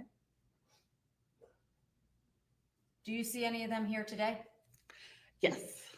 Can you please just point out where they are? Over behind the defense table. And who of them is present? Nick's parents are here. I haven't seen his brother in a while, so I think that's his brother over there also. Okay. And with respect to that, do you know if Mr. Kassotis had been married before he married Mindy? Yes, I believe he was. Okay. Do you know how many times he had been married before he met Mindy? Only one that I know about. Okay. Did you know her name? No, because I hate to say that. My daughter would just say she who will not be named. Okay. She never really, I didn't know her name. Okay. But you just knew that he had Yes. previously been married. Yes. Okay. Did Mr. Kassotis and your daughter have children? Did they have children? No. During the course of the time that they were married, do you know if they tried to have children? I believe so, yes. Okay. Why do you say that? Well, we were told that Mindy was pregnant, so. Do you know if she had had any miscarriages during the course of their marriage? I think she had one several years before she died, but. Okay. And so it was your understanding that while she was last alive, she was pregnant? Yes. Did they give you an idea, and I say they, I mean, did your daughter specifically tell you when she was due? She didn't specifically tell me. Mr. Kassotis told us. When did he tell you she was due? January 8th. January 8th of 2023. Did they tell you, did he tell you whether it was a boy or a girl? I believe he said it was a girl.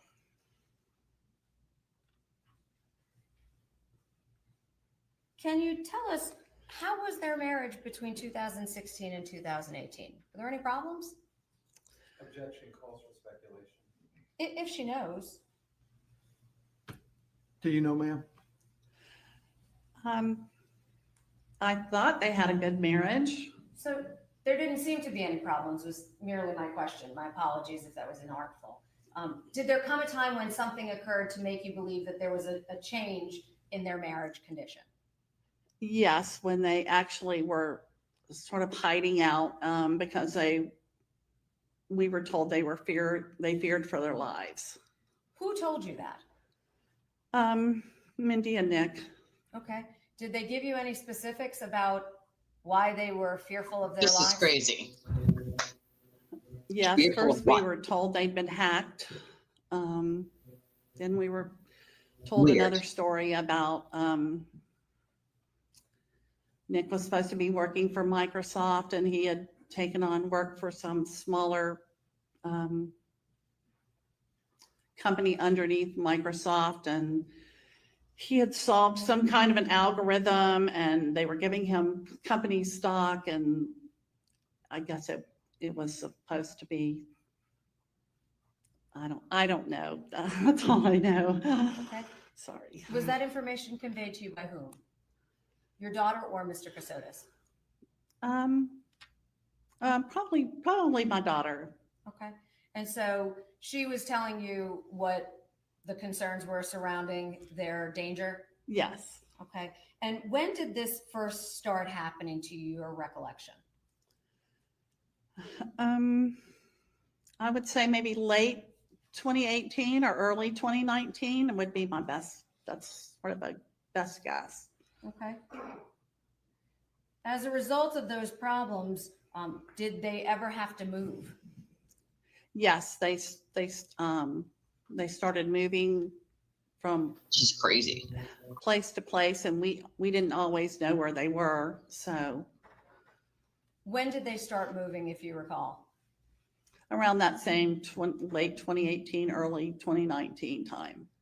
Do you know if they left Virginia? Yes, they did. Do you know what happened? I mean, I don't know how long they were in Virginia, but they did leave Virginia. And you indicated that they had been living in Virginia at some point when they were Yes. first married. Did you ever visit that home? I did. Do you know what happened to that home? I don't. Okay. And when they were in Virginia, you said they started moving. Do you know if they ultimately left Virginia? Yes, they did. Do you know where they went? I believe North Carolina, and I know at some points they were in South Carolina. I'm not sure of anywhere else. Okay.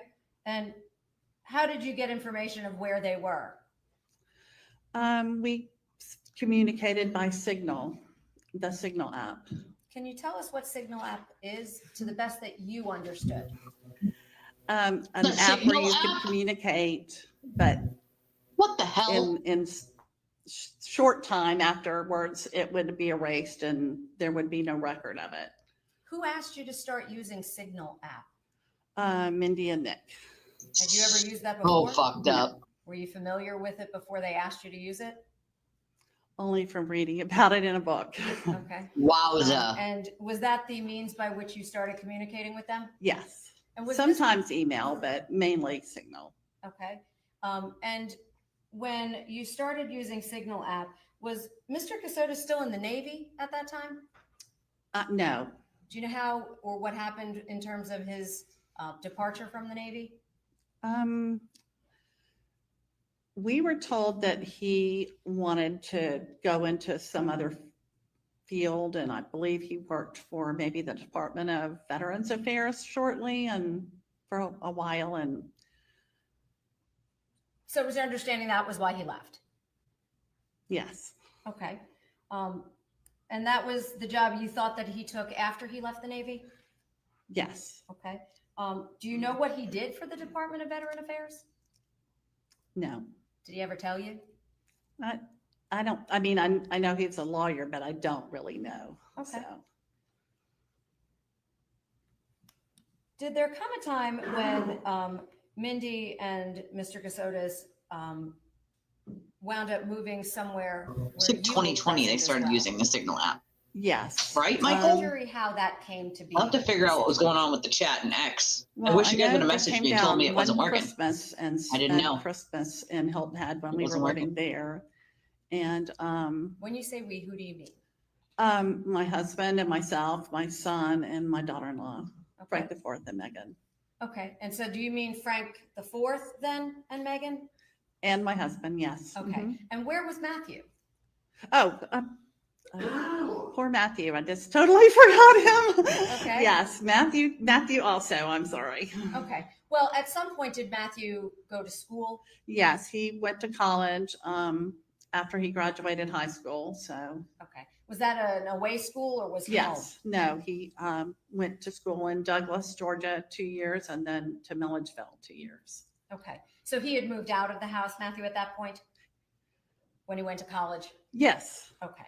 And when you were living with Frank IV and Megan, where in the country were you living at that time? Hilton Head, South Carolina. Okay. And were Mr. Kassotis and your daughter with you at that point? No, they did come. I believe it was February 2021. Okay. They called Frank IV and asked him to come pick them up in Beaufort, and so he did, and he brought them back to the house to live. Okay. So were you at the house with Frank IV and Megan for a period of time before they moved in? Yes. Okay. And when they moved in, did they bring anyone with them? Their dog, Rusty. Okay. When they came to stay with Frank IV and Megan, was Mr. Kassotis working? He had his computer and he was doing computer work. Okay. And describe for the jury what you saw him doing on a day-to-day basis. He would get up in the morning and work all through the day on his computer and into the early morning hours. Okay. Did you ever have an opportunity to look at what was on his computer monitor? No, I did not. Why not?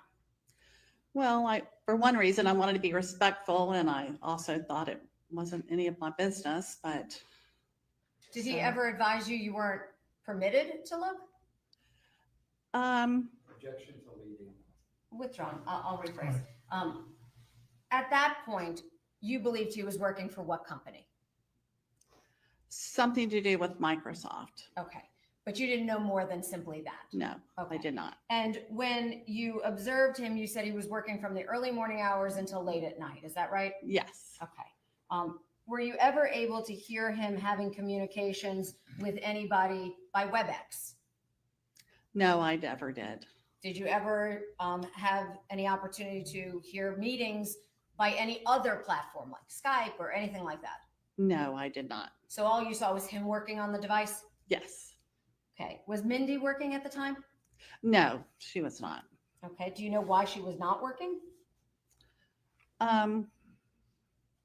Well, one basic reason was she was scared to death to leave the house. So tell us what you mean by that. Well, there was supposed to be people after them. They supposedly had security, and so she was truly fearful for her life. Did you believe that? Yes. And when you said that she was fearful for her life, did you ever see the had to security make her team believe that. they referred to? No, I did not. Like he had Did you to ever have speak to made her anyone from the think security team? someone was out to get them. Only by email. He's a sick At some son point, of there a were bitch. email communications. Yes, ma'am. Did you believe that was the security team? I did. And tell us what the living arrangements were at Frank and Megan's house. They had a 2-story house. The bedrooms were upstairs, and Frank and Megan had the master bedroom. And then when Mindy and Nick came to live there, I moved into the little kind of middle bedroom so they could have the bigger bedroom and lots of windows and stuff. Okay. So all of you each had, meaning each couple had your own bedroom? Yes, ma'am. Okay. Did there come a time when there were any problems with the living arrangements with Frank and Megan? I'm trying to think exactly when it was. Maybe like March or April of 2022, with the real estate market, they wanted to sell their house because there was such a good real estate market. And so that's when problems started to occur. Okay. What were those problems? Well, they asked Mindy and Nick to please have their security move them somewhere else so they could get the house ready to sell, and with a dog, they had Rusty, and so it was hard to put your house on the market with all of that going on. Okay. And at that time, you believe that the security team was supposed to move Nick and Mindy? Yes. Okay. Did they move out? They did, but my son finally, after weeks of going on, he finally went and filed an eviction, So hoping to force the security people to do something. Okay. And the security people, were they providing any, if you know, was any money being paid to Frank and Megan for Mr. Kassotis and Mindy staying at Frank and Megan's house? I don't really know. Okay. But it was your understanding that the security team would have to move them? Yes. Okay. And ultimately, did Mr. Kassotis and your daughter leave the residence? They did. Do you know what the circumstances surrounding that were? Yes. Frank the Fourth filed the eviction, and it got down to where they, however many hours or days it is, we were down to the last couple of days, and I told Nick, like, Frank the Fourth is dead serious about this. Y'all need to be gone when they were out of town for a few days because it was Memorial Day. So, so I said, when they get home, y'all need to be gone. And so I said, I can help. I can pay for a hotel for a few days if that'll help you. So we ended up loading up, and I took them to a hotel in Savannah. Okay. And when you say I took them, were you alone at that time with the two of them and the dog? Yes. Where was your husband, Frank, and your son, Matthew? Matthew played ball in the Northwoods League for a team in Illinois. So Frank had taken him to Illinois to get him settled, and stayed a few days. And so he wasn't there. So neither of them were there with you at the time? Correct. Okay. And you said we all loaded up in the car. Whose car? It was actually Matthew's old Altima. Did Mindy or Mr. Kassotis have a vehicle at that point? No, they did not. Okay. And you drove to Savannah with them? Yes. And you said, I believe that was Memorial Day weekend. Is that right? Yes, ma'am. Of 2022? Yes. Okay. And when you got here, did you wind up paying for that hotel, or did they? No, I paid for more than a few days, a week, maybe a week or two. And then I finally said, we just can't keep doing this. So, the security team didn't pay for the hotel? No. And when you got to Savannah, you said you paid for about a week or two. Where did you move after that, if you did? I'm not sure I understand the question. You said you stayed in a hotel for about 2 weeks, right? They did. They did. They Okay. did. Yeah. And that was them by themselves? Yes. My apologies. No, So no problem. where were you staying at that point? I was still with Frank and Megan until they sold the house. And I see. So you paid for Mr. Kassotis and your daughter to stay in that hotel, and you then stayed with Frank and Megan? yes, like I had been before. Yes. Did there come a time when they moved out of the hotel? Yes. Mr. Kassotis said he had arranged a place in Savannah. So, and asked us if we would like to come and stay with them. So we also, all of us did. Okay. Okay. And when you went to stay with them, where did you go to stay? It was a house on 65th Street in Savannah. Do you know what kind of a property that was? Meaning, did they own it? Did they rent it? Did they? It was rented or an Airbnb, something like that. Okay. And at that point, who was paying for the property? Mr. Kassotis. Okay. And was Mindy still not working at this point? Yes. Did Mindy leave the house at all? No. Did Mr. Kassotis leave the house? Yes, he did. How did he, when he left the house, was he on foot? Did he have a car? How did he go? I don't remember exactly when it was, when we had been there a little bit. Nick got a car, but before that, Frank would take them wherever they wanted. My husband, Frank, would take them. If he needed to go to the store or wherever, he would take them. And at this point, when Frank was driving them, did you have concerns about their safety? Meaning Frank and Mr. Kassotis, if they went to go do errands or things? No, not really. Why not? I don't know. I just never really was fearful when they went out. Did you work? I did. I was working at a law firm in downtown Savannah. Did you go to work every day? I did. Did you ever have conversations with Mr. Kassotis about your safety? Once or twice. Did he ever express concerns about your safety?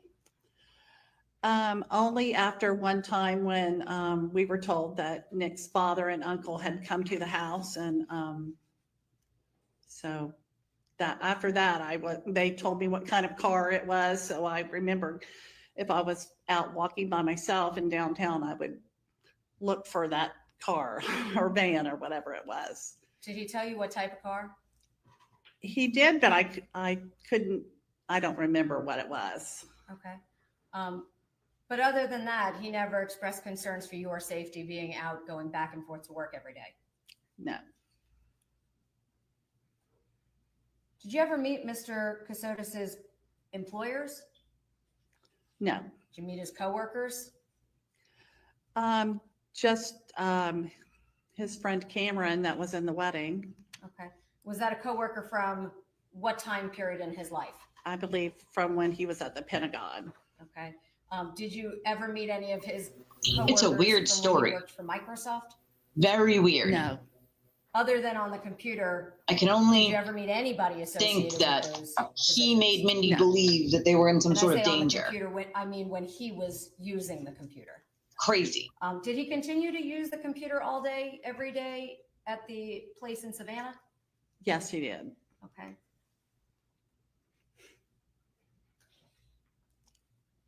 Now, you said that you stayed in the house in Savannah.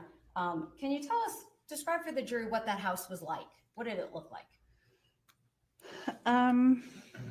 Well, when you came into the living room, and then there was like a small bathroom, then a small dining room, and then the kitchen, and then there was a pretty good sized like a den or a TV room, and then there were 2 bedrooms and a full bath in between the 2 bedrooms, but they were separated by the bath.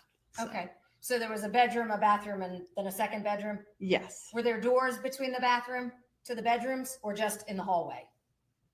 I'm not sure if there was a door that actually led back there or not. I'm not sure. Okay, but you could get in there from the hallway? Yes. Okay, is that the door you used? Yes. Okay. Now, you said there was a second bathroom as well, is that right? Yes, ma'am. And did you have a quote designated bathroom that you and your husband used, or did you share? How did that work? We all, well, there was only one where there was a shower. I in the think she was main actually bathroom. afraid, according to But her we mother. were all on different schedules, so we never had a problem with that. And then you could always go to the other bathroom if you needed to. Okay. Now, when you stayed in the house, which of the bedrooms was yours, meaning you and Mr. Frank? As you would come in, we were the one on the left. Okay. Theirs was the one on the right. Okay. And where was Rusty at this point? Either in the bedroom or sometimes he would come out to the den and let us pet him and stuff. Was he a shedder? Yes. Okay. What kind of a dog was Rusty? I don't know what breed, but he was kind of large Okay. but very sweet. Okay. Do you know what color he was? Kind of a reddish brown. Okay. And Rusty stayed at the house with you though while you were in Yes, Savannah? he did. Okay.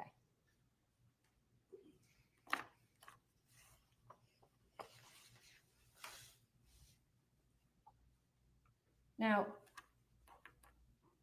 at this point, you had told us that there was a security team in place that you believed, correct? Yes. Okay.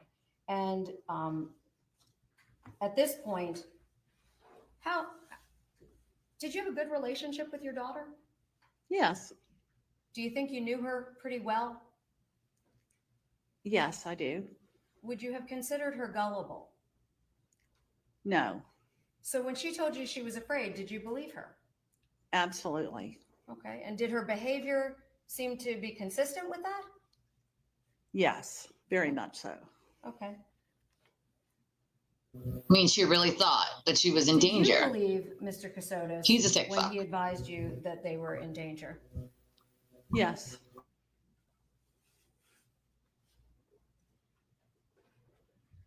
Did he ever try to That he prevent you from uncovered going to something work? people don't want him to know. Government's going to kill him. That's what I'm thinking. Only one day when he said there was Probably not. something big happening and he said he thought I should not go to work. And so I didn't. I said I had a problem that day and couldn't come to work, and so I didn't. But other than that day, did he ever No. tell you to stay at home for your own safety? No.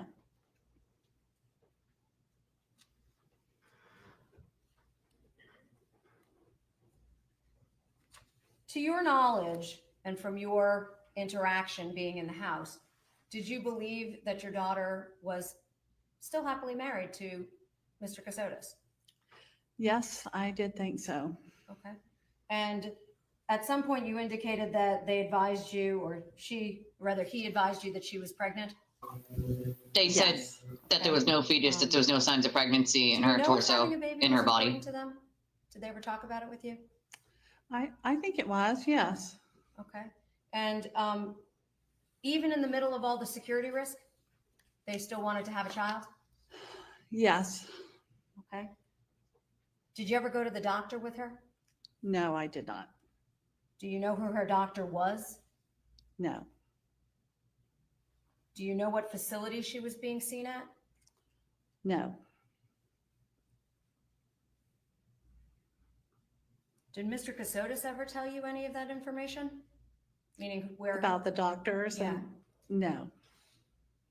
Now I'm going to direct your attention to November of 2022. Were you still at the Savannah house? Yes. So you had moved in around, you said, I believe Memorial Day, is that right? Well, no, that's when we actually left Frank and Megan's house. It was sometime in June, and we were still there in November. Okay. And when you talk about November, what were your plans for Thanksgiving? Matthew and his baseball friend were going to earn extra money by working at Kenny B's in Hilton Head. They did a bunch, like 250 turkey packages, so they helped fry turkeys and put packages together and take them out to people's cars. So we all went to Hilton Head the Wednesday, the day before Thanksgiving, until Sunday afternoon. When you say we all, who are you referring to specifically? My husband, myself, Matthew, and his friend Bradley. Okay. So Rusty, Mindy, and Mr. Kassotis did not join you? No. Do you know where they were when you left for Thanksgiving on that Wednesday, the day before? At home, as far as I knew. Okay. Do you know at that time when you left for Thanksgiving, how was Mindy feeling? She'd been having some blood pressure problems, so sometimes she would lay down at night so that she could stay up until Nick would come to bed. So, okay. Why did you believe she had blood pressure problems? I believe that's what I was told. Okay. Do you remember who told you that? No, I don't. So would it have been one of them, meaning Yes, your daughter yes. or Mr. Kassotis? Okay. Were there any other people that ever told you about her medical conditions No, or her pregnancy?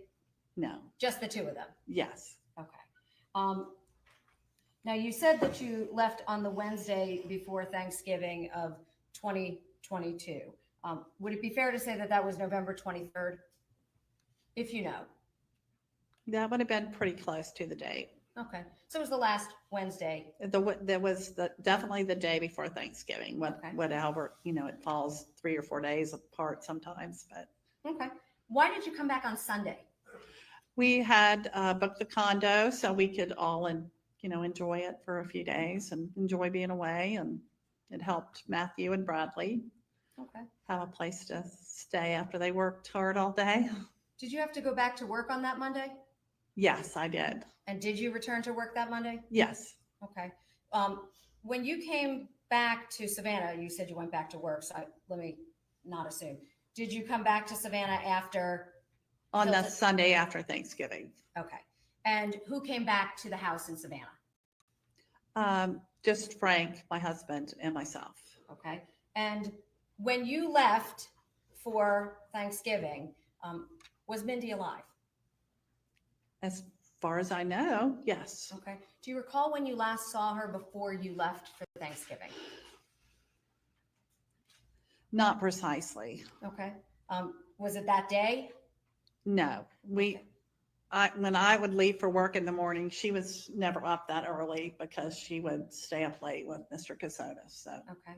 Do you remember how long before? You said no, but is it a day before, a couple days before? You just don't recall. Probably, exactly. maybe I'm guessing the week before. Okay. So the week before, meaning that Wednesday you left, sometime in that week, meaning until the preceding Wednesday. Okay. Yeah, good And question. I at don't that know what the point, parents knew. When you left for Hilton Head, that was your understanding? Yes. Possible. When you returned from Hilton Head, did you see Mindy?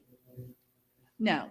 Okay. Do you know where she went or was? Definitely a little strange. Well, we were told on Monday that that Nick had taken her to the hospital because they were going to do some testing and try to work on her blood pressure. And so we were happy that she was actually, maybe they could figure out what was wrong with, her blood pressure and get her feeling better. Okay.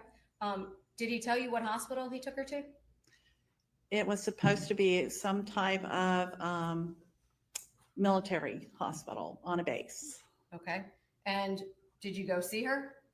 No, because we figured we probably wouldn't be allowed to because it was supposed to be on a base. Okay. And who told you that it was on a military base? Mr. Kassotis. Okay. At that point, did he tell you who her doctor was? No. Did he give you any information specifically about what was going on at the military base or where it was? No. We just knew they were doing testing. I didn't know where. We were in Savannah, so we thought it was probably the base close to Savannah. So. Okay.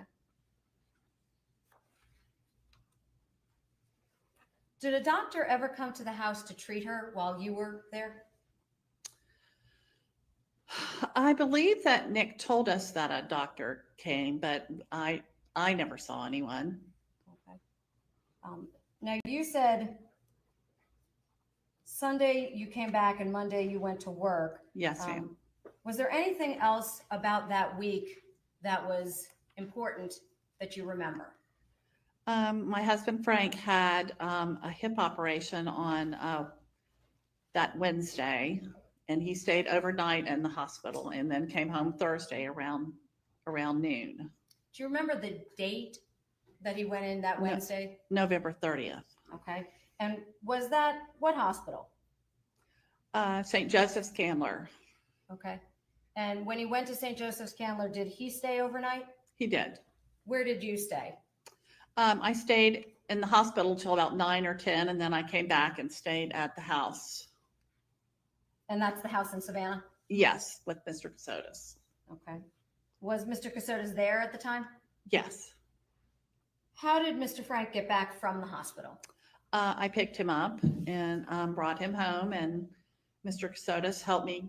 There were like 3 steps out in the front, and so he helped me get him up the steps after his operation and into the house, and told me to go back to work. He would handle it. He'd take care of him. So. Okay.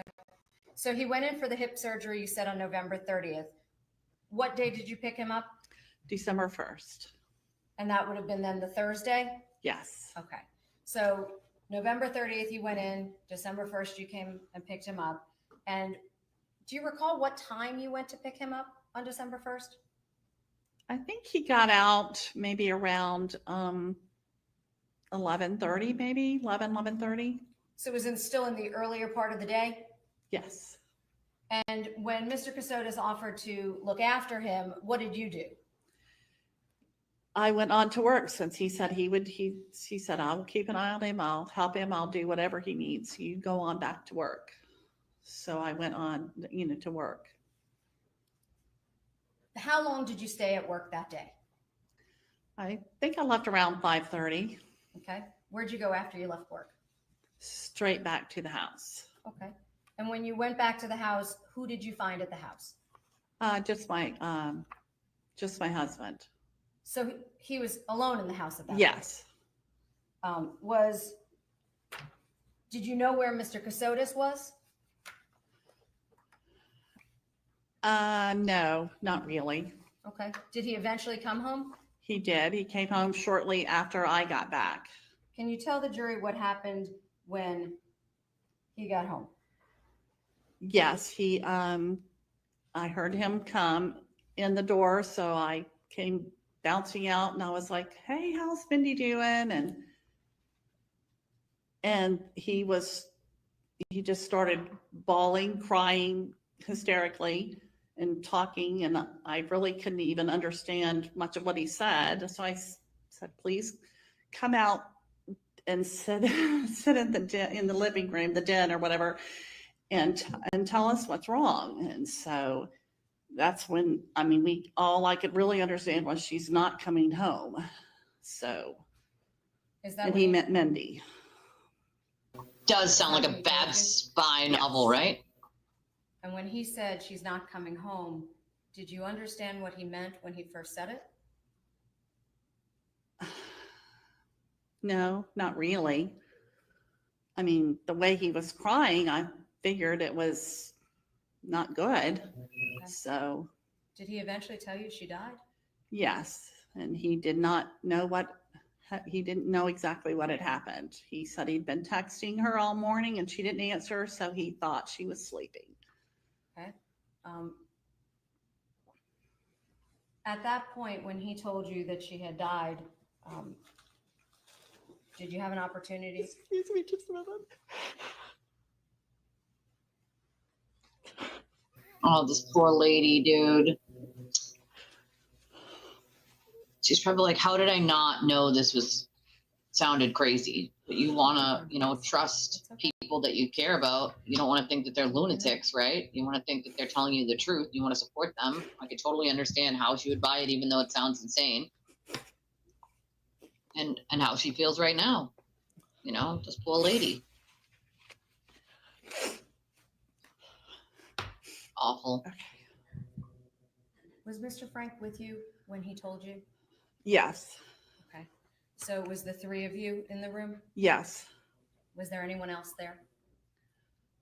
Just Rusty. Okay. And at that point, you said that he didn't have any idea how or why she died. That's what he said. He said he was going the next day and they were going to talk to him and tell him what happened. At that point, did he tell you what hospital? No. Did he tell you her doctor's name? No. Were you able to see her body? No. Did you ask why? No. We talked about having a service or something after the first of the year, but with her being married to him, we thought that was his responsibility. We weren't going to say, hey, we want to take care of the body when she's married to him. So we thought he was going to handle it. And did you believe that he would take care of that? Yes. Did he indicate to you whether or not there would be a funeral service of some sort?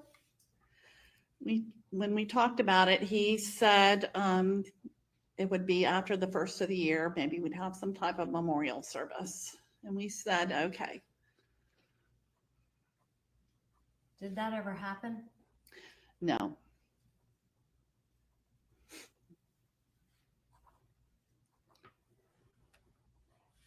Did Mr. Kassotis ever tell you that she was mistakenly cremated? No. Did he ever have a death certificate for her? Not that I saw. Did he ever show you any medical paperwork concerning? No.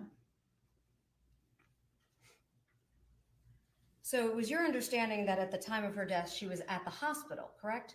Yes, and then when he went back to the hospital, he told us that she was in her room and she needed to go to the bathroom. So the nurses unhooked her from all of her equipment, and she went to the bathroom, and then the nurse got called away, and she went back and got into bed and had a stroke. And there was no one there. I mean, she wasn't hooked up. So that's supposedly what happened to her. Did you ever see paperwork from him suing the hospital? No. To your knowledge, did he as an attorney then sue the hospital for leaving his wife unattended to die from a stroke? Not that I know of. He was a lawyer at that point, correct? Yes. With no documentation of any sort that he provided you? No, no documentation.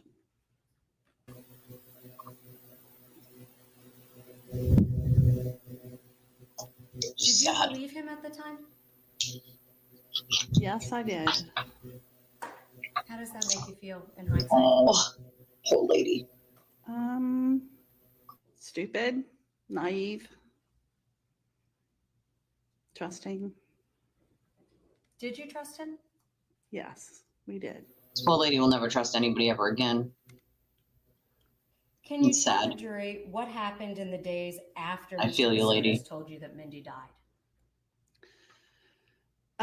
On Monday following when we were told she died the Thursday before, he told us that arrangements had been made for us, that they had rented us a condo in Hilton Head, and that he was going to, we were going to separate. Oh, excuse me, I'm so sorry.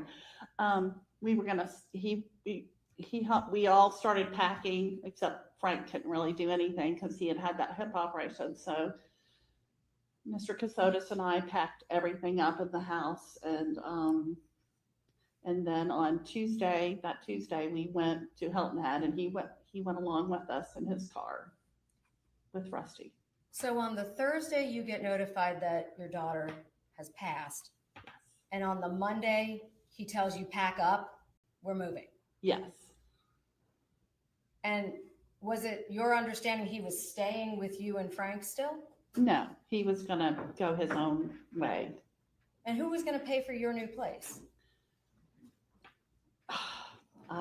Security, Mr. Kassotis, I'm not sure. Okay. That really wasn't made clear, so. But he advised you that someone would pay for it and you didn't have to. Yes. Okay. Well, let me back up for just one moment. How many cars left Savannah? 2. Which 2 vehicles? Our car and Mr. Kassotis' car. Which car were you in?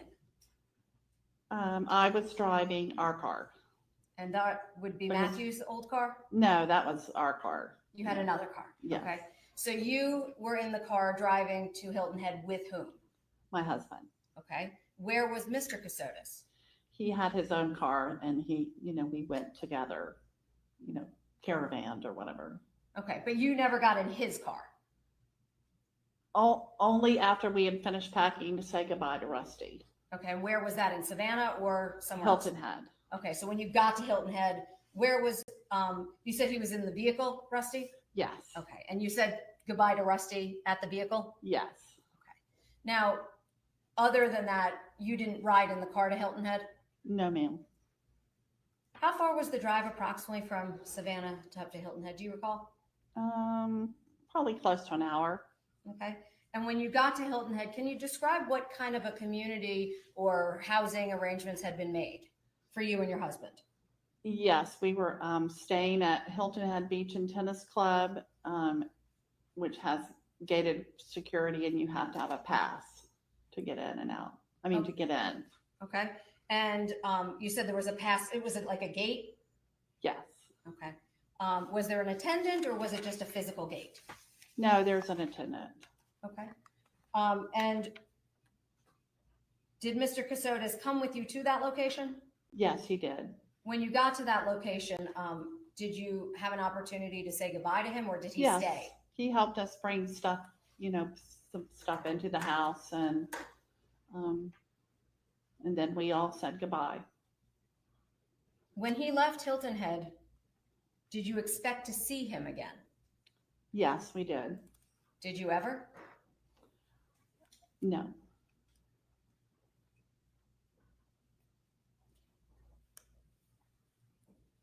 Did you find out what happened to Mr. Kassotis after you were left at that location in Hilton Head, you and Mr. Frank?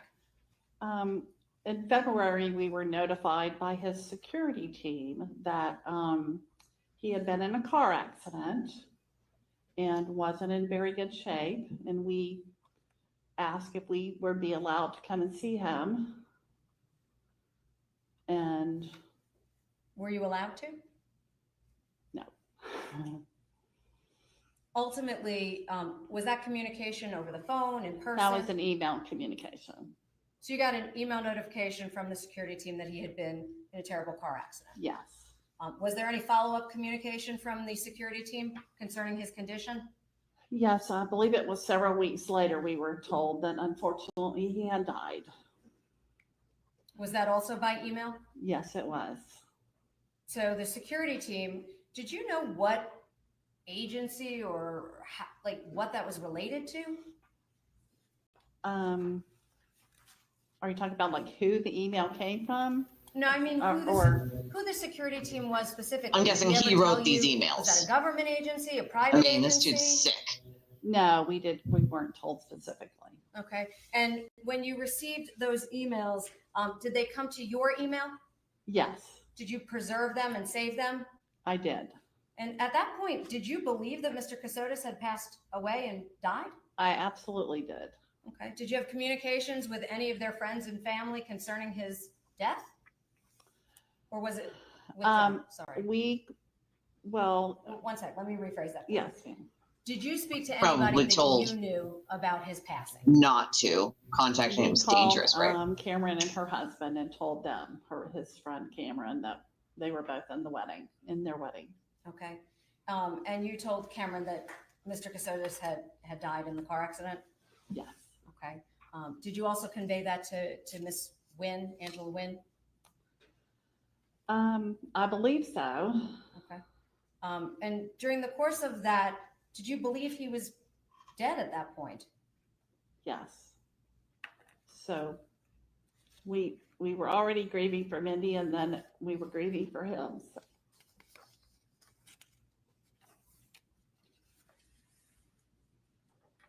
So awful for her. Did law enforcement ever come to talk to you about this case? Yes.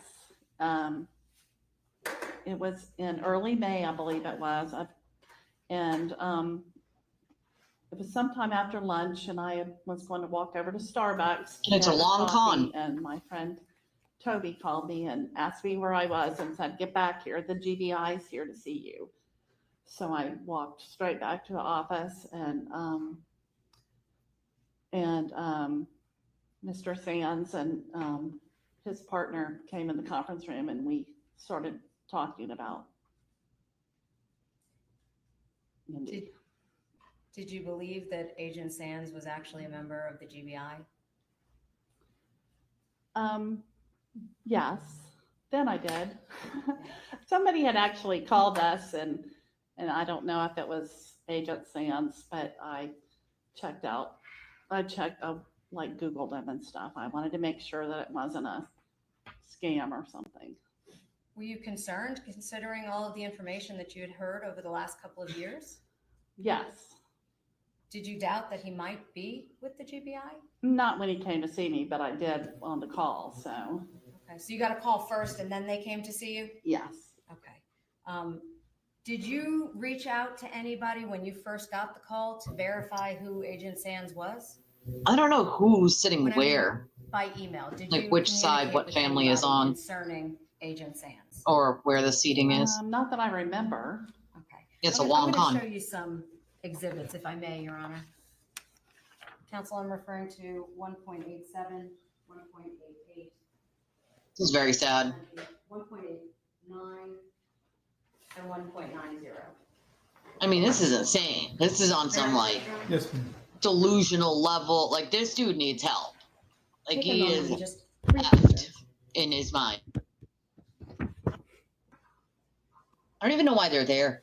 Like, are you people not hearing what we're all hearing? Why are you there? I wouldn't be. Just FYI, I would not be there if my family member did it. No.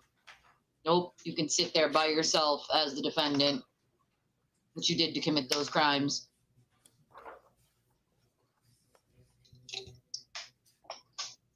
Nope. No chance. Imagine if Mindy actually thought her life was in danger. Okay? Like, legitimately. I kid you not when I say this really sounds like folie à deux. Madness for two. All right. A case of folie à Do you deux. recall those emails? I do. And how do you recognize those emails? They're all printed from, you know, my personal Gmail account. Okay. And can you tell us how those emails came to be in the possession of the state in connection with this case? How did those get received? I went back and looked for them and printed them and sent them to you. Okay. You sent them to our office, correct? Yes. Okay. Did you also send some of them to Agent Sands, if you recall? I don't recall. I know he had me do some work on the email that we got about Mr. Kassotis passing away, but to see where it came from and that kind of stuff. But Okay. And do those emails have a quote to and from on them? yes. And can you tell us from whom those emails are received? I'm sorry. It's okay. I think my glasses are kind of fogging up and It's okay. yes, I'm sorry. So they're all to my personal email and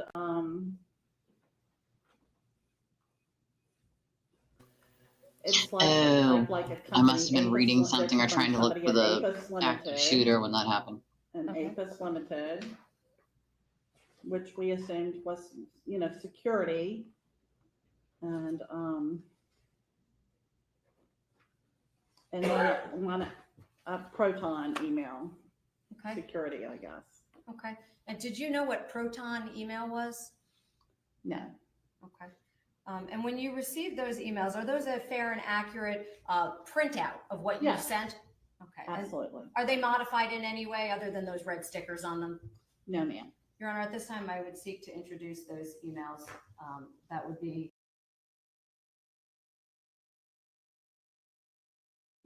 Thank you. Any objection?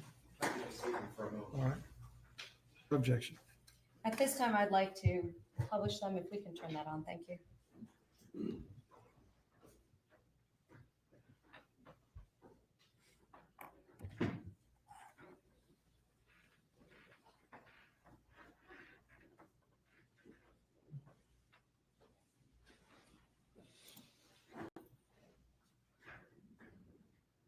Can you see that on the monitor in front of you?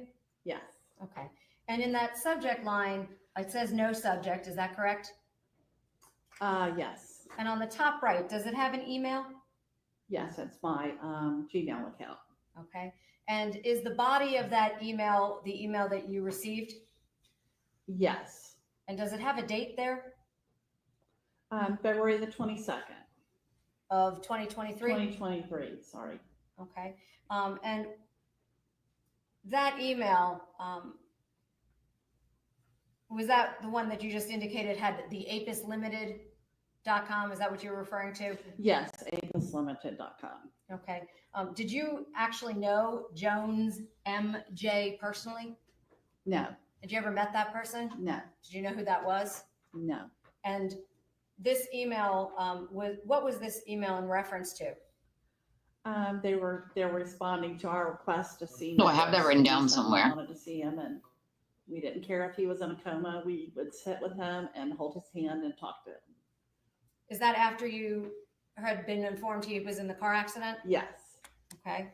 I'm now, that for the record is 1.87. I'm now turning to exhibit 1.88. Does that also reflect your email address on it? Yes, it does. And is there a subject line in this email? Update. And who was that from? The security department, Apis Limited. And what date was that?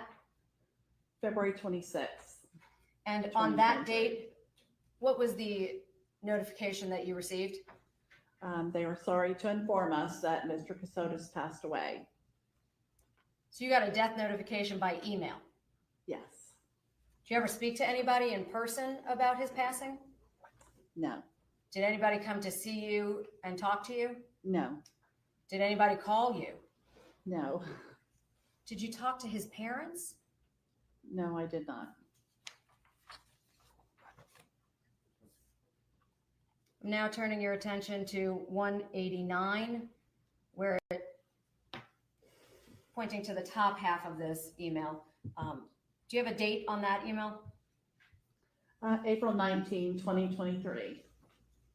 And are you one of the recipients of this email under the CC? Hold on just a second here. I'm sorry. Yes. Okay. Did that go to somebody in addition to just you? Yes. It was my husband, and I'm sorry. This isn't a real clear. If I can, Your Honor, may I approach and provide the witness with the written copy? Or no. Here you go. Sorry about that. Yes. Okay. Did you and your husband reach out to the security, what you believe to be the security team in connection with your housing? Yes. What was your concern? We were just wondering what was going on because no one had told us much of anything. So at this point, in April of 2023, would it be fair to say that you believe that Mr. Kassotis and your daughter had already passed? Yes. And his security team was still paying for your housing at that point, is that correct? Through March, yes. Okay. Did they ever respond to you and Mr. Mebane, your husband? And I'm pointing to the next portion of this exhibit. Yes, April 20th. Okay. And would it be fair to say they were attempting to make accommodations for you? Yes. Even though he was gone? Yes. And she was gone? Yes.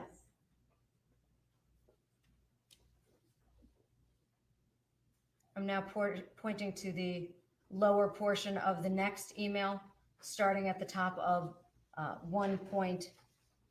believe that is 1.90. Is that correct? The exhibit in your hand. It starts with telephone texts from the Georgia Bureau of Investigation. Oh, yes, yes. Okay. Who did you reach out to on May 2nd of 2023? And I obviously misspoke a little while ago and I said I didn't, but yes, we did. We said, hey, we've been contacted by them. Like we said, we were still under the impression that they were both dead and security was, we didn't know. So yes, we said we've been contacted and. Okay. And did you also at some point speak to your son, Frank IV, about all of this? I'm sure I did. Okay. Did you inquire and look up Agent Sands to verify him? Yes. Well, at least, yes, the Statesboro office. Yes. Okay. And ultimately, that's when you saw him in person at your office? Yes, ma'am. Okay. Um, On May 3rd of 2023, did you receive a response from new no names at proton.me? Yes. What did they say? All they really wanted to know was who was the family family member that had a communication. They wanted information from you. Yes. They didn't give you any information? No. I thank you.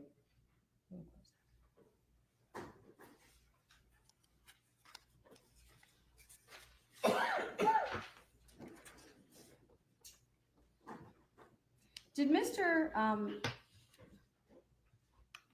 Kassotis explain to you ever over the phone any communications, what had happened after Mindy passed and before he was dead? He called us one time in, I want to say late January or early February. What did he say?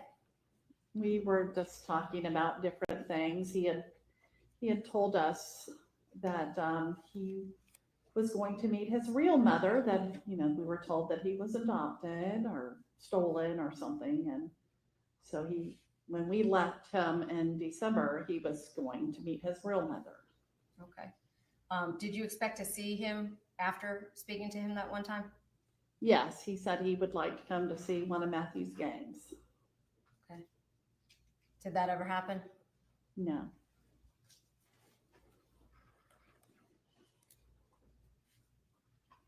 When was the first time that you learned that Mr. Kassotis was not dead? When Agent Sands visited me in my office in Savannah. Was that surprising to you? Yes, we were talking about Mr. Kassotis, and I said, you probably don't know, but he died several months ago, and he just kind of gave me a sad look and said, no, he's not dead. That's when I learned that he wasn't. Now, when you sat down and you spoke with Agent Sands, did he ask you to provide him with a DNA sample? He did, and I agreed. Okay.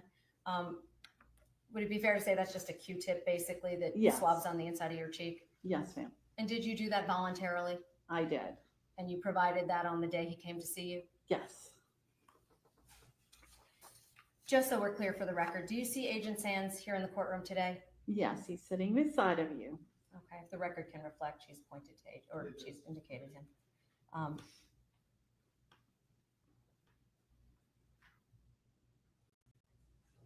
Prior to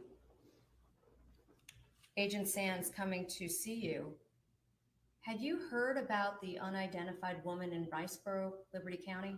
No. Did you know that there was somebody out there? No, I didn't. And at that point, did you even have a reason to think that that might be Mindy, if you had known? No. Your Honor, I'd like to approach the witness with 1.85.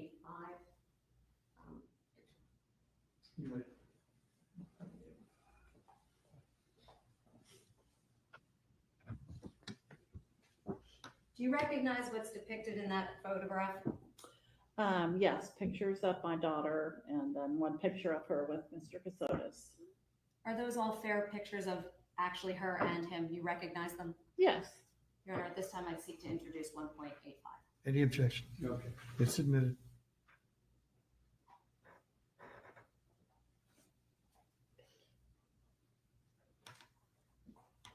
At this time, I'd like to publish, Your Honor.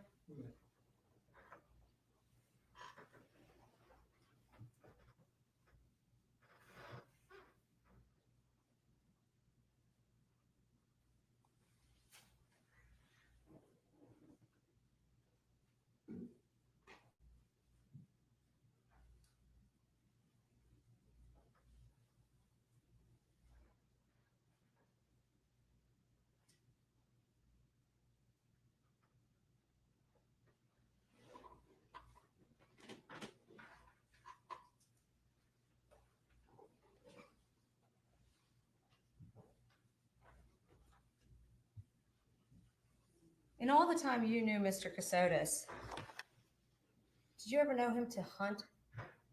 No.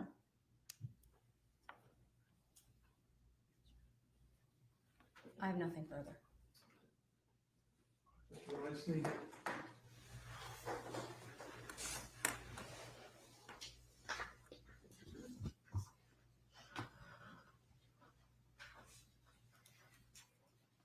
Good afternoon, Ms. Mevin.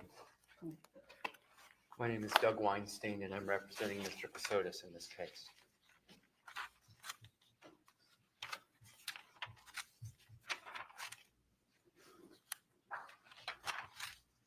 I'm going to endeavor to not keep you up here much longer. Thank you. You're very welcome.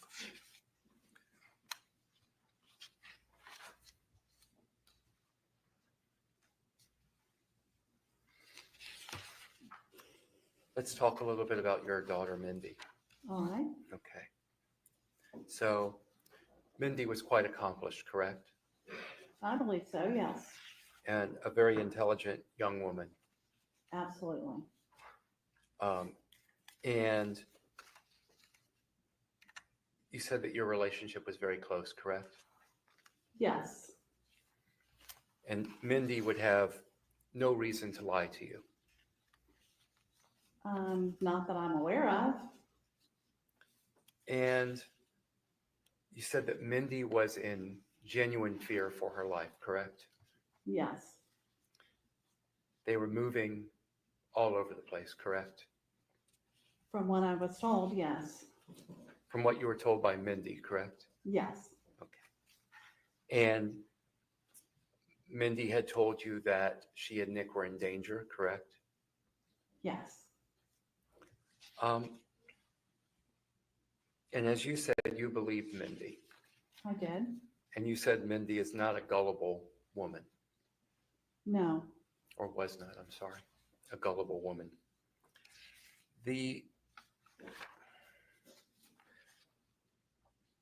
When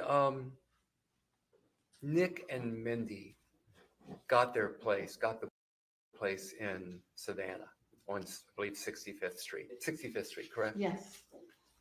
They invited you and your husband, Frank III, to move in with them, correct? Yes. And may I just ask, why did you move in with them?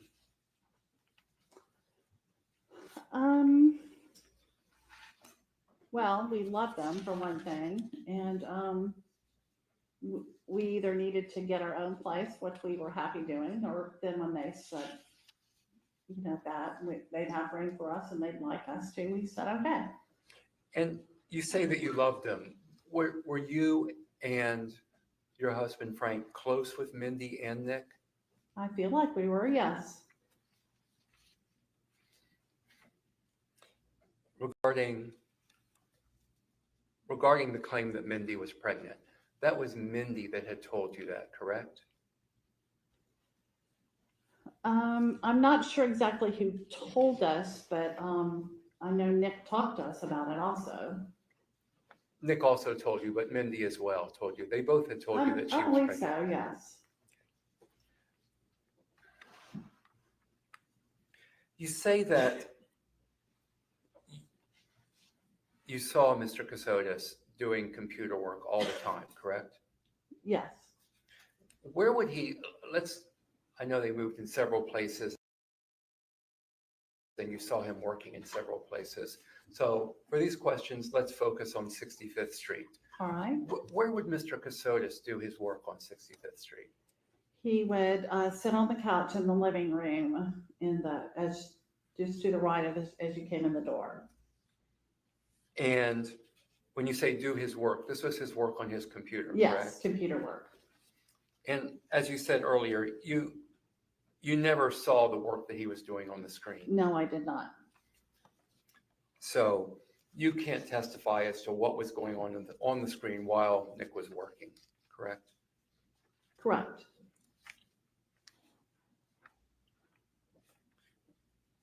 You say that you had never met the security team that was protecting Nick and Mindy, correct? That is correct. But there were certain actions that you would perform at Nick's behest, correct? So for example, I think you testified that one day Nick urged you to not go to work. Yes. Did he explain to you why you couldn't go to work? He just said that there was something big gonna happen or gonna be in the news, and he didn't think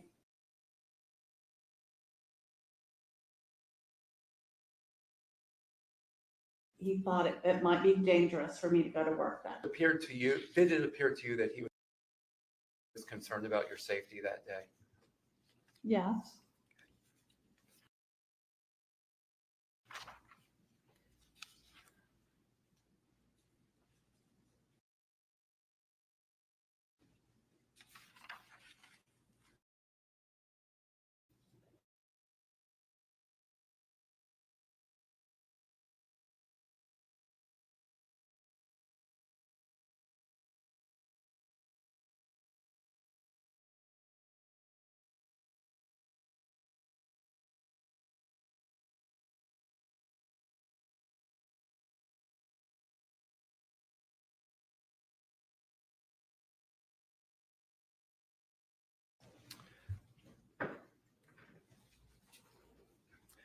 When did the 4th that Mindy had passed?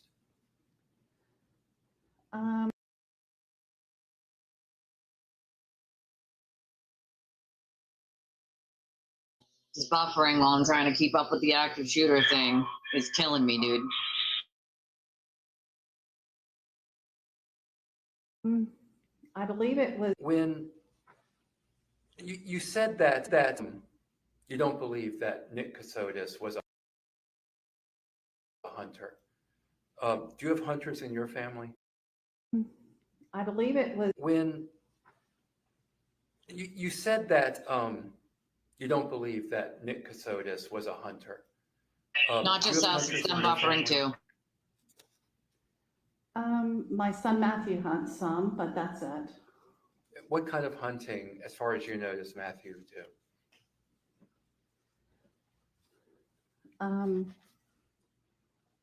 I don't really know. I'd have to guess. Well, I don't want you to guess at any of my questions, okay? So please don't. I know you testified about a couple of times that you and Mr. Kassotis were in contact following your move to Hilton Head when he left. I believe one time. And he reached out to you. Yes. Did he reach out to you over Signal? I don't recall. Is that the normal way he would communicate with you? Yes. And when you communicated with him, you would communicate to him via Signal as well? Yes. Occasionally we did, we emailed, but it was mainly Signal. Did you ever attempt to reach out to Mr. Kassotis after he had helped y'all move to Hilton Head? No, I don't believe so.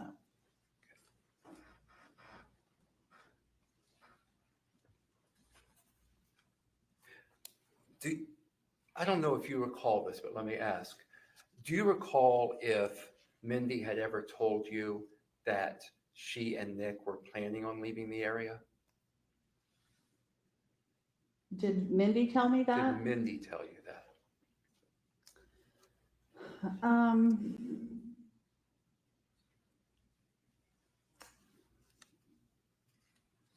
I don't recall if it was Nick or Mindy. I don't recall. But one of them had told you that they were planning on leaving the area Yes. prior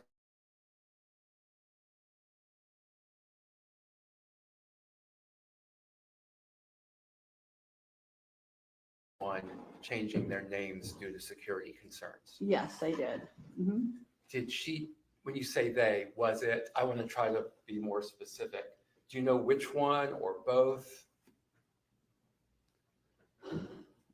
I believe it was both, and I think we were all sitting down at dinner one night because they told us they'd chosen the name Stark, and we all kind of laughed about it, you know, being in the Avengers. So.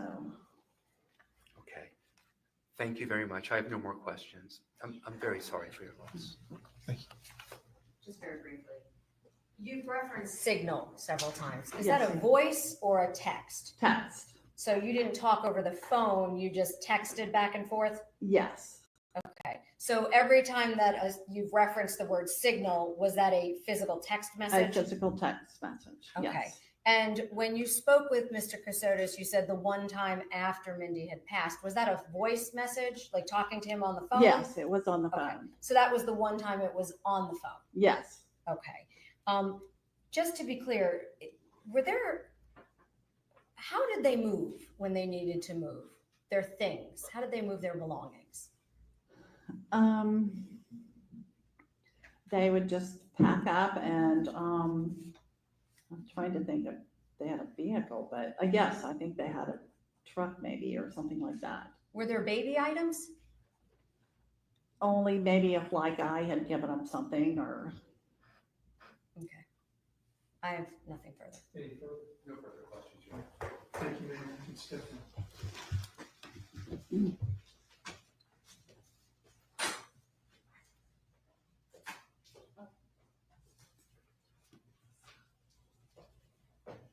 Your Honor, could we have a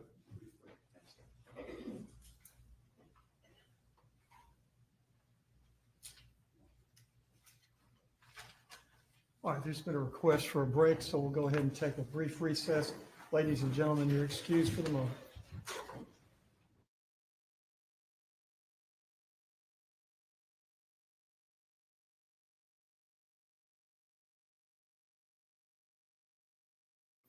All right, they're gonna take a break, and what we're gonna do is check in on this active shooter situation that we have going on. It's actually two.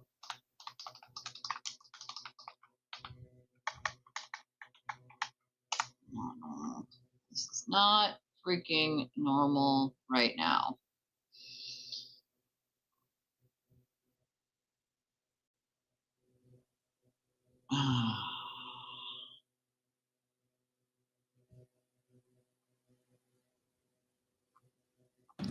Yeah, I don't think he's gonna come out. We're just gonna have to go in. I think Mel they're trying has to go around of doing all that, but an they'll probably have active no choice. someone. He's got a I'm not stream sure of what he someone who's did. actually showing the outside of where this standoff is occurring or is occurring right now. Get rid of this. Hold on. I need to get some water or something.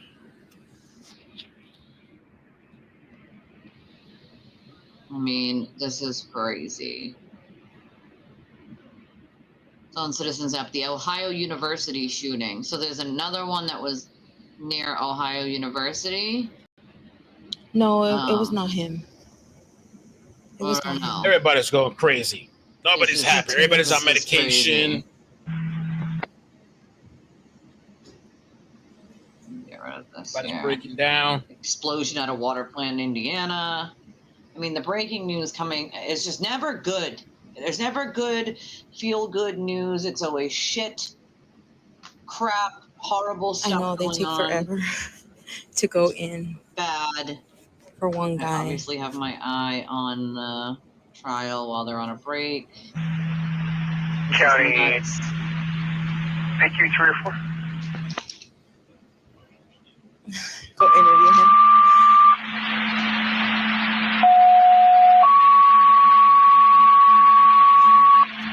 Tienen orden de arresto.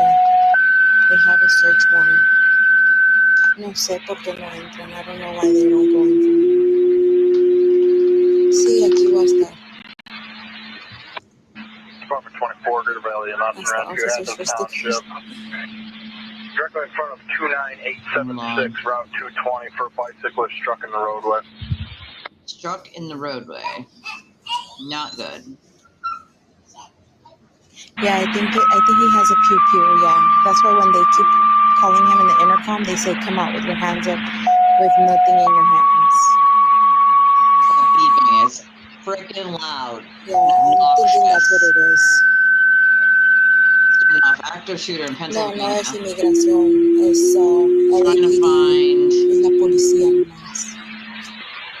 Department 24 River Valley, Y Mountain el Rescue FBI, Avenue Township, directly in front of 29876, Route 220 for a bicyclist struck in the roadway. Reporting the patient is still on the roadway at this time, believed to be breathing. There appears to be a physician on site evaluating the patient at this time. Fire north for operations 1458.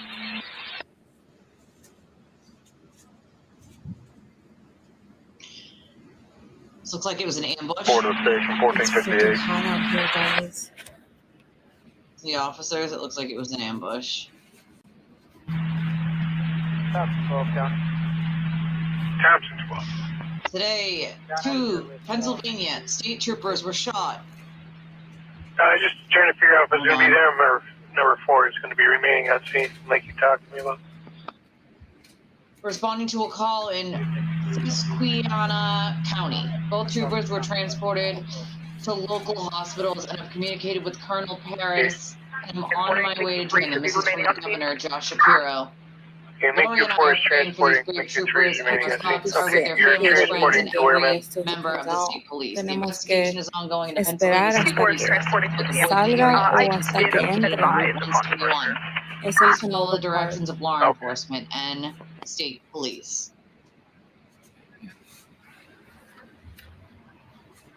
The governor said, Shapiro, Josh Shapiro. County New Milford 85.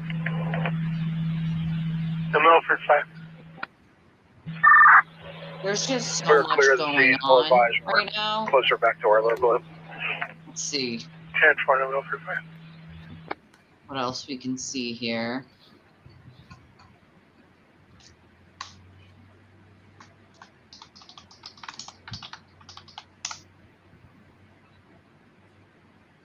Yeah, I think a lot of people have lost their goddamn minds, literally. Let's see. Yes. Oh my goodness. Tell her to get off your new bed. Can I see this really quick? Wait, 299.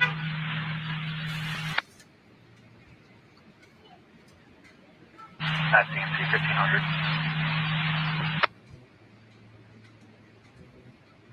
I don't understand. 299. 1500. Let me see if I can get.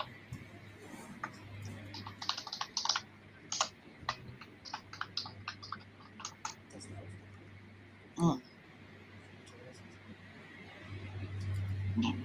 This right now.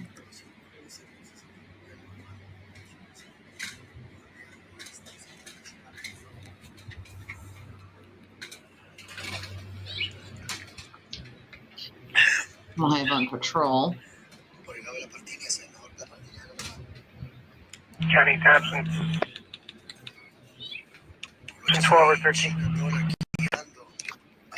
Really just seeing what the outside looks like. Alright, 171. I know you said it was going to be close. It's going to still be close between Bethel Hill and 171. Una troca azul 171.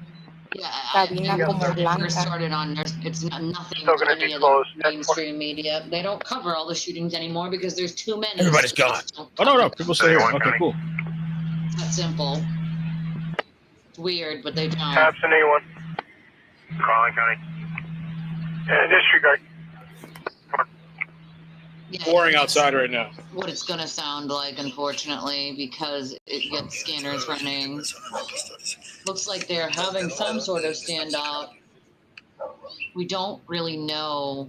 Yeah, the Ohio thing. Let me see what they're saying about it. Watch for the Ohio thing. It's an Ohio shooting happening. Also, Indiana had some sort of explosion.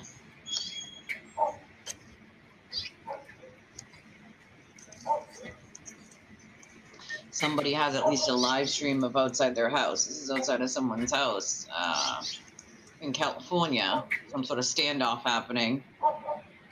And then the active shooter is in Pennsylvania, which getting reports of the shooter being found, but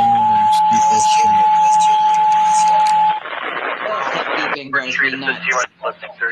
Es en Canova Park. Tienen orden de arresto. They have a search warrant. Canova Park. Belphegor 110 East George Street. I mean, it's been confirmed that the cops were like ambushed in Pennsylvania. Thank you, Sharon, for sending me this little article. Appreciate you, my friend. 2 Pennsylvania state troopers So this is an shot off-campus situation, guys. With the somebody in the chat said that in Ohio. It's off-campus shooting. The Athens Police Department said they are currently working on an active scene. Not really much information there. Let me see what Tienen else. orden de arresto. They have a search warrant in Canoga Park, San Fernando Valley. That's all they're saying. There was some No, type of they have shooting not incident gone off in yet. campus. Kelly, they're patient. It's good though. It's good. That's his mom talking. That's his mama?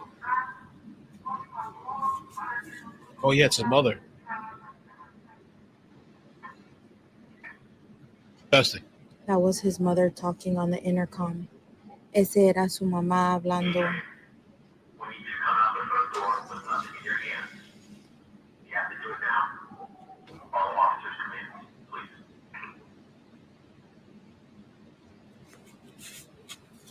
Sorry, I had to take a phone call.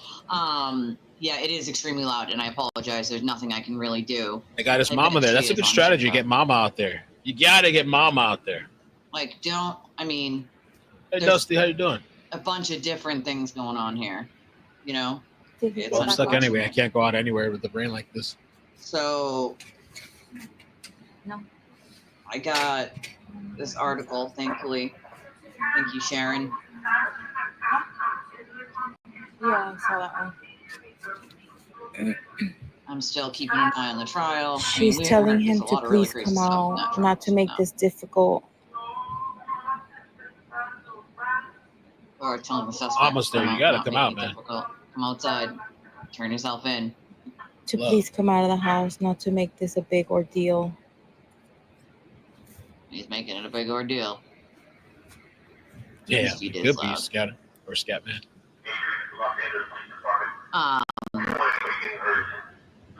So it says they were 2 Le está troopers diciendo la were mamá shot que while por favor responding to a call. salga, que no haga esto más grande de lo que ya está.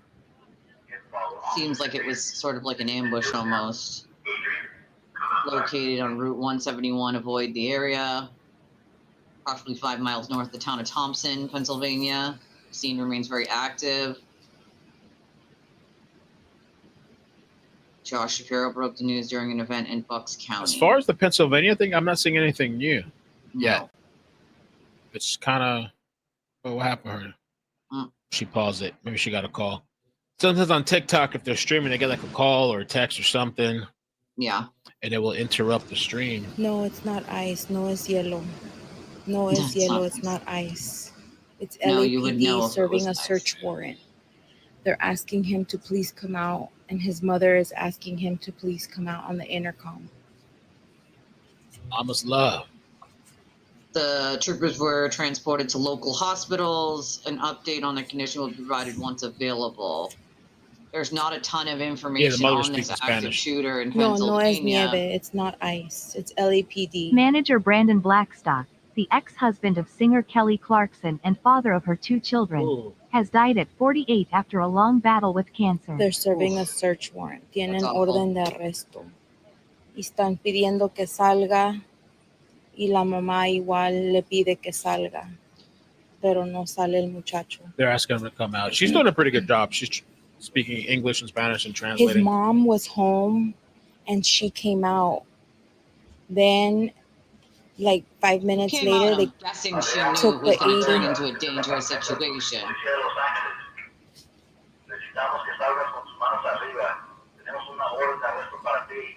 No Put good. your hands up. We have a arrest warrant. Mother and grandmother is worried about you. Mother and grandma's there.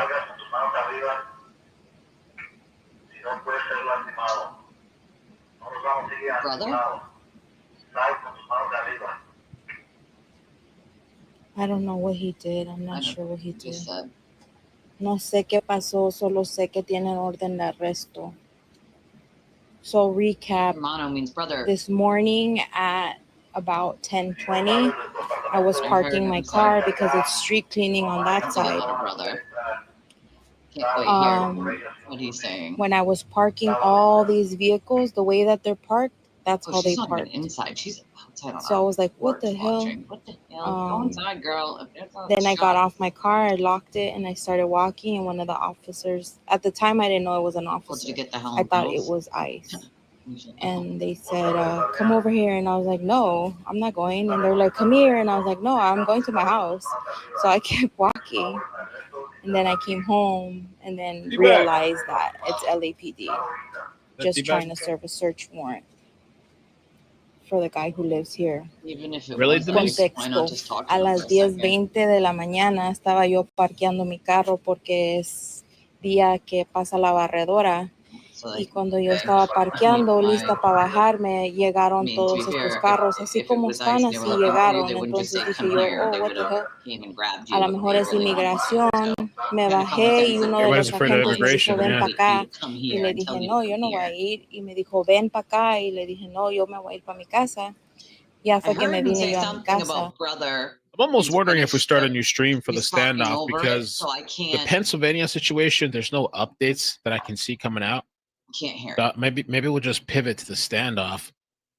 I'm not sure. We'll watch a little more and see because I don't want to waste Starting a new notification either. stream If this is just to about to be over. start another. Okay, I get why, because But it starts a new. I guess we'll see. Like breaking news, California standoff. Right now, it's breaking I don't know what the arrest news, warrant is for. Active shooter, Pennsylvania. So if you start a new stream, you change the title so that people Pew, know pew. it's now pivoted to something else. I often pivot in my streams. Anybody who watches me knows that we often pivot from one thing to another. He's I telling don't him usually start a basically new in stream Spanish to because it please doesn't come really out, make that sense his to do that mother for and me. his I don't have grandmother thousands want of him to viewers come yet. out Hundreds, not safely with thousands. no harm So done to him. trial still on a pause. They have his mother and his grandmother in one of these vehicles. The grandmother is about 80 years old, I believe. If she would be quiet when they're talking, I can hear what they're saying in Spanish and translate.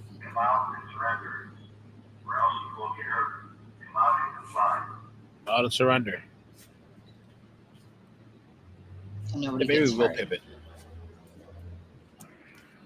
I'll put both headphones in so I can hear.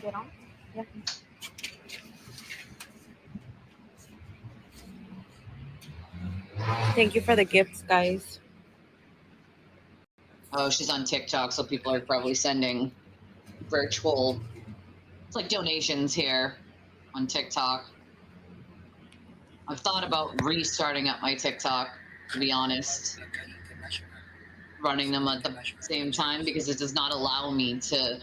StreamYard doesn't allow me to stream to TikTok like it does to Facebook, YouTube, and X all at the same time. I'd have to do TikTok separate on my phone.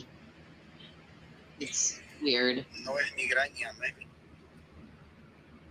In Canoga Park. No es migraña, no es migraña. Tienen orden de arresto. Colochón, estás con camisa rosada, anaranjada. Camisa anaranjada, ¿dónde estás tú? Tú no estás alertando una cosa como de boxeo. Aquí estoy, ajá.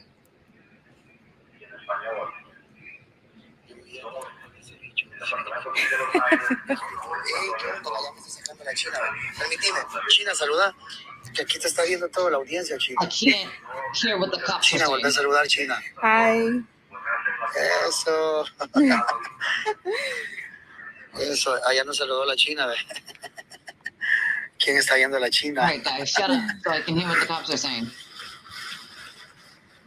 Es que vos los agarraste de frente, China. Can't translate to you guys because I can't hear them over him.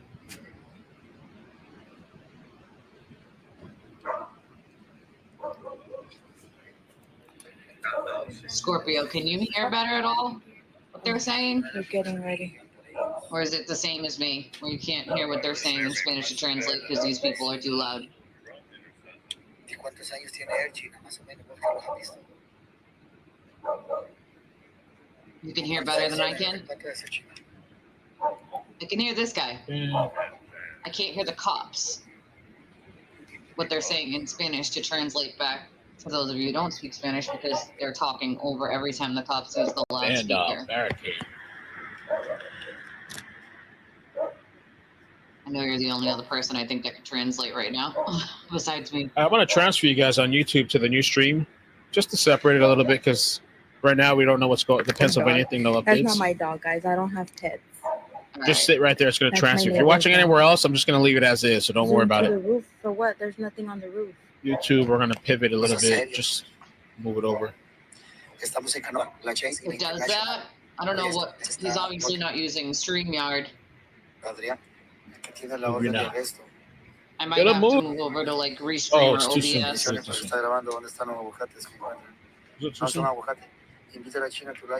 I know it's way more expensive. That's the problem. Some of these are very expensive. You have people following you right now.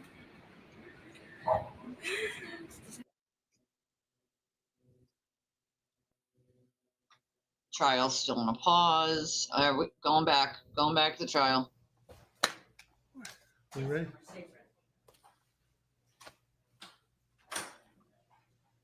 As soon as I did that, the lady on the other one from California was like, I think he has a pew pew.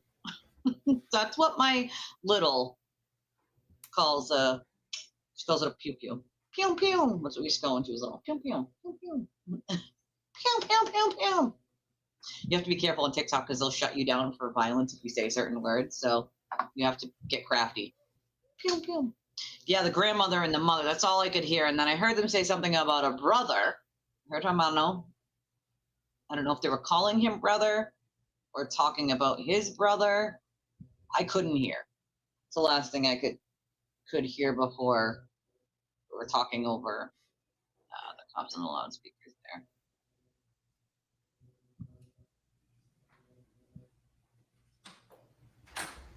Let's see. Restream. No watermark.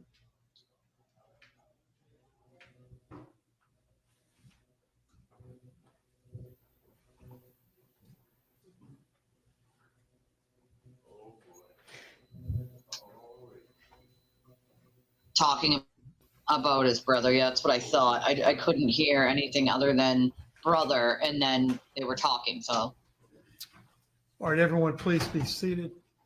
You would call the next witness, please. At this time, the state calls Frank Mebane III. while Frank Mebane III comes, if you want to do me a favor, hit the like button. We've been here 5 hours and 37 minutes. If you'd like to donate to the channel, we could definitely use your help. One of a bunch of different ways: Cashapp, Venmo, PayPal, Revolut on your screen right now, along with the ticker below it. It's in the description of the video, and we have a link in the chat and in the description of the video that you can click on and use your credit or debit. If you don't have any of the payment apps, you can just click on the link in the description that says donation link, or it's in the chat right now, pinned to the top. You just click on that link, add the amount you want, put your credit or debit card information in, and it sends it directly to me, to my PayPal account. My PayPal account. Confirm the testimony that you're about to give will be the truth, the whole truth, and nothing but the truth, so help you God. I do. Please have a seat, sir.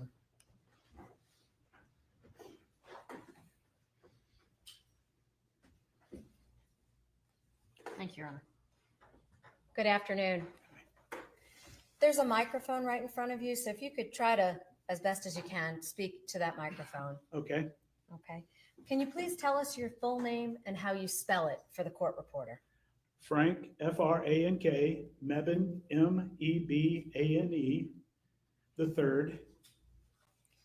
And Mr. Mebane, if at any time you don't understand a question, please just let me know and I'll try to stop and rephrase it for you, okay? Okay. Mr. Mebane, do you work right now? No, I'm retired. Okay. What did you do before you retired? A lot of different things. Do you want to know all of them?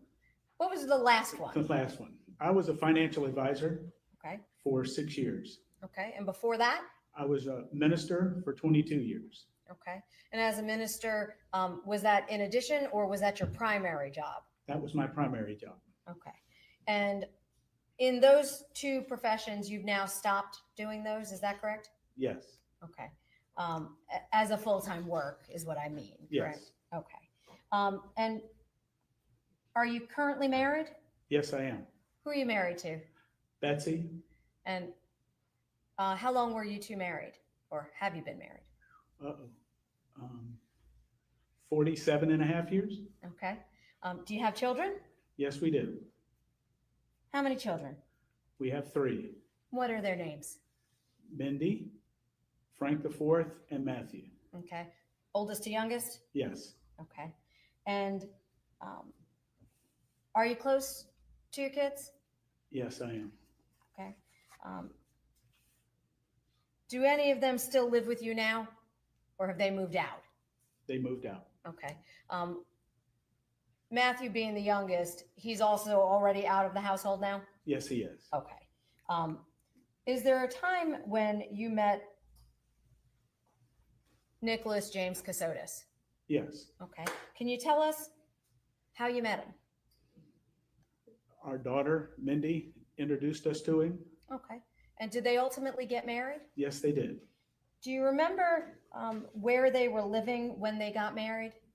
In Mount Vernon, Virginia. Okay. Did you visit them there? Yes. And when you visited them there, do you recall, was that a house or was it an apartment? What kind of a place was it? It was a house. Okay. Do you know who owned the house? I believed it was Nick. Okay. And she moved in with him to his house? Yes. Okay. Do you know what happened to that house? Not exactly, no. Okay. At some point, did they ever move out of that house? Oh, yes. Okay. And what was Mindy doing, if you know, for a living while she was living up in Virginia? Well, she graduated with a master's in public service or something like that. And she was working for different like nonprofit. Yeah, Mindy's dad. I think it was the last one, or I know the name was KKR. Okay. And at that point, do you know what Mr. Kassotis was doing for a living? He was in the Navy, worked at the Pentagon. Do you know what his title was in the Navy at the Pentagon? You mean his rank? If you know his rank. No, I know he worked for JAG. Okay. Do you know if he was an attorney? Yes. Okay. And when he was in the JAG in what branch of the service you said? Navy. Do you know if he remained in the Navy after they got married? I believe so, but I'm not sure exactly when he left or not. Okay. So you know at some point he did leave, you just don't recall exactly when. Correct. Okay. And when they got married, he was in the Navy at that point? I believe so. Okay. Did there come a time when you and your wife started to live with any of your kids? Yes. Who did you live with? We lived with Frank the Fourth and his wife. Okay. That would be Mindy's younger brother? Yes. Okay. And where did you live with them? In Hilton Head, South Carolina? South Carolina. Okay. Where are you from originally? Florida. Okay. And by way of Florida, you wound up in South Carolina with them? Yes. Okay. Do you know approximately when you moved in with Frank and Megan? If you know. Around 2016, I believe. Okay. And at that point, did you stay with them for quite a while? Yes. Did there come a time, well, let me back up for a second. Why were you living with them? Well, my wife had been laid off from her job in Augusta, and I was still working as a financial advisor, and she was laid off, and she came down to Savannah and got a job the next day. Oh. And so she started living with them, and then that's when we decided we would move in with them. Okay. So was she working in Savannah then? Yes. Did that make it more convenient? Oh, yes. Okay. And being a financial advisor, did that allow you some more flexibility? Oh, yes. Okay. And you said that was in Hilton Head, is that right? Yes. When you were living with Frank and Megan, at any point did any of your other kids move in? Yes. Who moved in? Mindy and Nick. And Okay. of course, Matthew was with us because he was in high school. Okay. So for a while there, it was Mindy, Nick, Matthew, you and your wife living with Frank and Megan? Matthew wasn't there. By that time, we had moved. Okay, so at some point there were some overlap. Yes, Okay. And do you recall, you said, I believe you moved in with them in approximately 2016, meaning Frank and Megan.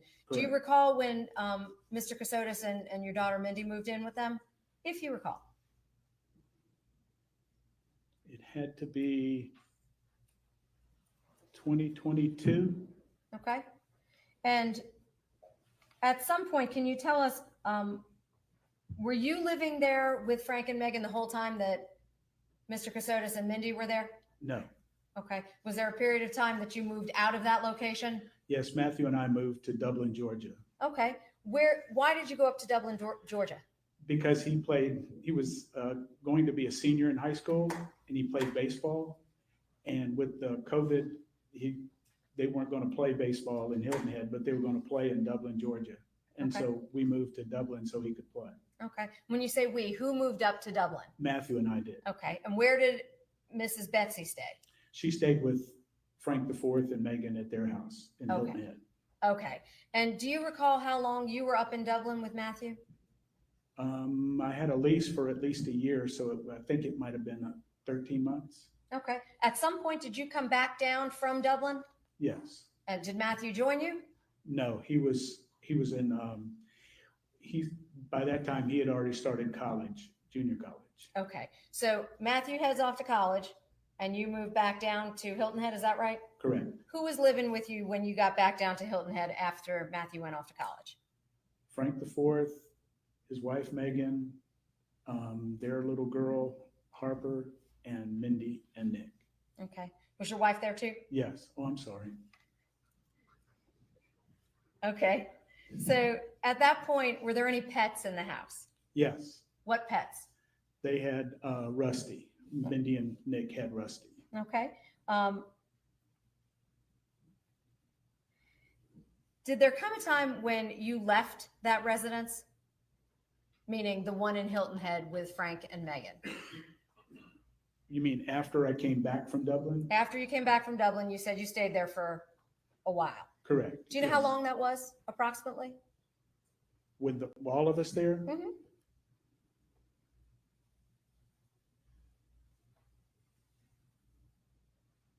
Maybe 5 months, 6 months. Okay. And at Maybe some a little bit longer than that. Okay. So at some point you said it was about 5-6 months, maybe a little bit longer. You're in Hilton Head with Frank and Megan. Is that right? Okay. And Mindy and Mr. Kassotis are there too. You and your wife. Correct. Okay. What caused you to leave? Well, I took Matthew, the younger son, to play baseball in Illinois for the summer. Okay. And when I was up there with him, that's when Mindy and Nick moved out of their house, and I came back, they were gone. Okay. Do you know where Mindy and Mr. Kassotis moved to when they left Frank IV and Megan's place in Hilton Head? At first, they moved to a hotel that my wife got for them. Okay. And did they go anywhere after that, if you know? They went to another hotel, and then we went to 65th Street in Savannah. Okay. Now there sounds like there was a fair amount of moving going on. Is that right? Correct. Do you know how the belongings got moved when people were moving about? I know Mindy and Nick had tubs, big black tubs, What kind of tubs were they? Can you describe them for me? like big tubs that you put stuff in for like Christmas decorations, you know, big, I don't know how big, I mean, they were big tubs. Okay. And you're making some gestures with your hand, approximately sorry. as wide as my hands are. Is that correct? Correct. Would it be I'm fair to sorry. say about 3 to 4 feet? Yes, Okay. And they were tall and deep? yes, And that's about maybe 2 or 3 feet? correct, Okay. And they would move their belongings in those tubs. Is that right? yes, So there was not a moving company, was there? no, Okay. And not moving boxes, but rather these tubs. correct. Okay.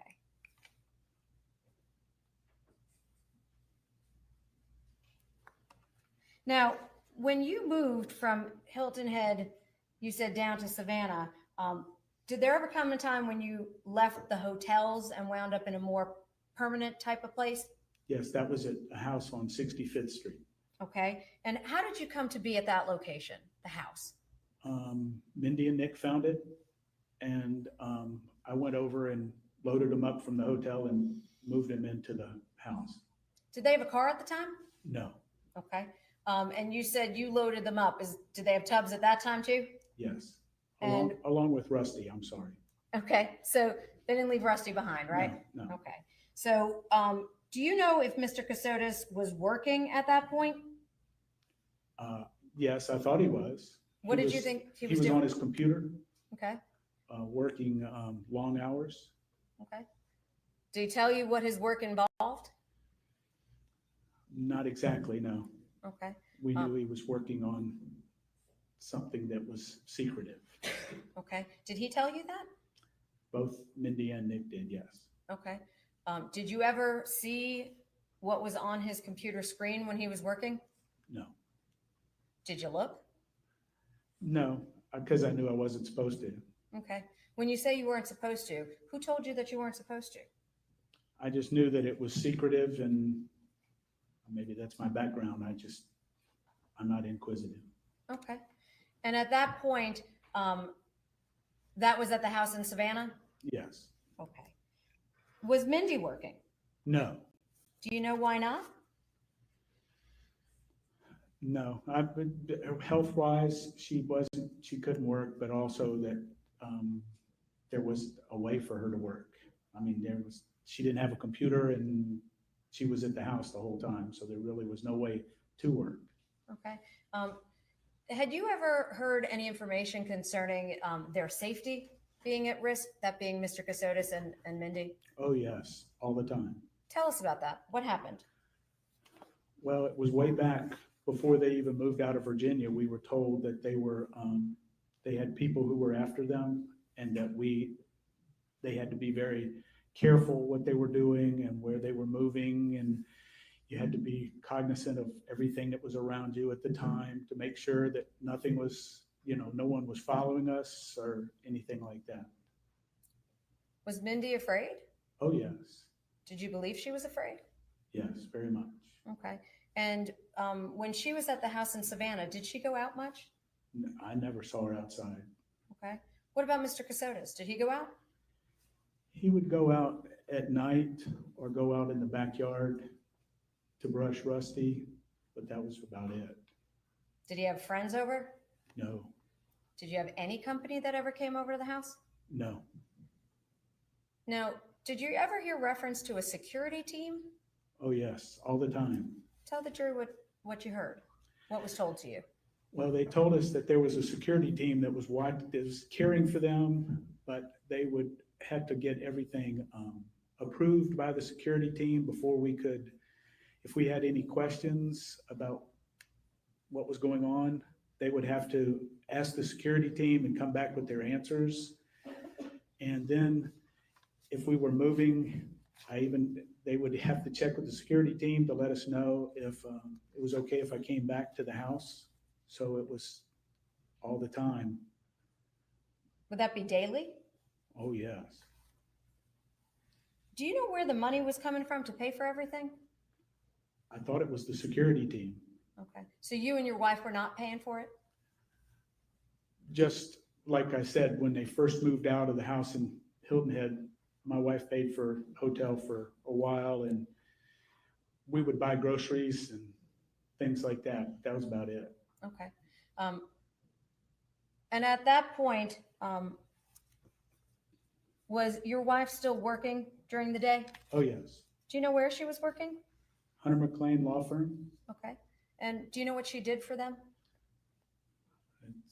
I think they call him an administrative assistant now. Okay. And in that capacity, would she go to work Monday through Friday? Oh, yes. Okay. Do you know what time she would leave in the morning for work? I would take her to work about 8:30, Okay. And then what time would she get home? 5:30. How'd she get home? I picked her up. So you'd drive her to and from work every day? Yes. Okay. Were you working yourself at that point? No, not by the time we were there. Okay. Was anyone else home during the day with you? Meaning who, anybody who lived there? Mindy and Nick were always there with Rusty. Okay. Now, did there come a time when there was a mention of Microsoft? Yes, that was way back when when we were told that he left the Navy, they were working on something for Microsoft. And that's why they needed a security team to protect him. So Mr. Kassotis needed a security team because he was working for Microsoft on something secret? Correct. Okay. And at that point, that started, you said back in Virginia? Correct. Okay. So this happened back in, do you know what year that was approximately? If you know. I don't recall exactly when that was. Okay. But it was while they were still in Virginia? Yes. Okay. Did you ever see any work product from Microsoft from him? No. Did he ever show you any paperwork from Microsoft? No. Did he ever show you any computer software? No.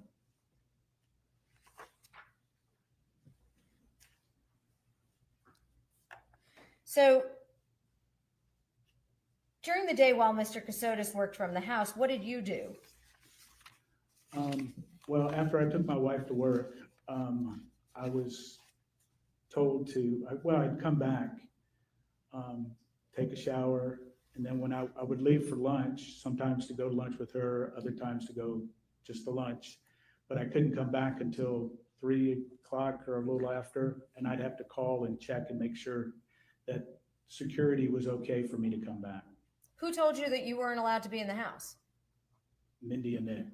So they told you you had to leave the house? Correct. How often did you have to leave the house? Every day. From when to when? Usually right before lunch until after 3 o'clock or so. Okay. And how did you know that it was okay to come home?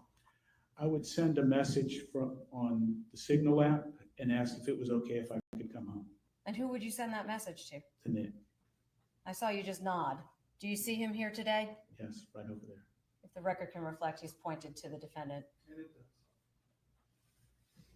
Had you ever used Signal app before? No. How did you learn of Signal app? I believe it was Mindy who showed me how to even download it and how to use it. Okay. And on Signal app, just so we're clear, is that a texting or a voice communication? Texting. Text. Okay. And so you would send the messages to Mr. Kassotis by way of that phone app? Correct. And would he then indicate whether or not it was okay for you to return to the residence? Yes. How long after they were married did they start moving around? Do you know? Approximately.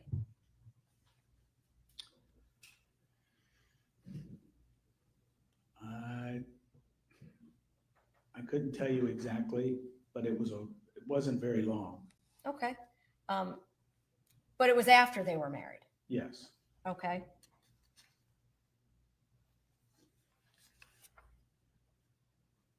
Did you believe them when they told you that they were in danger? Oh, yes. Did there come a time when you started to doubt that?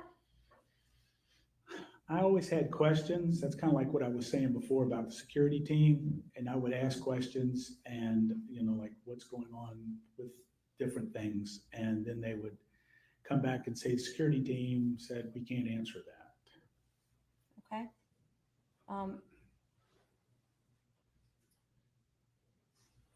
Did there come a time when you ultimately left the Savannah residence? Yes. And where did you wind up staying at that point? Betsy and I moved to a condo in Hilton Head. Okay. And I'm jumping ahead for just a moment. Was there any specific way that you had to get into that unit, that facility for the condos? How did you get into the building complex? They had a security gate that you had to get approval, like a pass to get in. Okay. And when you ultimately moved to that residence, did you have to provide that pass to somebody?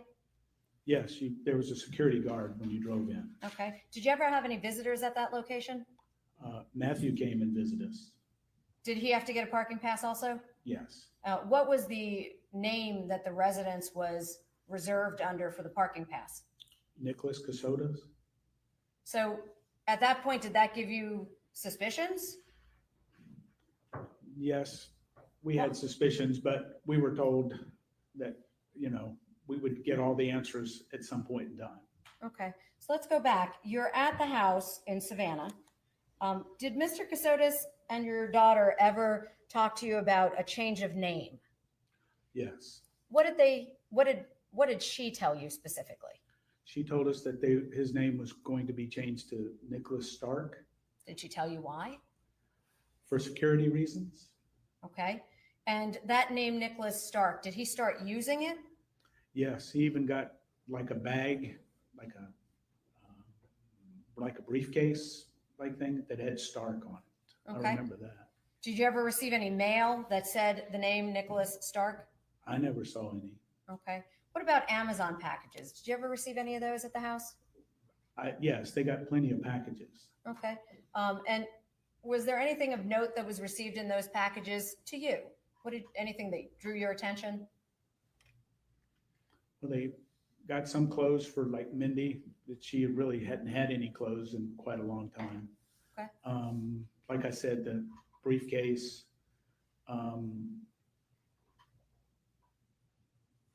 other things, I don't remember exactly.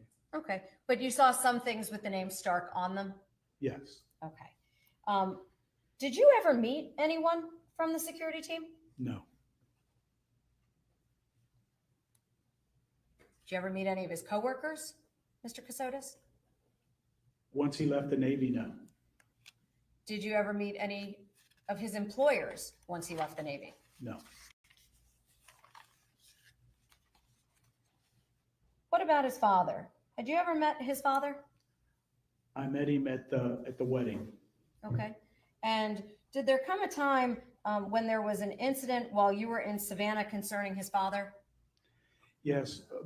Most weekends, Betsy and I would go off for the weekend, a lot of times to watch Matthew play baseball or whatever. And we would try to give them time away from us. So we would go off and come back on a Sunday afternoon. And one Sunday we came back and they told us that his father and his uncle had come to the house and were knocking on the door.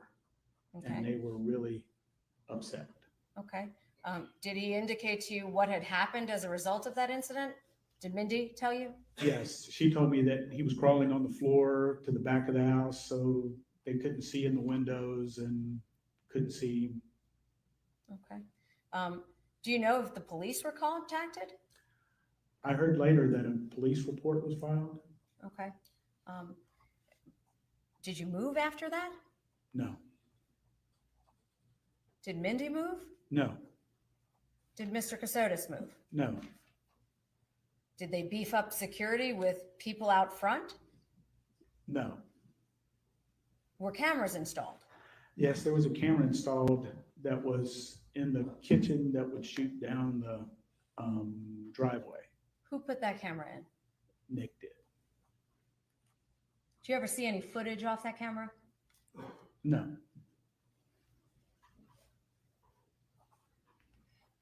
Do you know where Mindy was? Did she tell you where she was? I'm when telling this you, incident happened? madness for two. Follow you do. She was in their bedroom, I believe. Was she afraid? Yes.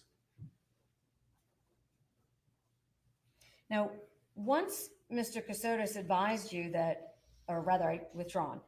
Once your daughter advised you that this incident had happened, were measures taken to protect your wife from going to and from work? No. Did anything change at all? No.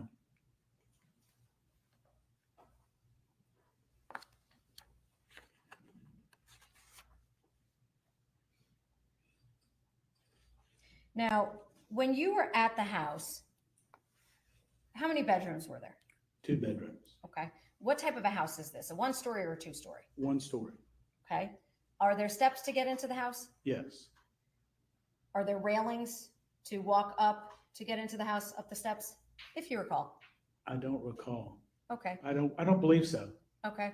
Well, when you got to that location, did there come a time when you had to have surgery of some kind? I had hip replacement, yes. Okay. Can you tell the jury what happened that prompted you to have that surgery? Well, I hurt my left knee shagging fly balls for my son, and I didn't get my knee fixed. And it got to the point where it hurt my left hip, and I finally had to get hip replacement surgery. Okay. Do you remember when that was? November of 2022. Okay. And where did you go for the surgery? St. Joseph's Hospital. Okay. Is that in Savannah? That's in Savannah on Abercorn. Okay. And when you went to that surgery, were you alone? How did you get there? Betsy took me. Okay. When she took you to the surgery, did you stay overnight or did you come home that day? I stayed overnight, yes. So would it be fair to say you returned on what date? December the 1st, I believe. Okay. You came home the next day? Yes. When you came home the next day, where did you go? So from she that was already location, meaning from the hospital? dead, I believe. Back to the house on 65th Street. How did you, when you arrived at 65th Street, what happened? Nick came out, helped me up the stairs. They were big, tall stairs, and really took care of me the rest of that day because Betsy went back to work. Okay. And at that point, did you see Mindy at the house when you were there on November 30th? No. Okay. Can you tell us, where were you for Thanksgiving? Thanksgiving, Matthew and his friend had come in. This was one of those weekends where we tried to give them privacy. So we rented a condo in Hilton Head because Matthew and his friend were working at a restaurant. They had a big Thanksgiving promotion they did with fried turkeys and all that. And they worked long hours. And so we went over there and got a condo so they would have somewhere to stay we stayed there for the whole weekend. Okay. Do you remember what day you left for Hilton Head? That was on the Wednesday before Thanksgiving. Okay. And specifically on the Wednesday before Thanksgiving, do you recall when the last time you saw Mindy was before you left for Thanksgiving? Probably the day before or maybe a few days before that. Okay. So in the days leading up to you leaving, you saw her? Yes. Where was she? She was in the bedroom, but also one time she was coming out of the bedroom, going to the bathroom. Okay. So you saw her in the house itself? Yes. Okay. And at that point, what did you think her condition was, her health condition? She looked really bad. I mean, looked like they told us that she had high blood pressure and she looked like she was sick. Okay. And at that point, did you leave to go for Hilton Head? Yes. Okay. And when you left to go for Hilton Head, when did you come back? What day? The Sunday afternoon. Okay. And when you came back on the Sunday afternoon, did you see Mindy? No. Where did you think she was? Nick told us that she was in the hospital. They were trying to regulate her blood pressure. And did you ever speak with her? No. Did you ever see her at the hospital? No. Did he tell you which hospital? No. We just assumed that she was at the military hospital right there in Savannah. Why did you assume that? Because he was retired Navy. Okay. And at that point,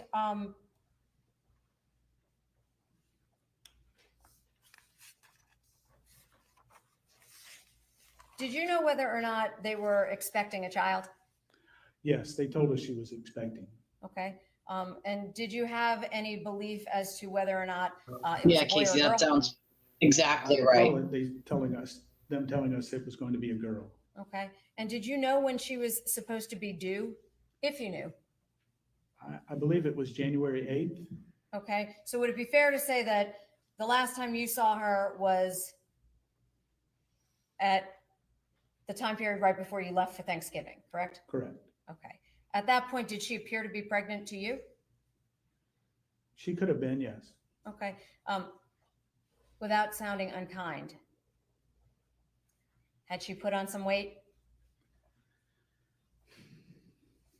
What makes you think that she could have been pregnant? Well, I've seen a lot of people who have been pregnant that didn't look pregnant. And Okay. so she wasn't really skinny to start off with, so it was believable. Okay. So when she told you that, you simply believed her? Yes. Okay. And when you came back to the house, you said from the surgery, you said Mr. Kassotis helped you into the residence. Is that right? Yes. Okay. Did he stay with you until your wife came home? Yes. And at some point, did he leave the residence during that time period? Yes. Once she came home, he left to go see, he told us to go see Mindy. Okay. And at that point, what was your expectation about Mindy? Was she coming home or staying at the hospital? What was it you believed was going to be going on? I thought when she got better, she was coming back to the house. Okay. And at that point, did Mr. Kassotis leave the residence? Yes. And where did you believe he was going? To the hospital. And at that point, what, if anything, happened after he left for the hospital? Well, he came back home and he told us that she had died Okay. at the hospital. Okay. Were you surprised? Yes. Okay. And at that point, did he tell you what happened? Well, that's a little fuzzy for me, but I do remember that it said something to do with her blood pressure and somebody had left the room. And when they came back, she had died.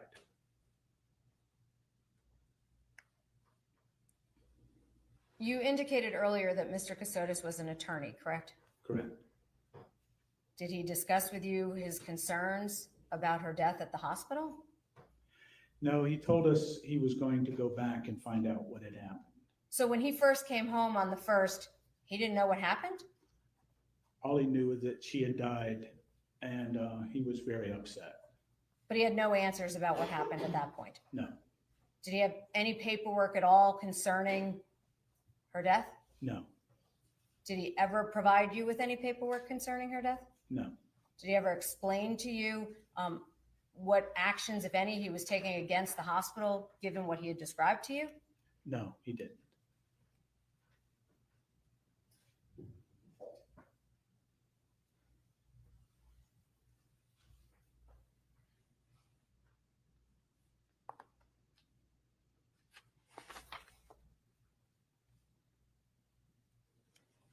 Did Mr. Kassotis ever indicate to you which place that you could go and see your daughter after she passed? No, that was never discussed. Okay. Were you concerned where her body was? I've given that a lot of thought. Being a minister, I know once someone dies, I know they've gone to be with the Lord.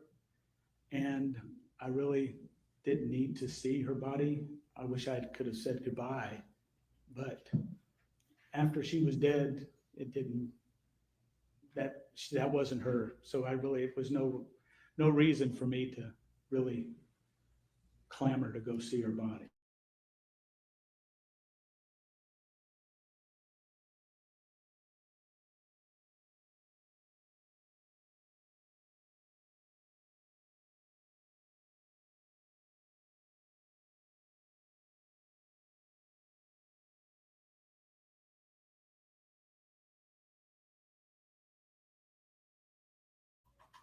So you weren't allowed to have a service initially because of security? That's the way I understood it, yes. Okay.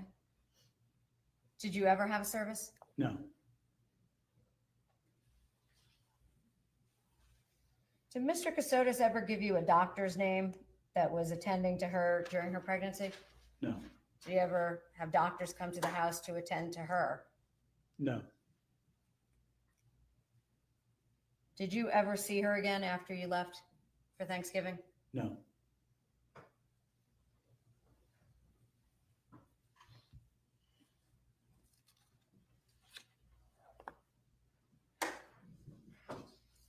Did you ever exchange emails with people that you believed were connected to the security team? Yes. How did you get that email address?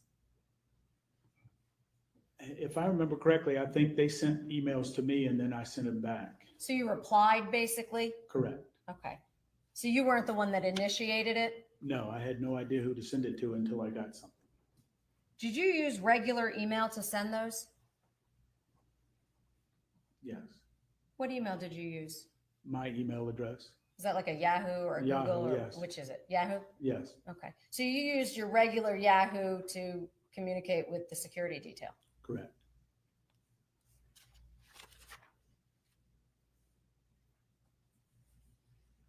Do you remember if Mr. Kassotis ever got a car?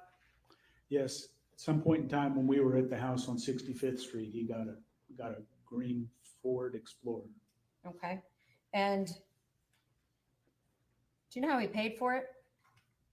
No.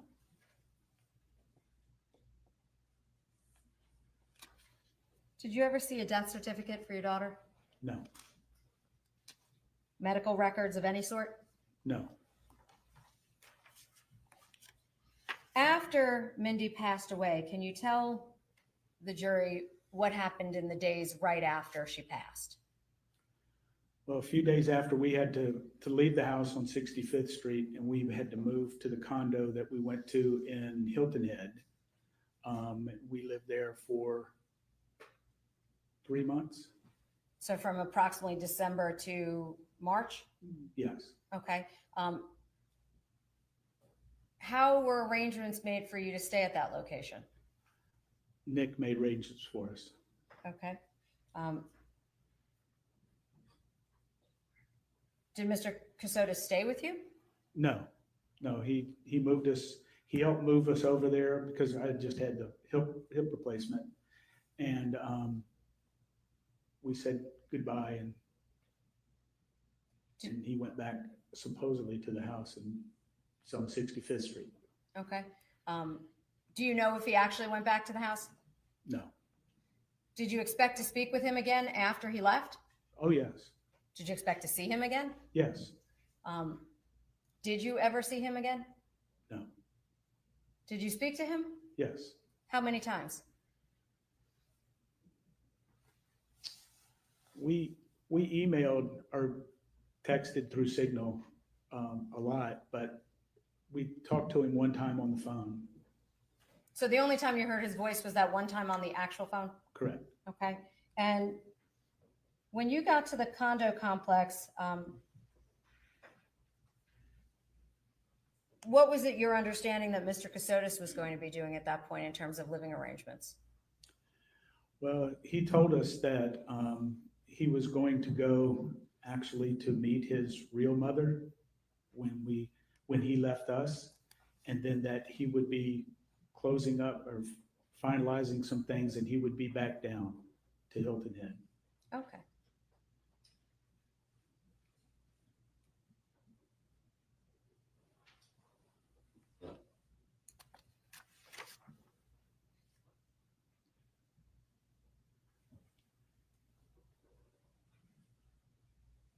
In all the time that you knew Mr. Kassotis, did you ever know him to hunt? No, Did he own knives? not that I knew of, no. Did he do some chores around the house? Yes. And specifically, what chores do you remember him doing? The house at 65th Street, there was problems with the washing machine that he tried to fix. Toilet was backed up. We had terrible mosquitoes when we first moved in, and he did something with the mosquitoes. When was the mosquitoes? You said when you first moved in? Well, right around when we first moved in, yes. We had mosquitoes were coming in from somewhere. And you moved in when? Do you recall? June? I'm assuming, yeah, I think it was June of 22. That was long before November, right? Correct, yes.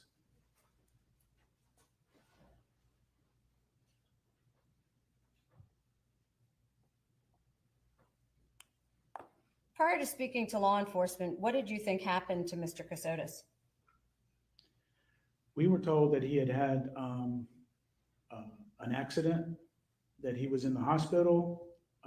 We didn't know where, and that he was on life support.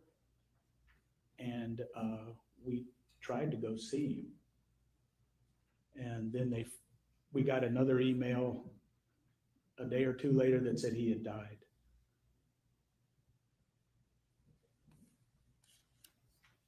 And that notification was received by email? Yes. Did anybody come to see you? No. Did you ever speak with his family concerning his death? No. And I just want to make sure I understand, his security team reached out to you and your wife after he was dead? Correct. Did you ask to see his body? No. Did they make arrangements for a funeral service for you to attend? No.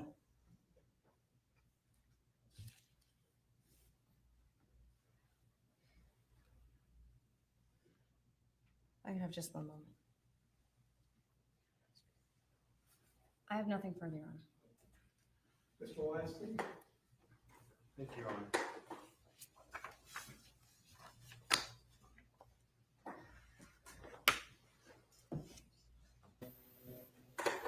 Cross-examination from Mr. Weinstein. Mr. Weinstein. Mr. Hat. Mr. Garrison. So that's what it sounds like. That's what he sounds like. Good afternoon, Mr. Mevin. Hi. My name is Doug Weinstein. I'm representing Nick Kassotis in this case. Okay. Mr. Mevin, you said your last position after being a minister was being a financial advisor. Correct. What does a financial advisor do? Or what did you do as a financial advisor? Let me put it that way. I had clients who I You guys see that guy? I don't know who that is. advised them about investments. He could have been. They did do toxicology, though. So investments in On what? Benadryl. Stocks, bonds, mainly. And how did you have the knowledge base to be able to give that advice? My undergraduate degree is in finance, and I had always, wherever I worked at churches or whatever, I did the financial part of the church. And I was recruited by Edward Jones Investments, and they trained strenuous training to how to pass the different tests that you have to pass to get different licenses to be a financial advisor. So how many tests did you have to pass? 4? And you said those tests were strenuous? Yes. So it seems like it's fairly complex. I needed work, them to do life correct? insurance. Okay. I think it was And you'd have to 4. be pretty smart, pretty knowledgeable. If you want to in go order all the do way that up, work, correct? 4 tests for The licensing or life insurance, which is a fiduciary Nick and duty. Mindy are It's having all of extensive. these security issues, and Mindy is telling you about It's not the just basic. security issues. You believe Mindy, correct? Yes. And you believe Nick. Yes. And you said that Mindy was afraid, isn't that right? Yes. Mindy also was a pretty bright woman. Very bright. Very bright. Why'd you say very bright? Well, to get her master's degree, she had to have a high GPA, and she was always in honors classes in high school and college and all that. And so she was a very bright woman, but she was also Doesn't afraid. make one smart, though. And she told you about this security team, correct? Taking tests and being good at them does not make one smart. You said they a lot when referring It's more to about stuff. So I'm gonna try memorizing- to get that clarified so that Memorizing you can shit. understand whether it was Mindy that told you things or Nick that told you things. Okay.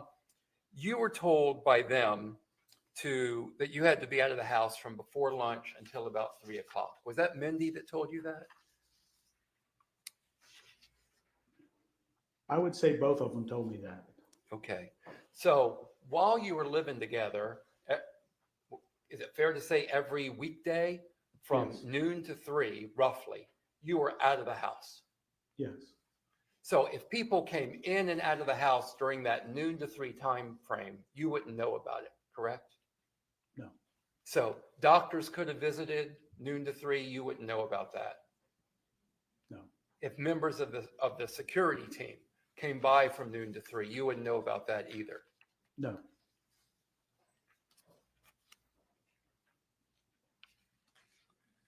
And you say Mindy is the one that told you about the Signal app, is that correct? Yes. And you would use that to communicate with Mindy and with Nick, right? Yes, for a while, yes. But text only, you never used the voice feature of Signal, correct? No. Not that I remember, no. Okay.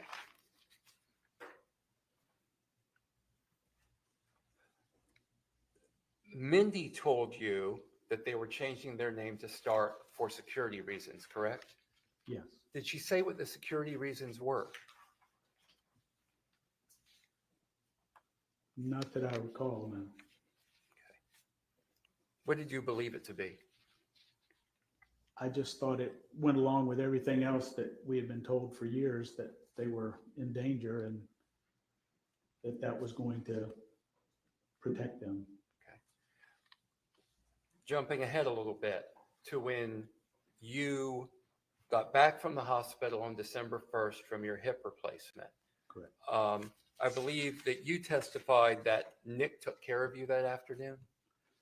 Yes, he helped me get up, go to the bathroom, things like that. You don't have to get into graphic detail, but I understand what you're saying. And Nick remained with you until Betsy returned, correct? Correct. And then at that point, Nick left the house. Correct.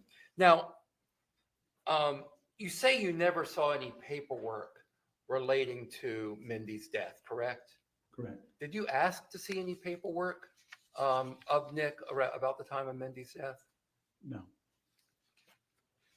You also were asked about a lawsuit, about Nick engaging in a lawsuit against the hospital. You had known Nick in 2022 for how long? 6 years. Had you known him to be a litigious person? Had he been going around filing a bunch of lawsuits? As far as you know. No.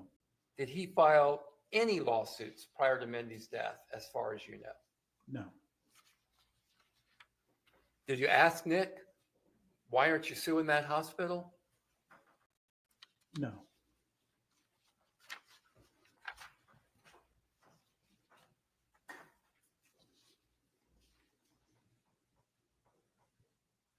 Were you on the phone when Frank IV was told about the death of Mindy? No. That was your wife that had made that call to Frank IV? Yes. Okay. What was Frank IV's occupation? He's a policeman. He's a policeman. Yes. Is he still a policeman as far Yes, as you he know? is. Where is he a policeman? In Burnett Town, South Carolina. And how long has he been a policeman for?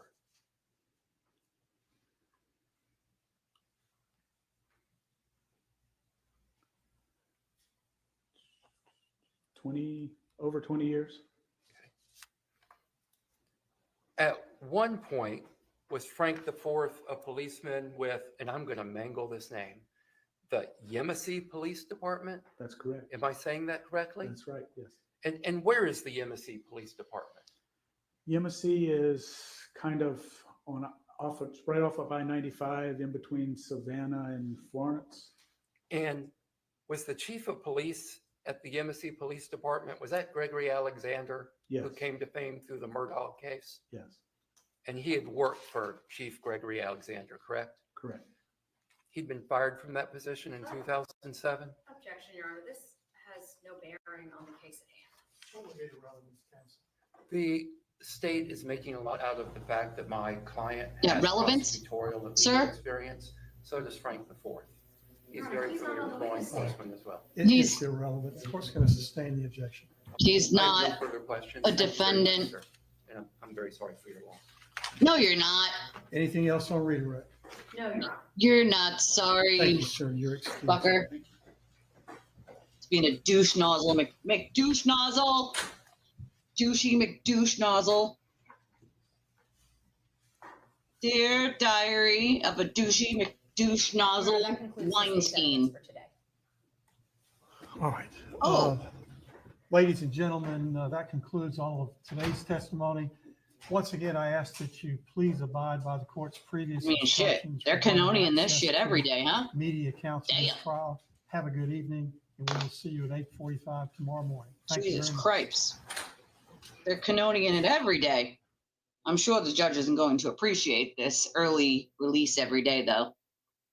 I'm gonna guess he doesn't appreciate it, because then you're wasting the jury's time by an hour every day. That equals eventually a day early to be done with this trial, which they were already predicting was like 2 to 3 weeks, depending on if they use every witness, which is like 30 something witnesses or something like that. But I got shit to do anyway, so I mean, whatever. I mean, if he's gonna canoni it, I guess couldn't be a better time. Audio? Law and crime? This doesn't need to be on the record. Oh, for fuck's sake. This doesn't need to be on the record? Sir, you're a judge. Everything needs to be on the record. So, I'm confused. You didn't want the audio, but, I mean, I guess if you want to call it a sidebar, it doesn't need to be, and it should be, are two different things. Doesn't need to be is one thing.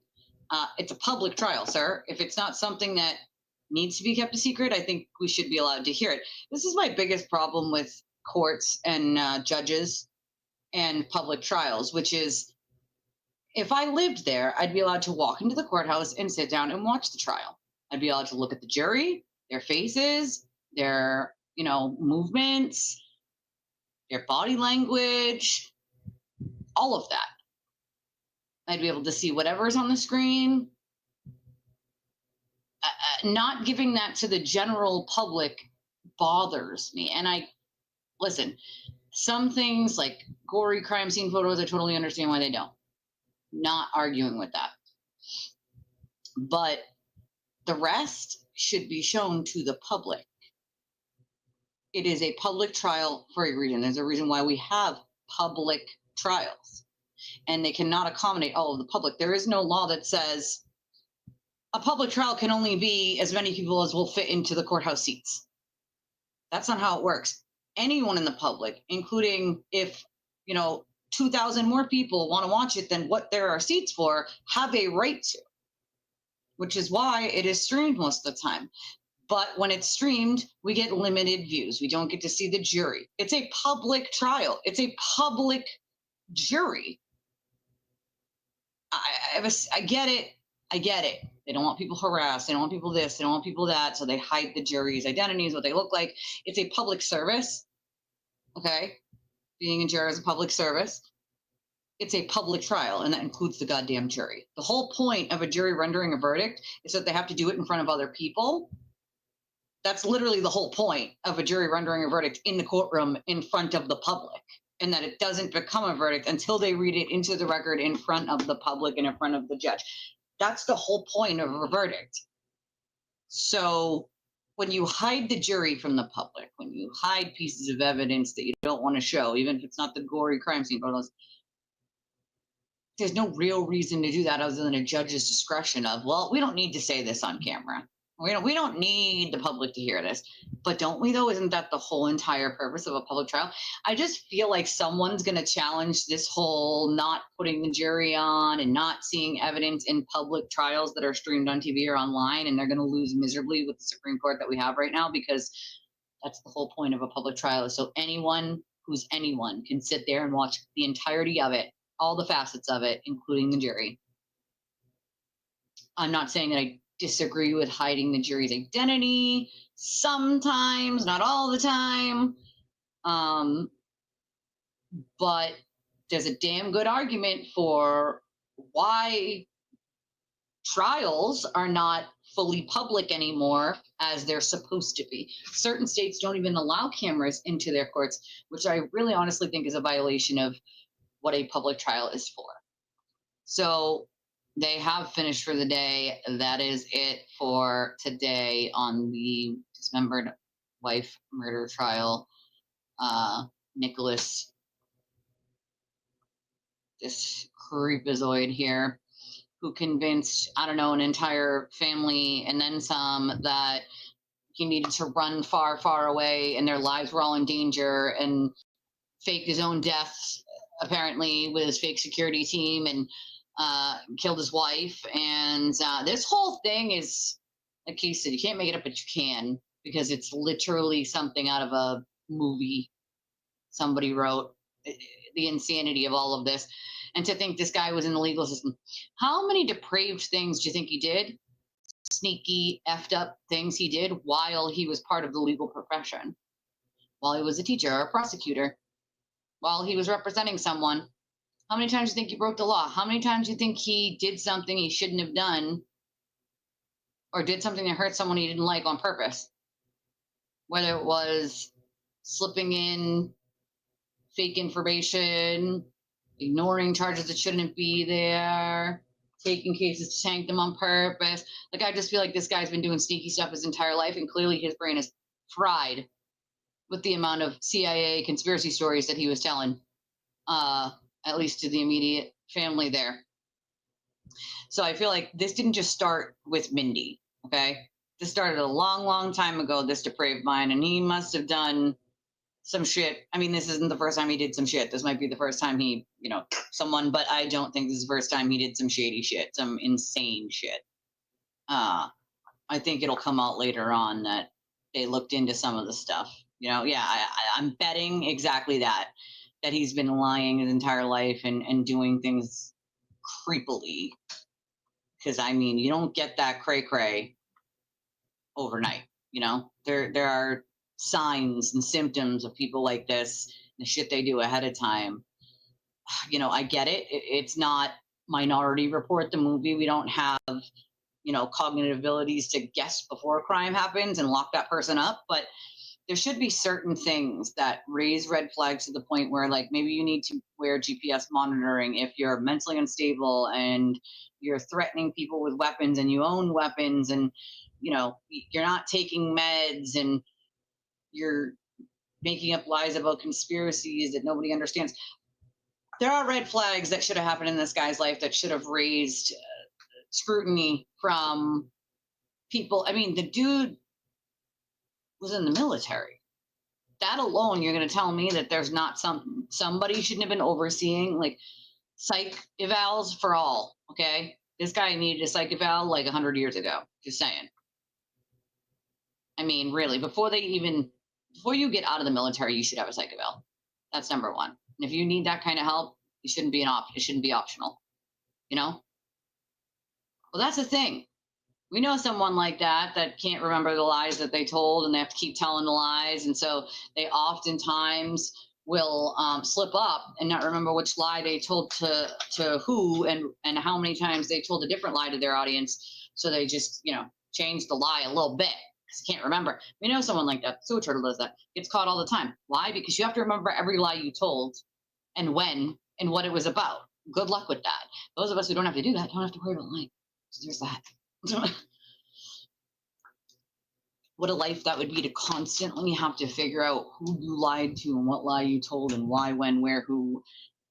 No, thank you. That would be constant stress. And if we already don't have constant stressors in life, that would be next level insane Delulu. This is why I'm saying, like, we need to bring back state hospitals where they're on islands and we put people in padded rooms, because there are people that belong in padded rooms. This guy being one, he belonged in a padded room a long frickin' time ago. That's numero uno, okay? All right, guys, I'm gonna wrap this up. I'm tired and I got other shiitake I gotta do. So, I love your stinking faces. Do me a favor on your way out. Hit the like button, hit the subscribe button if you can. If you'd like to donate to the channel, we would appreciate it. You can do so one of a bunch of different ways. Venmo, Cashapp, PayPal, Revolut. We have a link in the chat that's pinned to the top. It's also in the description of the video. It's also on the front page with our wish lists. And that link, you can use credit or debit and donate any amount you want to the channel. It's always helpful. We rely solely on the donations of you guys to keep our channel running. So we love you guys. I'll see you in the morning. Everybody have an amazing day. Bye. Love your stinking faces.